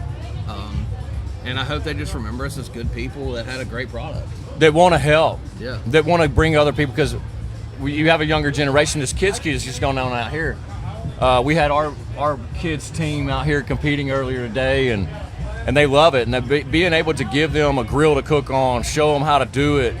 It's intimidating for a lot of people to jump into, especially when they come out here and see a lot of these kids and younger generations that know so much. But I mean, these kids are the future of it. So you got to be there to support them and teach them what you know, because who knows when it dies out or something like that. And without them, what's going to be next? Exactly. Yeah, you're the more the merrier in the competition. You need a competition like this is what you want to win. You want to be with the most people and the best people. So, having everybody in one spot this year is good. We're enjoying it. The weather's beautiful. And just like everything we just talked about, family, friends, people that we don't see but once or twice a year from all over the country. We come down here. All over the world. Yeah, that's what we want to be remembered as, is like a cozy a bunch of guys that want to have fun and nothing wrong with that. keep it going. All right, and if I wanted to find some meat whiskey or sauce and rub, where would I look? How would I find it? www.meatwhiskey.com. That would be the best place to go. We do. So the majority of like our retails, we try to stay. You'll find us in like your outdoor enthusiast sections of like an Ace Hardware or a local barbecue store, barbecue joint, meat market, liquor stores like it. Kind of falls in. Meat whiskey's a fun one to have them on the counter. And then we got some outdoor stores, like cool places is what we call them, man spots and things like that. So we try to keep it fun, and that's where we like to be. All right, we appreciate you coming on. We got Brian and Brian of MW Smokers, and we'll be back on Blowin Smoke on the Doublewide podcast. Have a good day. Doublewide, Blowin Smoke.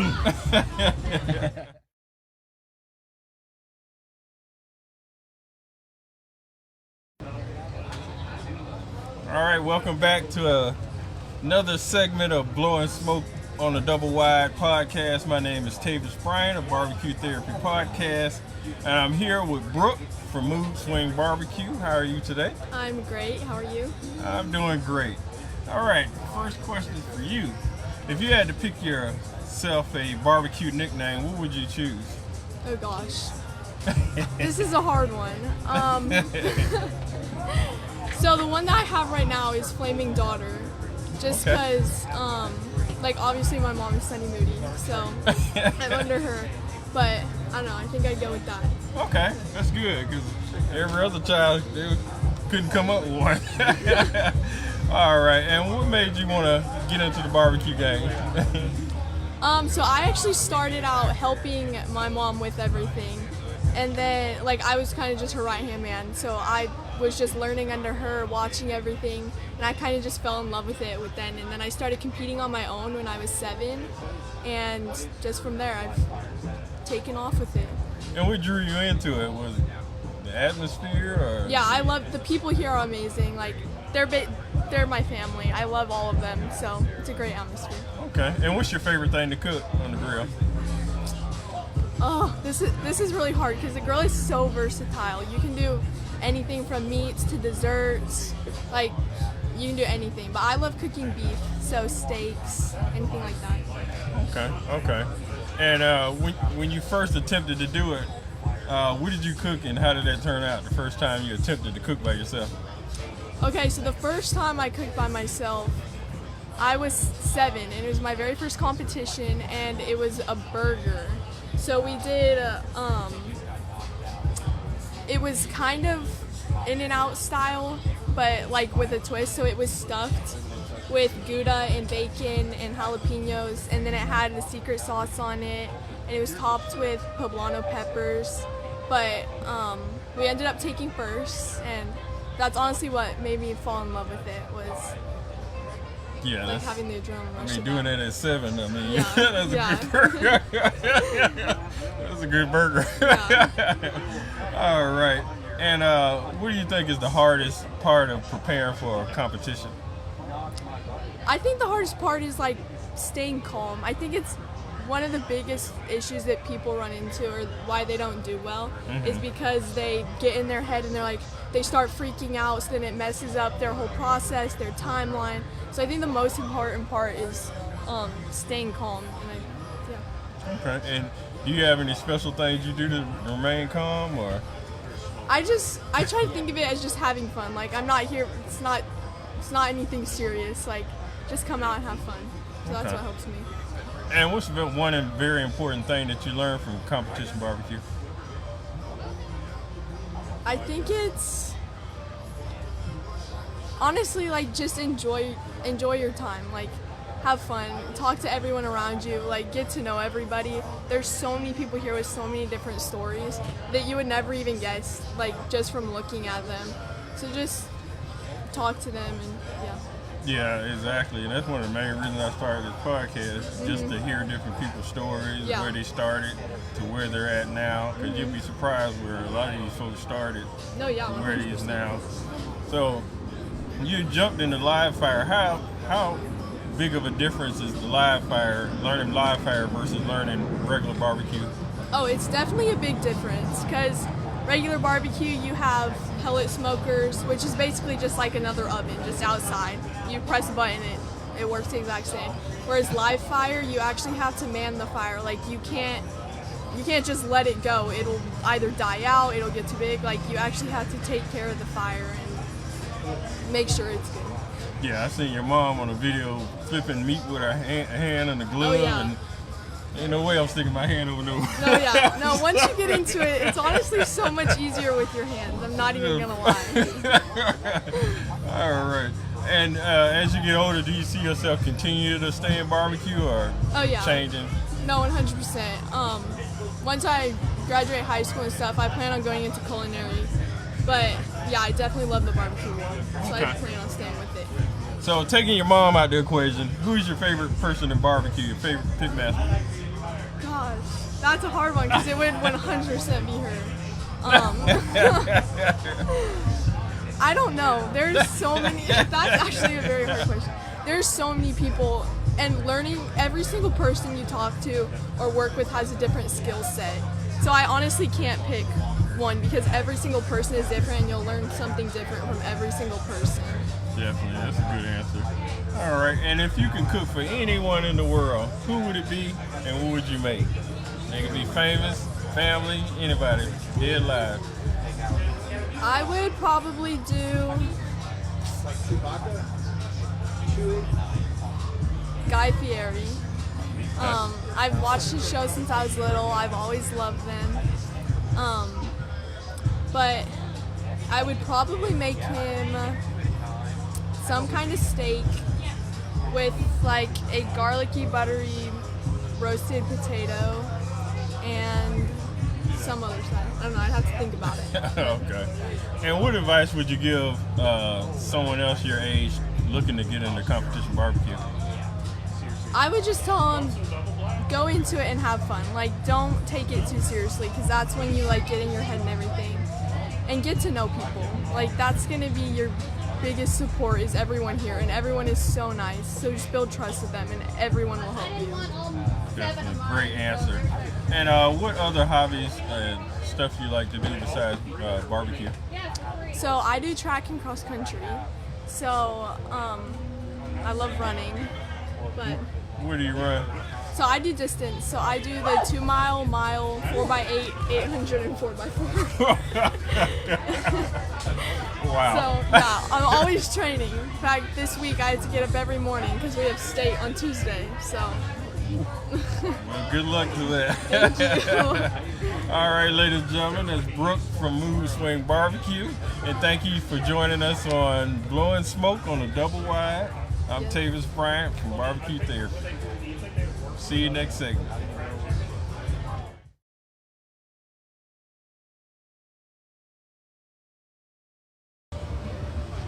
Welcome back to Blowin Smoke on the Doublewide podcast. My name is Tavis Bryant of BBQ Therapy Podcast, and we're here with Anthony, Tyler, and James of Collierville Grillers. All right, gentlemen, how are y'all? Doing good today. Doing good. All right. Good day to smoke some barbecue. Yes, sir. Hey, that's what it's all about. All right, first question. If you had to give yourself a barbecue nickname, what would you choose? James. You're the president. Yeah, but I'll go last. Seagull Grillers? Oh. Individual name. All right. Nickname. Who's the nickname? I'd go Super Smokers. Okay. Yes, You? sir.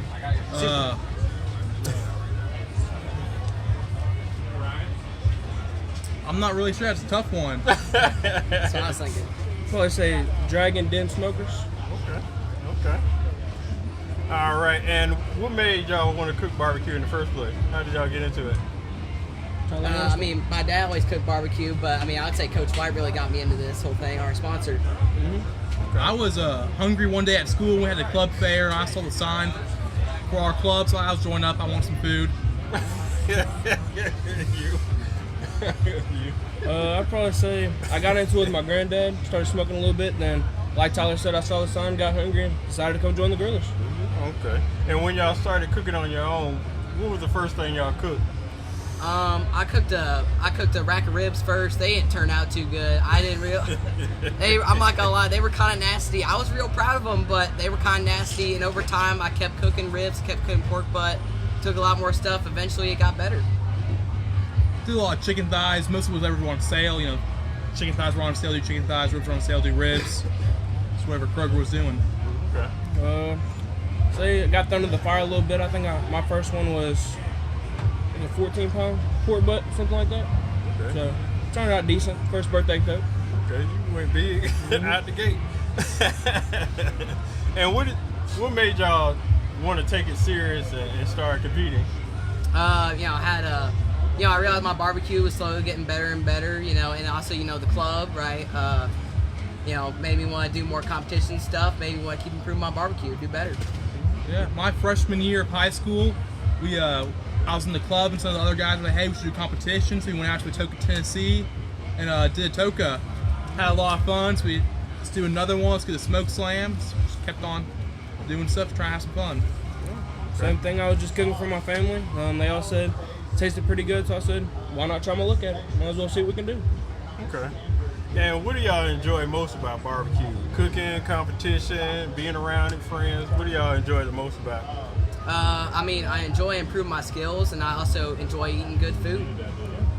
I enjoy the trimming aspect of it and seasoning. I like doing that. It's just, to put on some music. Everybody kind of leaves me alone. I do my own thing. And then while eating, it's also a good part of it. I'd probably say the same thing. Just kind of get to be in my zone there. Just kind of go out there, do my thing, cook, get to do what I do. Yeah, I got some adult answers up here. All right. And y'all competing in Memphis in May, which is the big stage. What the chance to cook in something like this mean to y'all? It means a lot to me. I'm, pretty young, sophomore high school, and I get to be out here competing, I mean, I've been competing in all these competitions with all these big, all these people that do barbecue seriously. It's pretty cool, Yeah, I think just having doing the club is a great chance because by ourselves, none of us will be able to do this just because of the price point and the smokers and then the bottle stuff. We do it with the club, we can all pull money and we charge club fees and stuff, so all that, we're able to afford doing it. Okay. Just like it is the community. It's a great place to be, great place to grow what we do as just a cool school club, just coming out here cooking with just the big boys, like they said, at Toka, Memphis and May here, just getting to show what us little guys can do. Yeah, exactly. And do y'all sometimes get nervous during competition?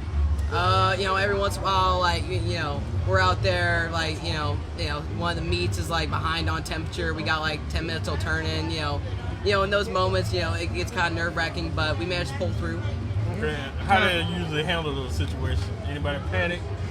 Anybody yell? Or? I feel like the main thing is to, try to not to panic. Just make sure everything stays in control. Try to maybe get the temp back in order. Just maybe pull or leave it on there a little longer. Just kind of watch our time. Mm-hmm. Okay. And what do y'all think is the hardest part of preparing for a competition? I think finding time to actually practice. Yeah. Because you need time, at least 3 hours, depending on what you're doing. Doing a brisket, you need all day. Right. So just try to find time in your day and your week to sit down and practice. Mm-hmm. Oh, definitely. I know how that feels because I got a 2-year-old. So, all right. And what's one very important thing that you learned from competing?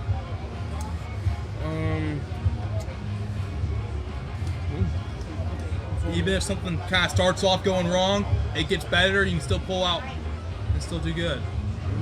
Good answer. All right. And who's your favorite person in barbecue and why? I'd probably have to say,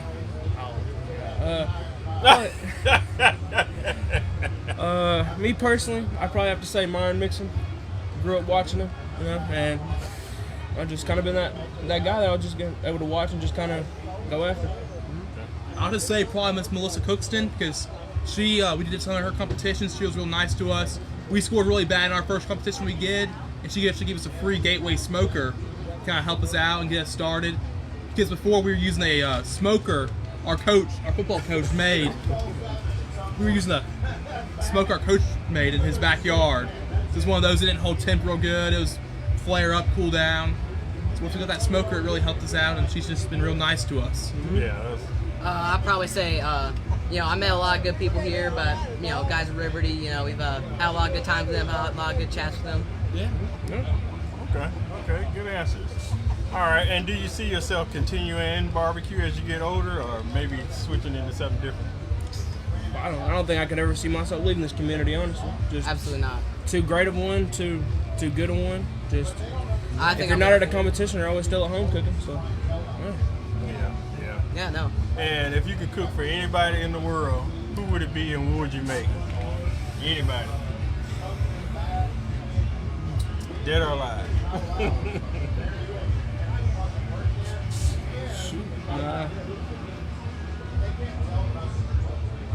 They could be famous, non-famous, family, I couldn't tell you. I mean, I probably wouldn't say one person. I'd probably say just a crowd of somebody. Maybe just cooking for a bigger stage like this, or just a group of people. Feed them, see what I can do. They like my great grandfather. I've heard a lot of stories about him. He war hero. He stormed Normandy and fought the Battle of the Bulge. He's just an interesting guy. It'd be cool to talk to him and all that. Okay, good answer. I'd probably say Gordon Ramsay, because I feel like he'd give me some good tips. He'd probably yell at me, but it's all right. He did a lot of that anyway. I don't think he's gonna yell at young people. Or he might. Never know. All right. And what advice would you give someone your age that's thinking about getting into barbecue? Don't be discouraged. There's a lot of ups and downs in tournaments, like we said, but the main thing is you're there to have fun and cook and just have a good time. Take notes on everything you do, seasonings, amounts, time. I would say just, keep at it, keep practicing, because, maybe your first few tries won't be that good, but eventually you're going to get better. Three excellent answers. And what are some of your hobbies outside of barbecue? So, I like to fish a lot. Go outside, do stuff. I'm an Eagle Scout as well, so I do a lot of outdoor stuff, hiking. I do a lot of fishing as well. You know. Well, I do a lot of fishing too, but cooking's really my main hobby. Outside of barbecuing, I still just cook. It's like what I like to do. Okay. And I forgot to ask, which state from y'all from? Tennessee. Hometown. We're from 45 minutes east of here, so we wake up this morning just like going to school. Yeah, some Tennessee answers. Oh yeah. All right, and last question: are y'all winning today? Hey, we'll see. We'll see, but hey. All right. There's Anthony, Tyler, and James of Collierville Grillers. Welcome and thank you. Thanks for having us. Yeah, thank you for having us.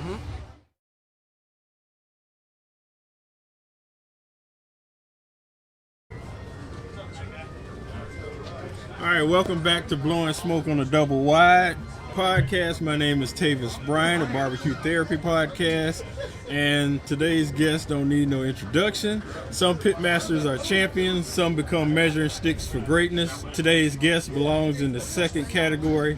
Tuffy Stone has built one of the most decorated resumes barbecue has ever seen, winning American Royal and the Jack in the same year, becoming the first pitmaster to win the Jack back-to-back and becoming the first pitmaster, and capturing it all 3 times, adding Memphis and May World title, Team of the Year honors, and decades of sustained excellence. You're talking about one of the true standard bearers of competitive barbecue.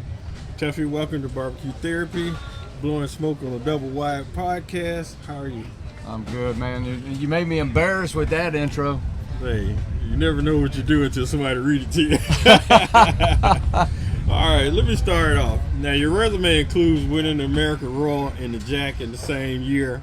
And the crazy thing that I looked on barbecue data, it looked like you only cooked 7 contests, which most folks can't fathom.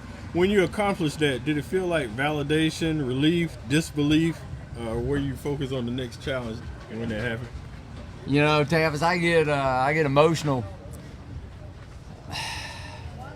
When we won the American Royal Invitational in 2013, it was just my dad and I cooking, and I got emotional because I remember back in 2004 when I cooked my first barbecue contest. I didn't even know what the American Royal was, and somebody told me about it, and I thought to myself, it'd be pretty neat one day to get invited to cook the American Royal Invitational.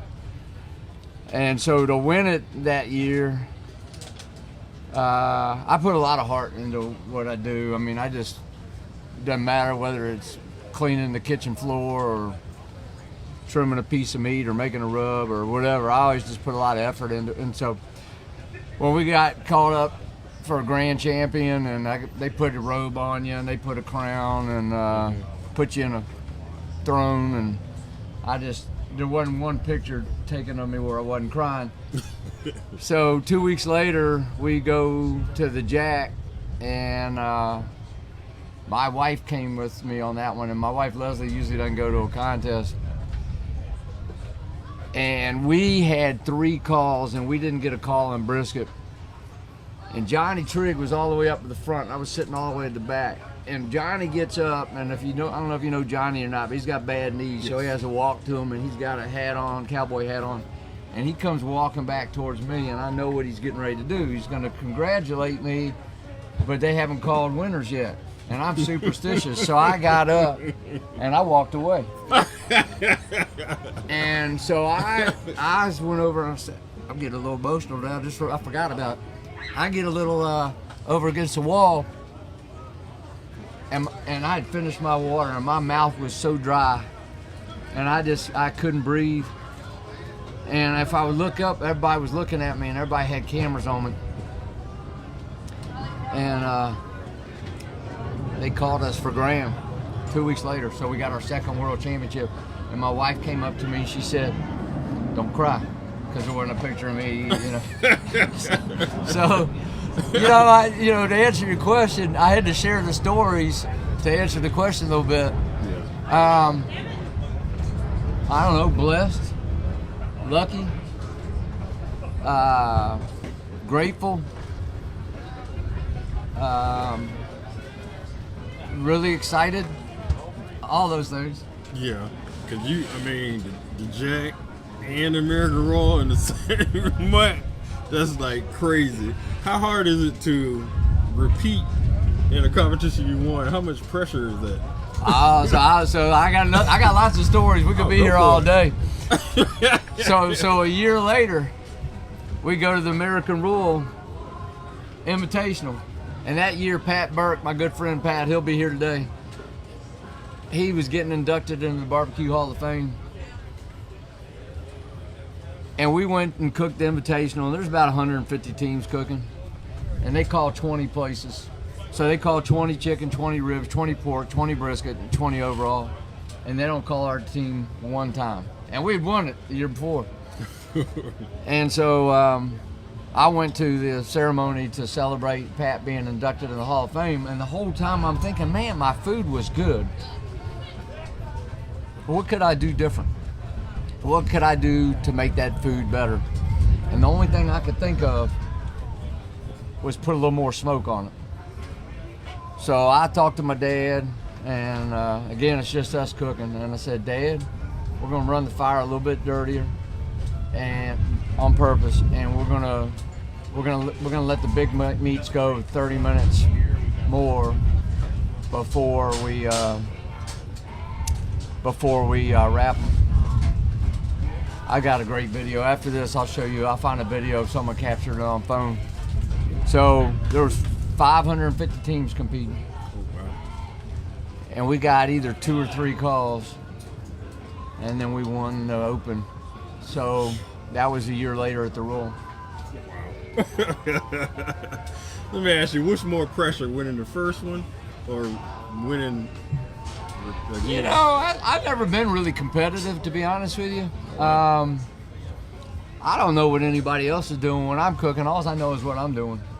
And I just try and, I got lots of sayings. One of my sayings is the harder you work, the luckier you get. And when I cook a world championship, I work my ass off. I had an old buddy used to say, plan your work your plan. Mm-hmm. The French chef that I apprenticed under, he said, mise en place, it's organized. If you come to my site when I'm doing a contest, it's clean, the knives are sharp, the rub is fresh. I get the best meat I can find. My pit is clean. I'm organized, and I just try and put my best meat in the box. And those are the only things I can control. And everything else is left up to somebody else. Exactly. And y'all listening, you heard them. All right. And many people can cook great food once. Very few sustain excellence for years. What separates repeat champions from talented cooks who flash briefly? I don't know the answer to that. I don't know what.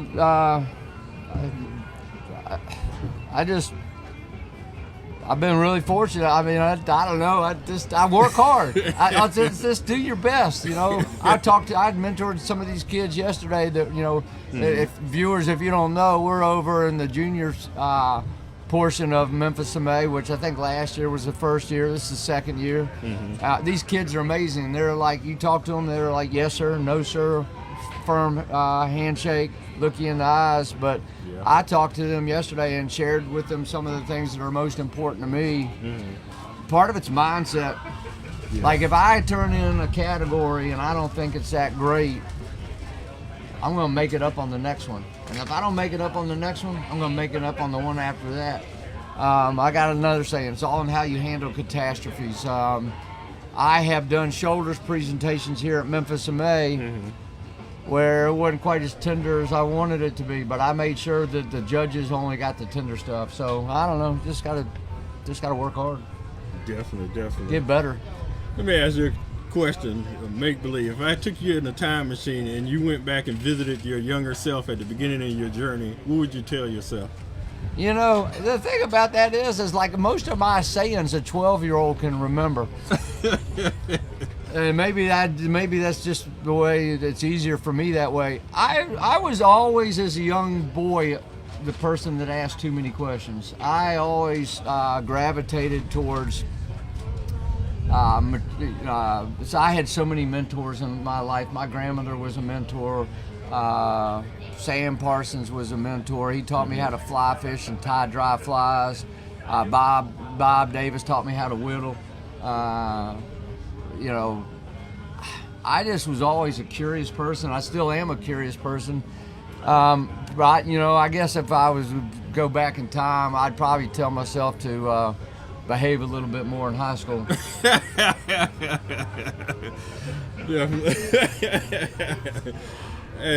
And now I read that you were a track star early on, and you got a scholarship. Yeah. Did you run long distance, short distance? No, I was long distance, and again, it's interesting. You know, I tell you, I don't know what anybody else is doing when it comes to cooking barbecue. I just do what I do. Running was one of these things. I just could push myself, and I could block out the pain, and the longer the run was, the more of the time I had to try and catch who was in front. And I just distance was real. I was all state in high school. Wow. And I went into the Marine Corps and went to Parris Island. And I was a series high PF-tier at boot camp. I think they had 4 platoons of about 80 jarheads in each, and you could put my skinny butt on a pull-up bar. I could do pull-ups till you tell me to stop. Oh, wow. And I could do sit-ups like really fast, and I could outrun anybody on the island. Wow. That's awesome. All right, ladies and gentlemen, the Michael Jordan of barbecue, that's to me. That's what I call him. I mean, he's done things that most folks haven't even done, so I appreciate you coming on, sir. Man. And we'll see everybody on the next segment of Blowin Smoke on the Doublewide. Blowin Smoke on the Doublewide. All right, pleasure. Thank you, my friend. Thank you. There we go. And we're out.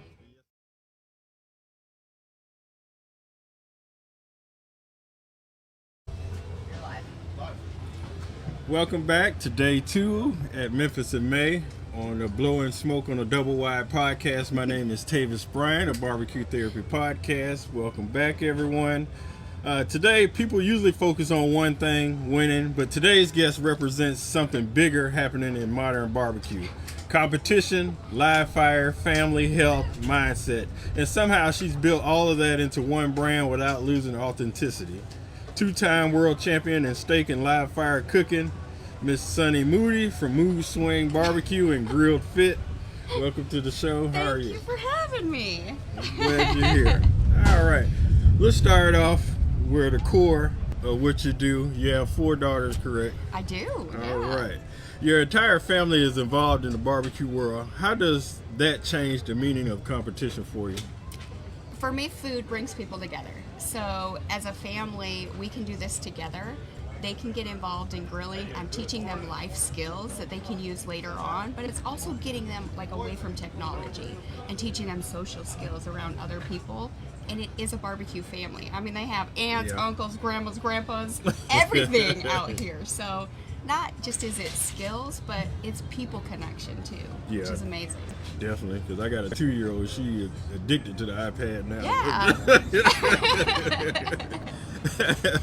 All right. And competition barbecue can be intense, exhausting, emotionally draining. How do you protect family inside a world that's constantly demanding more? Because you need to take off your mask and be who you are. So instead of trying to be somebody or something else, be who you are authentically, show your skills, improve upon yourself, because your only competition is who you were before, your skill set from before. So it's not me against you, it's me against me. And that's how competition should work. Yeah, and I like how you stick to what you believe in. As far as a lot of people wouldn't try to go healthy because it's not popular, and a lot of people is not flocking to it, but you sticking to that because that's what you believe in and not trying to fit into what everybody else say. It's all about healthy living, living long and stuff like that. So I applaud you for doing that, because it's an area that most people ain't gonna venture in because food is powerful. So it's your basis of nutrition, it's your basis of health. So if I could live longer and still do something I love that brings people together, why not? Why not include it all? Exactly. And do you think having your family involved makes more pressure or gives you more purpose when things get hard? Yes, absolutely. They keep me going. My daughters keep me going, because sometimes you feel like you want to back down, and they're like, no, Mom, we love this. We love what you do. We love what you've built, who you are. And again, it goes back to being authentically who I am and my passion. So yeah, they are my why. They're why I keep going. And now I have one that's working in a butcher shop. I have one that's gonna go into, she's getting through college working in a butcher shop. And then I have Brooke's here with me. You interviewed her yesterday. Mm-hmm. She's competing and wants to go into culinary. Oh, wow. Addie's starting to cook like more at home, and then Katie loves grilling all the time. You guys see her, I post her all the time. So she's cooking with me everywhere. So yeah, it brings us together and strengthens our relationship. Yeah, and that pushes you more when you see you support your kids, but when they support you, it means a lot more, and it helps drive you because you're doing it for them, and they want to get into it. Also, it makes you proud, like they see me and they want to do what I do. Yeah, so, and I'm not pushing anything on them. I want them to excel in wherever they want to go. They all have different dreams of being something different, but the food and the culinary world brings us together, and it's just something that we can participate in together and give us like a family tie almost. Yeah, definitely. Now let's talk about live fire, because anytime I think about live fire, I always picture the video with you. I think you was with Al, and you had the gloves on, flipping the meat. I was like, oh, she's brave. I cook with my hands. That is something I'm known for. I don't use a lot of tools. You'll never see me using a lot of tongs or spatulas. I use my hands. Yeah. Better than me. All right, you're a two-time world champion in steak and live fire cooking. What does live fire demand from a competitor that traditional barbecue doesn't? So traditional barbecue, you have an offset smoker, you have a grill. It's easy to maintain your temperature and learn how your grill or smoker works. With live fire or open fire, you have to focus on fire management. You have all different kinds of elements. You have wind, you have rain, you have everything going against you. You can't use any kind of lids or anything. So it's all about the wood, the smoke, controlling the fire. It's a little more tricky, but it's amazing and creates an amazing product. Yeah, it looks cool just from the outside looking in. It looks so cool with the flames and all that, and you can see the animal on the outside that you're cooking. It's not stuck inside so it's awesome. It creates like an experience for everybody. If you actually think about it, it takes the entire world back to the roots. Like that's how we started, was over open fire. Definitely. So yeah, it's bringing us back to our roots. Yeah. All right, and live fire feels raw and immediate. There's nowhere to hide. Yeah. What attracts you to that style of cooking? The fire. I love playing with fire. Honestly, it's the challenge for me. Like, I grew up camping, fishing, hunting, cooking directly over the campfire, filleting our fish and everything like that. So it really, truly takes me back to my roots. I didn't start on a grill or a smoker until 2017. Oh, wow. So I'd never touched a grill or smoker before then. And so being able to jump back into live fire, open fire, it brings me back to my roots. How I was raised, and it lets me fine tune things, expand more. Like, I love it. Absolutely love it. Oh, wow. Would you rather sit around a campfire, or would you rather sit around a smoker that you can't see anything in? A campfire. A campfire. So fire brings people together. Yeah. Sometimes just watching the fire is peaceful. Yes, exactly. All right. And when you're cooking over live fire, what are you reading in real time that most people completely miss? You have to pay attention to a lot more with live fire, because if your fire gets out of control, you're going to lose your entire, steer. You're going to lose your entire whole hog. I mean, things can go up in flames super fast. You can ruin a bunch of food really fast. So it's about meticulous detail and fine-tuning fire management. Okay. And this year, Memphis in May is debuting the live fire competition. Yeah. Do you think this format changes the future of competition barbecue? I think it's actually joining both worlds, because we have the smoking barbecue grilling world that is, low and slow. You focus on ribs, chicken, pork, and brisket typically. Sometimes desserts or a few ancillaries. But bringing the live fire aspect to it is just bringing all of those people and from around the world, because we have so many different countries here with us that I got to judge yesterday. It's bringing and tying us all together in a different fashion. So it's just expanding it.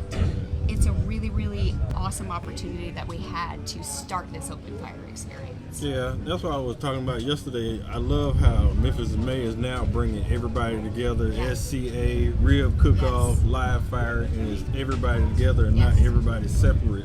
So it means a lot, because everybody know each other, everybody interact with each other. Now we're bringing everybody together under one roof, which is cool. Yeah, all the different sanctioning bodies. Yeah. And how is the format for the live fire? Are they they compete against each other and then they judge, or do they compete, go to another round, or how is that being done? So currently this year we had 20 teams competing, and they had to turn in 4 courses to us. So they had soup, everybody had to do a soup, they had to do an appetizer, they had to do an entree, and they had to do a dessert. So you have 24 hours to cook however you want to, live fire, to execute all 4 of those, and then you have 20 minutes to present all 4 courses to the judge, like me, and explain why you did what you did, how you did it. It was unbelievable. Unbelievable. And we had so many, I got to judge 5 of the groups yesterday. We had one from Canada that took us through a whole entire heritage of Canada and the unique foods there. Then we went on to a different group that took us to Tuscany, and they did a whole Tuscan meal and made pasta from scratch over live fire. Then we went to another one that was Argentina, and he took me through his whole entire heritage of Argentina and his roots from the ground up and why he made what he made. Then we experienced Ireland. I'm telling you, all of these different, unique countries, it's from their roots up. It's how they were raised. It's how the food speaks to them. So to see their passion come out in that is unbelievable. It's not just you and me cooking ribs. You're cooking ribs and I'm cooking ribs. They're all super unique. Oh wow, that's awesome. That sounds awesome. Yeah. And what are you doing with the Kids Queue today? Yeah, so this is really, really cool. We have a bunch of kids here competing in barbecue. We have 30 teams, which is awesome for Memphis and May. That's the most we've had in Kids Queue. But then we also have a junior live fire competition happening today. They've never had that. So we have 6 kids competing in live fire on the new Weber Santa Maria grill. They have 2 hours. They have to cook a tomahawk and jumbo shrimp, and then they have to do a side dish with it as well. They cannot have anybody in their space. So the unique thing about this is they block off each kid. They can't have anybody, no coaches, no parents, no nothing. They are on their own, managing their fire, creating their dishes, and presenting to the judges. So it's bringing up the next leaders of barbecue. It's the next generation. Exactly. Yeah. And investing in them so barbecue can have a future. Correct. And not die out. Yes. So I love it. And everybody's enthusiastic about it. And I asked everybody that came over here and interviewed, hey, do you see yourself continuing on in barbecue as you grow up? All of us said yes. Yeah, it pushes them outside of their comfort zone and to try new things. Like the kids in the junior barbecue, they're turning in dessert today. So they've got to learn a dessert over a grill or smoker. That's super fun. It's something that you don't think of normally. Exactly. Yeah. Exactly. All right. Well, I thank you for joining us, ladies and Thank gentlemen. you. Miss Sunny Lynn on another segment of Blowin Smoke on the Doublewide. We'll catch y'all next segment. Everybody have a good one.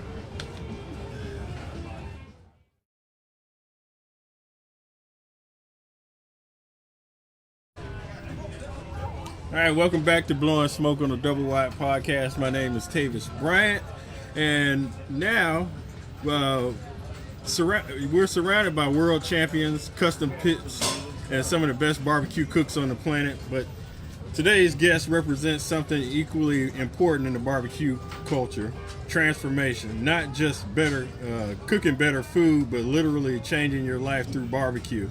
Today's guest lost over 170 pounds while still living inside barbecue culture, proving that you don't have to give up fire, smoke, and flavor to become healthier. And in a world where barbecue often gets connected to excess, he's built a lane showing people there's a better way to do it. This is Scott from Grillin' Light. Welcome to the show. How are you? Doing great. How about yourself? I'm doing great, and finally good to catch up with you, get you on the show and talk to you. Yeah. We've been interacting for a while. All right, first question. You said barbecue has always been therapy for you. At what point did you realize the lifestyle around food also needed to change?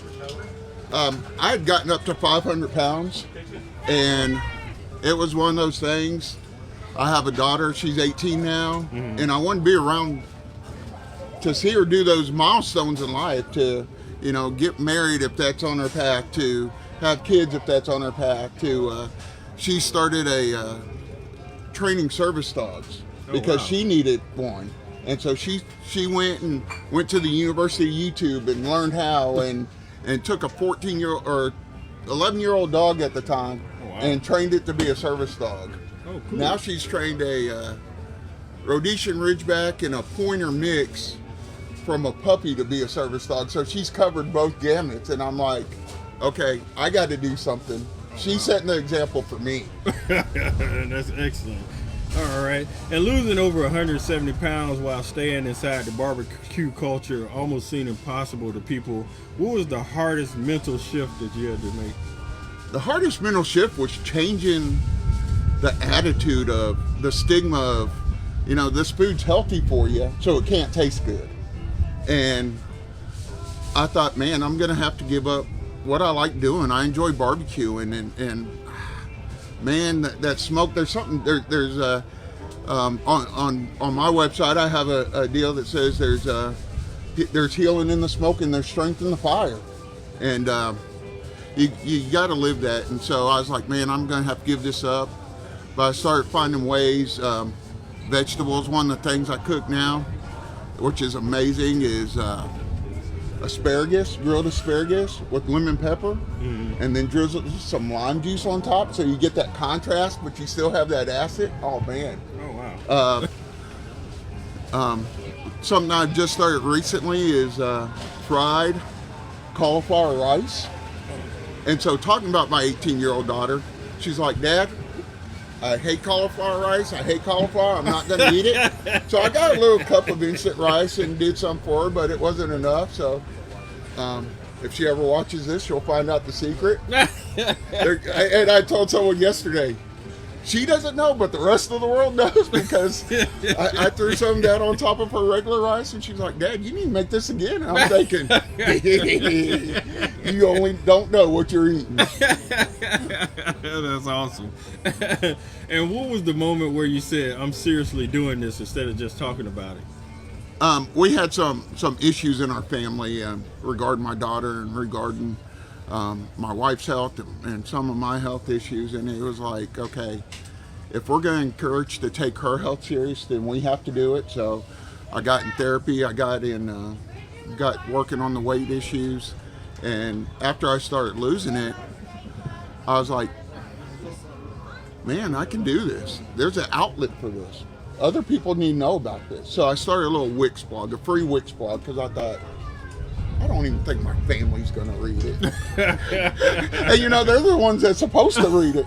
Almost by law, they have to read it, but I don't even think they read it. Or at least they didn't admit to me that they didn't read it. And so, and when I was thinking about it, I know Todd and Susie from Hey Grill Hey really good, and I know they are aligned with Smoking Brothers and come down several times, and so I threw it out there and I said, I'm thinking about doing this. And Todd, man, he's the biggest cheerleader in the world. Matter of fact, I sent him a shirt not too long ago that said, Grillin' Light Hype Master.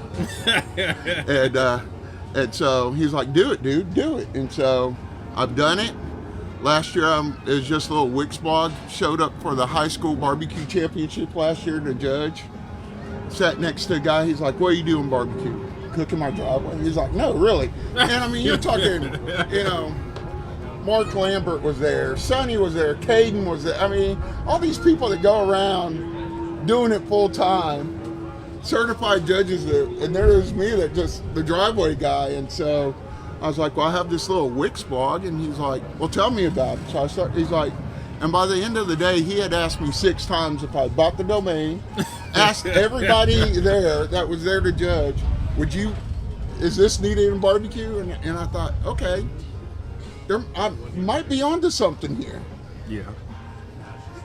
Yeah, and I was talking to Sonny Lynn earlier, and I was like, that's a brave move, because most people don't want to do health because it doesn't get the clicks, it doesn't have the fame as all the other stuff, and in order to do that, you have to stand by what you believe in, because that's an area that most people don't want to venture in because it's not popular with everybody.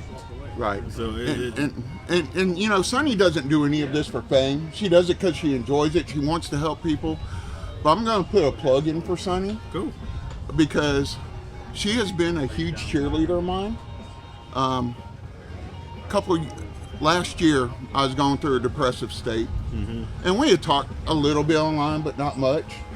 And I went to Cape Girardeau in 25. Mm-hmm. And I was like, you don't know who I am? I said, you're Sonny, aren't you? And she's like, yeah. I was like, you don't know who I am? She's like, yeah, I do. You're Scott from Scott Smokers.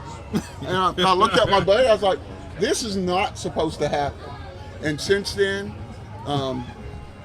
she's helped me come out of my depression and really encouraged the grilling light stuff. And matter of fact, next month I'm the keynote speaker at the high school barbecue championship. Oh wow! And and my talk's going to be on Be the Spark. So if you don't have the spark, borrow someone else's, because that's what it takes to get fired up and get going. And I told Sonny not too long ago that she's been one of those sparks in my life to get me going. And that's good. That's good. You got to support, and she's recognized what you're doing and offer it, because she has a big name. She don't have to do it, but she did do it. She's one of those people that don't get caught up in the fame and stuff like who she is, but realize the real meaning of going out and actually helping somebody and what she believes in, and any tips that she has, she can pass them on to you to help motivate you. Because I mean, sometimes we need that somebody on the outside, hey, you can do it. Yeah. And it pushes you even further, that you feel that somebody's believing in you and stuff like that. Sometimes you don't have it. Somebody else got to push you on out there. Like when I came to doing this, I was nervous and all that. And my wife was like, hey, I mean, what's the worst that can happen? Get out there and do it. You never know what's going to happen until you try it. So, right. And you know, Sonny, it's funny you mentioned that. You know, she doesn't do it for the fame, because she'll tell you, I'm just Sonny. I'm no one special. I'm just Sonny. And I never understood that. I mean, you're a 2-time world champion. You've gotten all these. I mean, if you ever see her broadcast from her office, there's like checks and trophies all over the place. And I never got that until last month. I was invited up to Camp OBR, and the guy was introduced. Hey, this is Scott from Grilling Light. And then I sent her a text. I was like, okay, I get it now, because I'm just Scott. I'm not Grilling Light. I'm Scott. This is who I am. And so she sent me back a laughing emoji and typical Sonny fashion. Exactly. I mean, sometimes it's just hard to believe. Like, I'm sitting here right now, it's like, okay, I'm around all these people. You get to wondering, do I fit in? Or yeah, I fit in. Yeah. You fit in. Everybody fit in, because everybody. So. And that's one thing about the barbecue community, and I've told several people, it's such a welcoming environment. I mean, my stepdad lives about an hour south of here. I was visiting him for Christmas this year, right before Christmas. I stopped by Mark Lambert's shop, and Mark's like, hey, we're shooting some social media stuff. You want to watch? I mean, you're talking about a Hall of Fame nominee that could be like, I know I'm good, I'm great, who are you? But no, he's like, hey, then he's like, hey, I ordered some tamales, you want some? And who tells Mark no to food? Exactly. I tried to, but after the second ask, I was like, okay. And so I see these people, you see them in social media, and they're just Mark, they're just Sonny, they're just Tavis, and who have found something that they're passionate for. And with this, on my website, I've started a little podcast. I say little, it's actually huge. It's healing through Q, in ways that barbecue helps heal people. And the first lady I had on, I found her through OBR, and she had attended their camp. her son died by suicide. He was a 19-year-old Marine and died by suicide. And through the TAPS program and OBR, she knew nothing about barbecue. And again, Sonny was the guest cook, because OBR has guest cooks up there all the time. And taught her about ribeyes and taught her about, pulled pork. And now Teresa invites her adult kids over for ribeyes, and it's like, I'm firing up the grill. You want to come over? And the one that I'm editing right now is a guy that was medically discharged from the Marines after like 15 years. And you have all this structure. And so getting up in the morning and cooking meat, that gave him some more structure. That kept him in that lane and helped him battle through depression and stuff. And everyone out here is going through something. Exactly. And we never know. I mean, unless we talk to people and find out about them. This, like I said, you said this is a community. It's more than just barbecue. People are human beings. Like I tell people to get out, find out about people. Find out, hey, how many kids you got, wife and kids, how you doing mentally and stuff like that. You good? You really good? Yeah. Dude, if you need somebody to talk or anything, hey, I'm here. Just letting people know, because it's more than barbecue, getting barbecue information for each people. These people's lives and stuff like that. So yeah, matter of fact, a world champion the other day, my wife's going through some health stuff, walked up to me when I got here and said, how's your wife doing?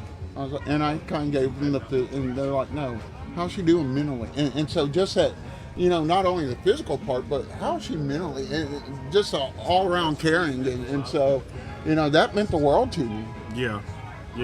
So, that's your spouse, and somebody taking time to find out how they're doing here, it means a lot, because they put thought into it and not just say how you doing and keep it going. Stuff like that. They got into detail. Yeah. Asking how is she doing mentally. And unfortunately, we live in a social media world, and nobody's going to put the bad stuff out there. Exactly. Everybody's winning championships. It's their best cook, and their family's doing all these amazing vacations, but we don't see them. Oh man, I got to pick up another sponsor. I got to, get another catering gig so I can pay for that vacation, or so I can buy that hog for Memphis in May. Or they don't put that stuff out there. They put out the, here's my trophy. Exactly. Because there's a whole life besides this, and like social media, everybody has to make themselves look like a superhero just to get clicks and stuff. But there's a whole other side that people don't see. The stuff that they go through. A lot of people have to struggle to get money to do these things and all that stuff, but that's the stuff we don't get to see, and we have to realize, especially if you pay all this money and don't get no trophy or anything, and that ride home, it's gonna mess with you mentally. I don't care who you are. So oh yeah, and that is one thing. I just started competing last fall, and I've done about 4 comps now, and I was practicing late one night, and trying to get my money muscle just right, and I was like, I suck at this. I'm not going to do this. I'm horrible. And I sent a mentor of mine a couple of Facebook messages and deleted it, and it was about 1 in the morning, so I knew they wouldn't respond. And I thought I was safe, but then I found out that they can see if you delete a message on Facebook. It's the old therapy thing. You write a letter and burn it or tear it up. I thought I was doing that electronic. No, there's an electronic stamp, and that person was like, what was this? And I was like, okay, this is what I sent you. And that person had 1-word response, and I felt like it was a parent getting on to me. Mister, with the question mark, all caps. And I was like, okay, I understand. Exactly. All right, if I had to go to your website, if you had to pick one recipe that would sell me on your website, what would it be? I talked about the fried cauliflower rice, but probably one of my best ones is, man, there's so many. Probably my stuffed pork loin. Take a pork loin, cut it open, roll it out, put breakfast sausage. Oh wow. Cream cheese. Okay. And bacon in it. Okay. Roll it back up, tie it up, and you just smoke it to the right 140, 145. Okay. But having a teenage daughter, another one, is my breakfast patty. Breakfast sausage or bacon weave, then layer of breakfast sausage on top, some eggs, some cream cheese, roll it up, get that bacon nice and crispy, dribble some maple bourbon sauce on top. It's breakfast right there on the plate. Okay, I'm sold. and it's healthy, it's straight protein, very little fat, and how can you go wrong? And it tastes amazing. I mean, who doesn't like breakfast? Exactly. I can eat Breakfast for dinner is the bomb. Exactly. All right, ladies and gentlemen, we got Scott for GrillAlight.com. Check him out. You can get healthy. All right, this has been another segment of Blowin Smoke on the Doublewide podcast. I'm your host, Tavis Bryan of BBQ Therapy. Y'all have a good one. We'll see you next segment.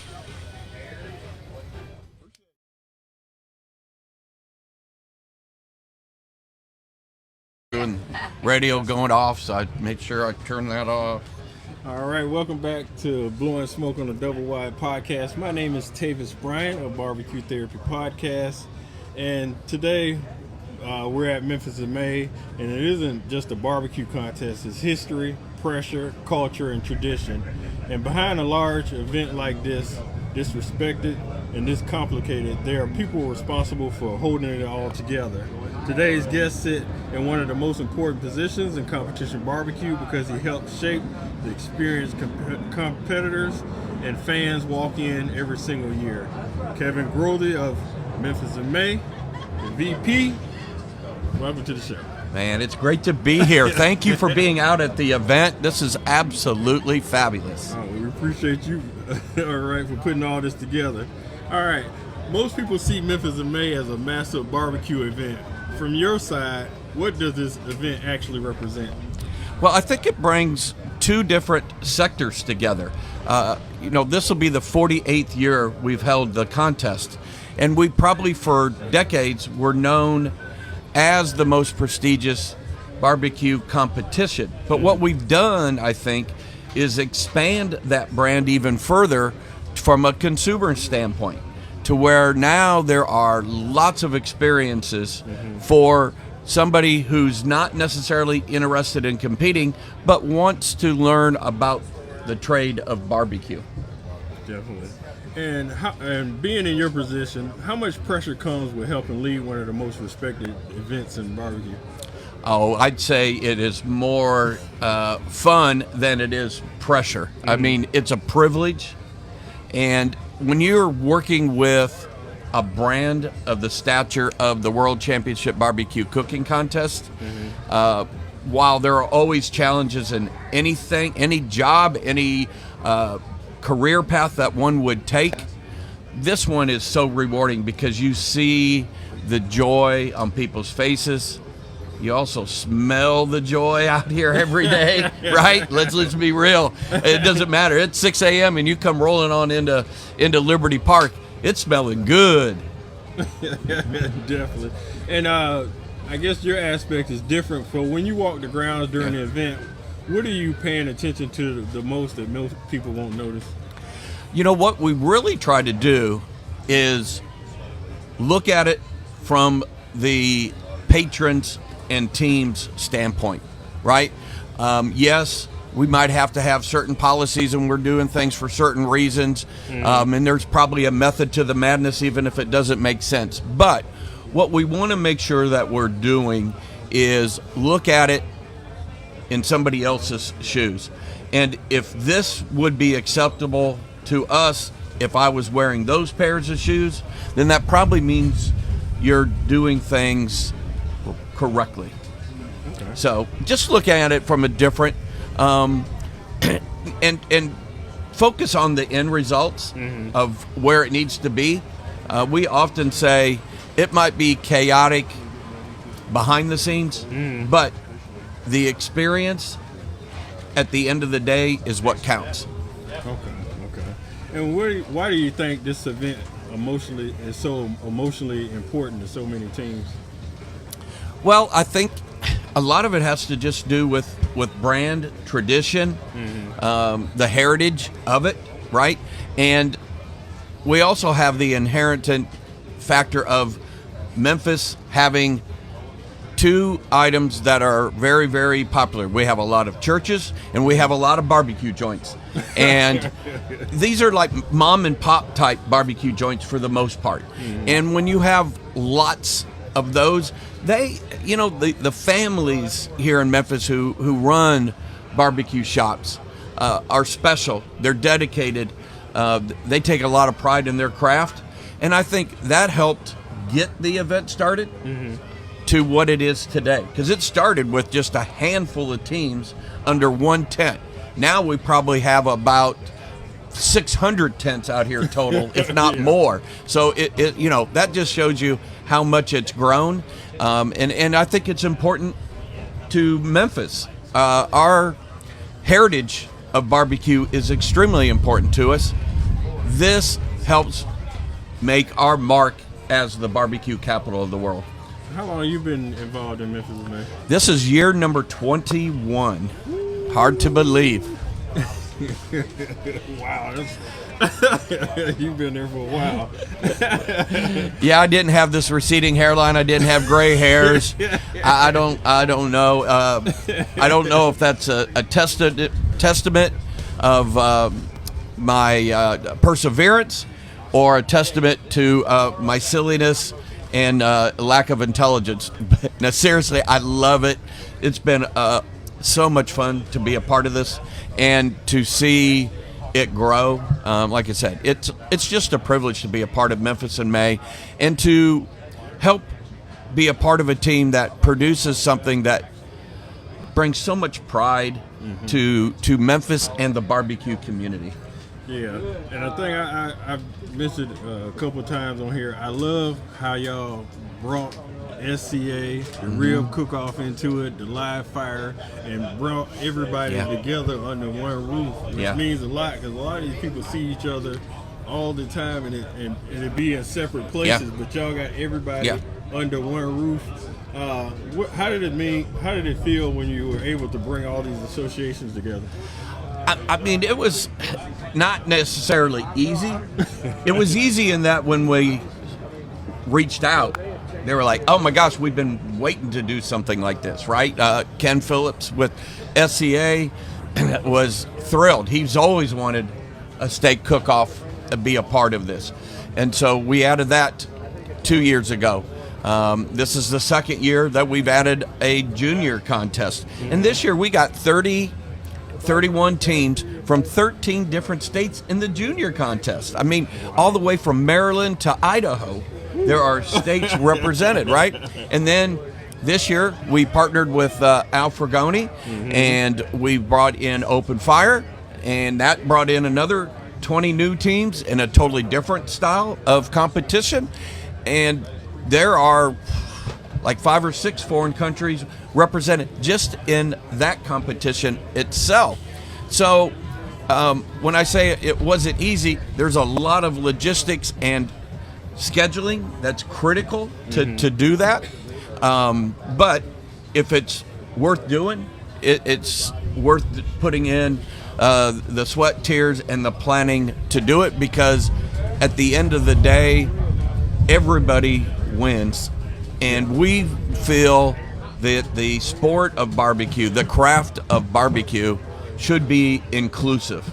And that's why we have expanded, lots of expansions in the last 2 to 3 years from a programming standpoint, but all of which I think has been brought to light about how special being a part of Memphis in May is. Yeah, I mean, this is my 3rd time coming here, and first 2 times I just brought my wife just to come walk around and meet people and stuff. I've met so many people here, and most of the cooks are friendly, welcoming, and the first team that welcomed me in was Blues Hog, and I was like, okay, these are big wigs in the game, and they the one that got me hooked on barbecue. Mark Bayless from Blues Hog pulled me and my wife to the side, talked to us, gave us some sauce and stuff like that. Let me try his championship ring on, and that's what hooked me. Not winning the contest, but the friendliness of the people around here. And I was like, I wouldn't trade this for nothing in the world. Yeah, it's been awesome. No, and Blues Hog is a very generous sponsor of the junior contest. as well as Ryan and the team here at Smokin' Brothers and Gateway Drums, huge supporter of all things kids. And, you know, when you have people who are considered the best at their craft wanting to come together and help with the next generation of barbecuers, I mean, gosh, how can you not get excited and to be a part of it? And to your point, whether it's Tuffy Stone, Heath Riles, Tim Shear, Chris Lilly, Byron Mixon, I mean, the list goes on and on. Names and people that you see on TV, on podcasts all the time, who are definitely at that higher level. They are the friendliest, down-to-earth people that you will ever meet, and love to talk barbecue, and are willing to say hi, and I don't know if they share all their secrets, but at least share a tip or two, right? Exactly. All right, ladies and gentlemen, Mr. Kevin Grothy, the VP. Thank you for tuning in on another segment of Blowin Smoke on the Doublewide podcast. We'll see you next segment. Thank you. Thank you, sir. That was good.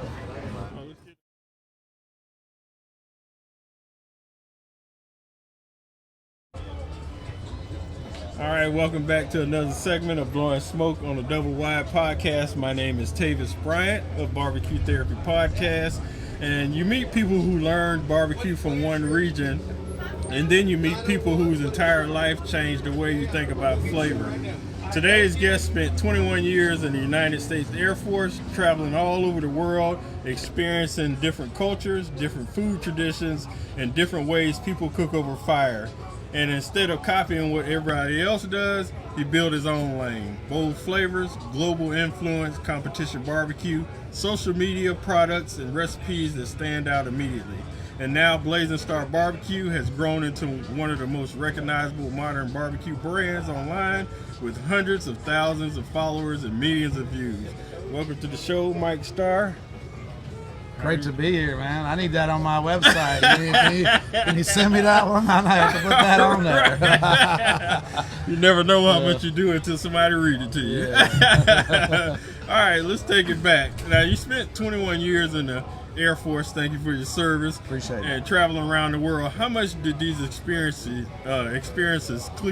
completely reshape the way you think about flavor?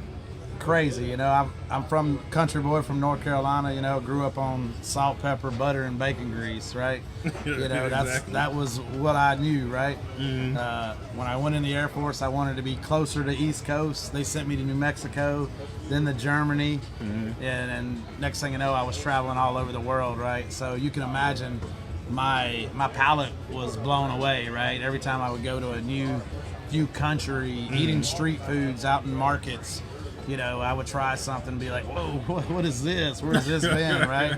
Then you start learning about the different spices. They have spices that are very similar spices like we know, like paprika or something like that, but that spice in that region is totally different than what we're used to. So yeah, absolutely kind of changed my mindset and flavor profiles completely. Okay. And were there a specific country, culture, or meal that permanently changed your palate?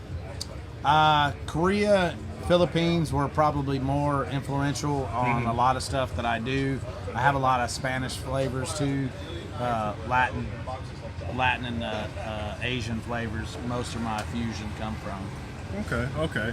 And a lot of pitmasters stay in one style of barbecue. You seem to pull inspiration everywhere. Why was that so important to you?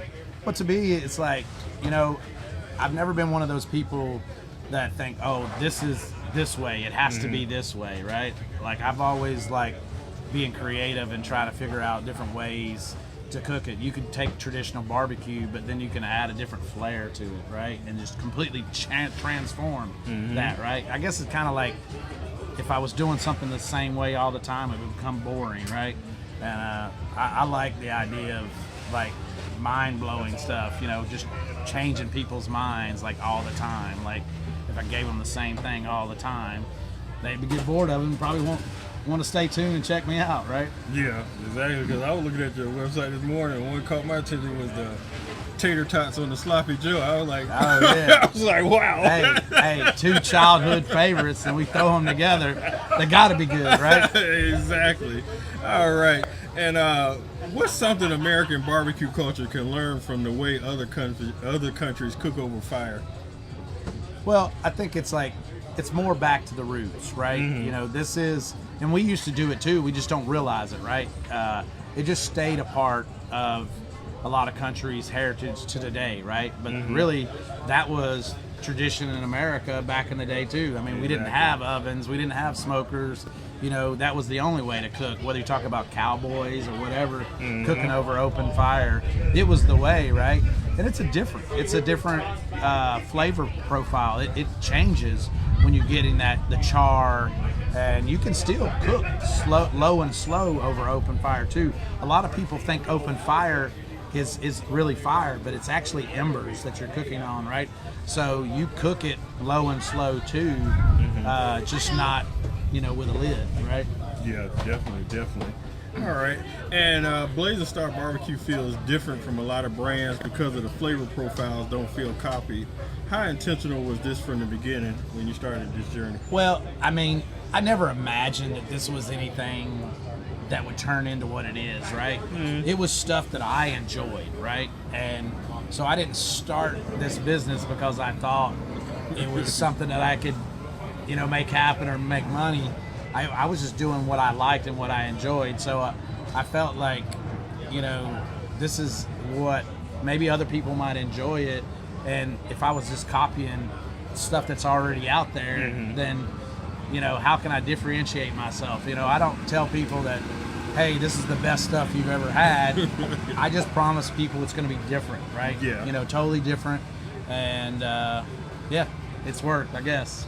And when did you start using the camera and start recording and stuff? So more late 2020 when I, obviously COVID, I started kind of pre-COVID with my business, and then COVID happened and there was no way to travel or do anything to promote the product. So I jumped on TikTok end of 2020, saw people making videos over there, cooking and recipes. I'm like, maybe this will be a good idea to kind of show people how I use the products, right?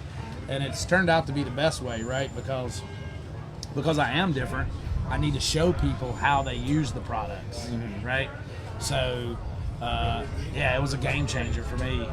So, were you competing or anything when you thought about making the seasonings, or how did that come about? No, so none of my products were developed for competition, even though even out here I'm hearing people telling me, hey, we finished 12th in state yesterday with your season. I'm like, oh, that's super cool, right? That's not anything I ever attended for the competition.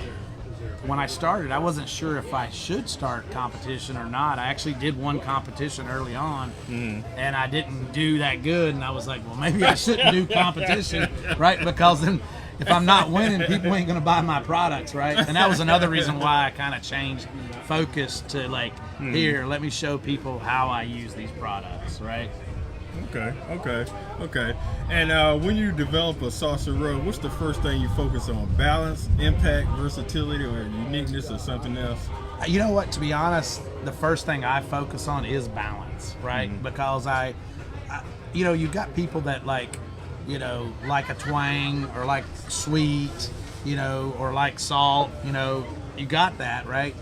But I think if you make something really well balanced, it will appease to more people, right? So then what I do after I find a good balance, I'll tweak it, to make it go one way or another, depending on what my purpose of that particular product is for. Okay. And with your products, are they made to be just used by themselves, or are they made to be layered? To be honest, all of my products are meant to be used by themselves. I tell people all the time when I do demos and sampling, a lot of times I'll cook like chicken wings or something like that where I use just the seasonings, so people actually get the flavor of the seasoning and go, oh wow, this doesn't need anything, right? But then I tell them, hey, if you like sauce, I got you there too. So, but they are meant to be on their own. They're not meant to be layered, because I believe every one of my products, back to the point about being balanced, every one of my products are already layered for you. Okay. And you got, what, 5 rubs and Yep. 3 sauces That's and correct. a beef jerky? Yep. All right, if you had to sell me on one product and what meat to use it on, what would it be? One of your products? Oh wow. Well, the one that gets a lot of attention is my Reaper rub. That's like my biggest seller. Mhm. I think the name helps that, the sweet heat. But the one that's like I put out to everybody because I call it a crowd pleaser is my pork and rub, because it works on everything. It shines on pork, shines on chicken, and even on salmon. It creates a glaze on top of salmon. So I tell people to start with that pork and rub and then go venture out from there. Okay. And let's talk about social media a little bit, because you built a great following. Did you ever think that your social media blew up like it is? No, man. I can remember back when I had 300 followers and I got all excited. I was like, let me do a giveaway. I got 300 followers, you know what I mean? Because I thought that was the coolest thing ever, right? I never thought that anybody would, like, follow this dude, you know what I mean? I'm 50 years old, you know, like, so on social media, you know, Exactly. like, what the heck, you know? Right?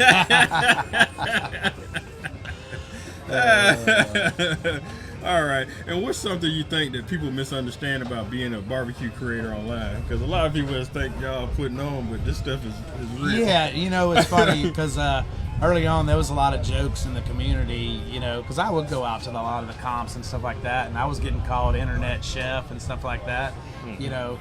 But I've done a lot of cooks. I don't compete like on a regular basis like a lot of people, right?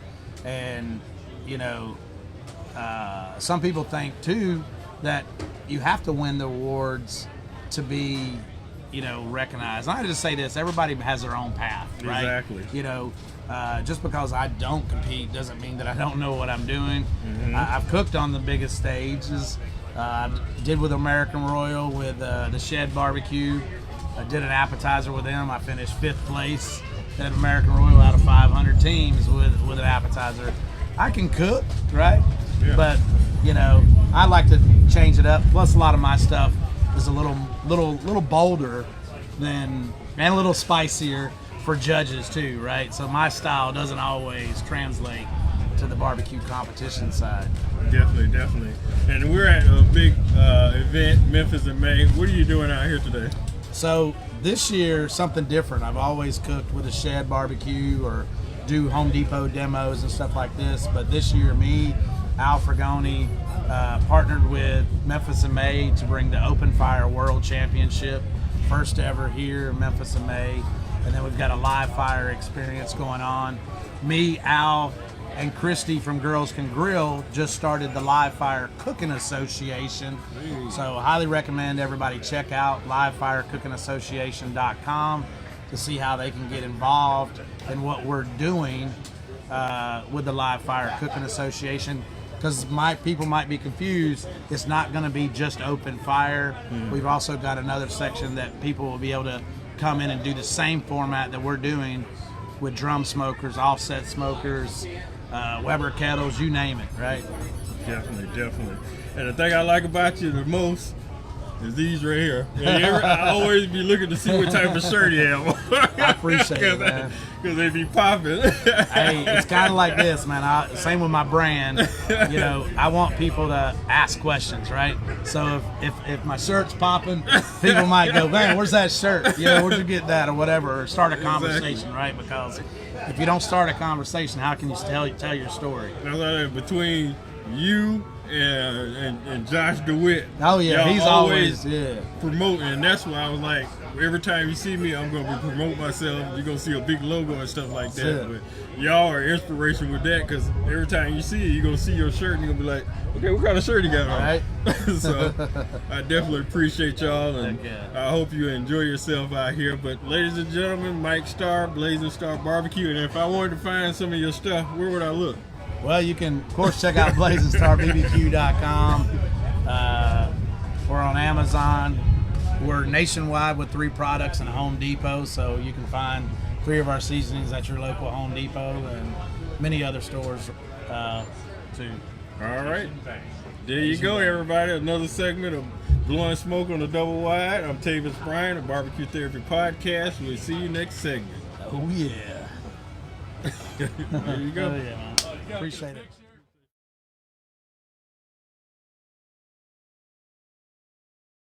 Thank you for joining us for another therapy session. And remember, like, follow, and subscribe to help the barbecue therapy community. And also visit our website at www.bbqtherapypodcast.com.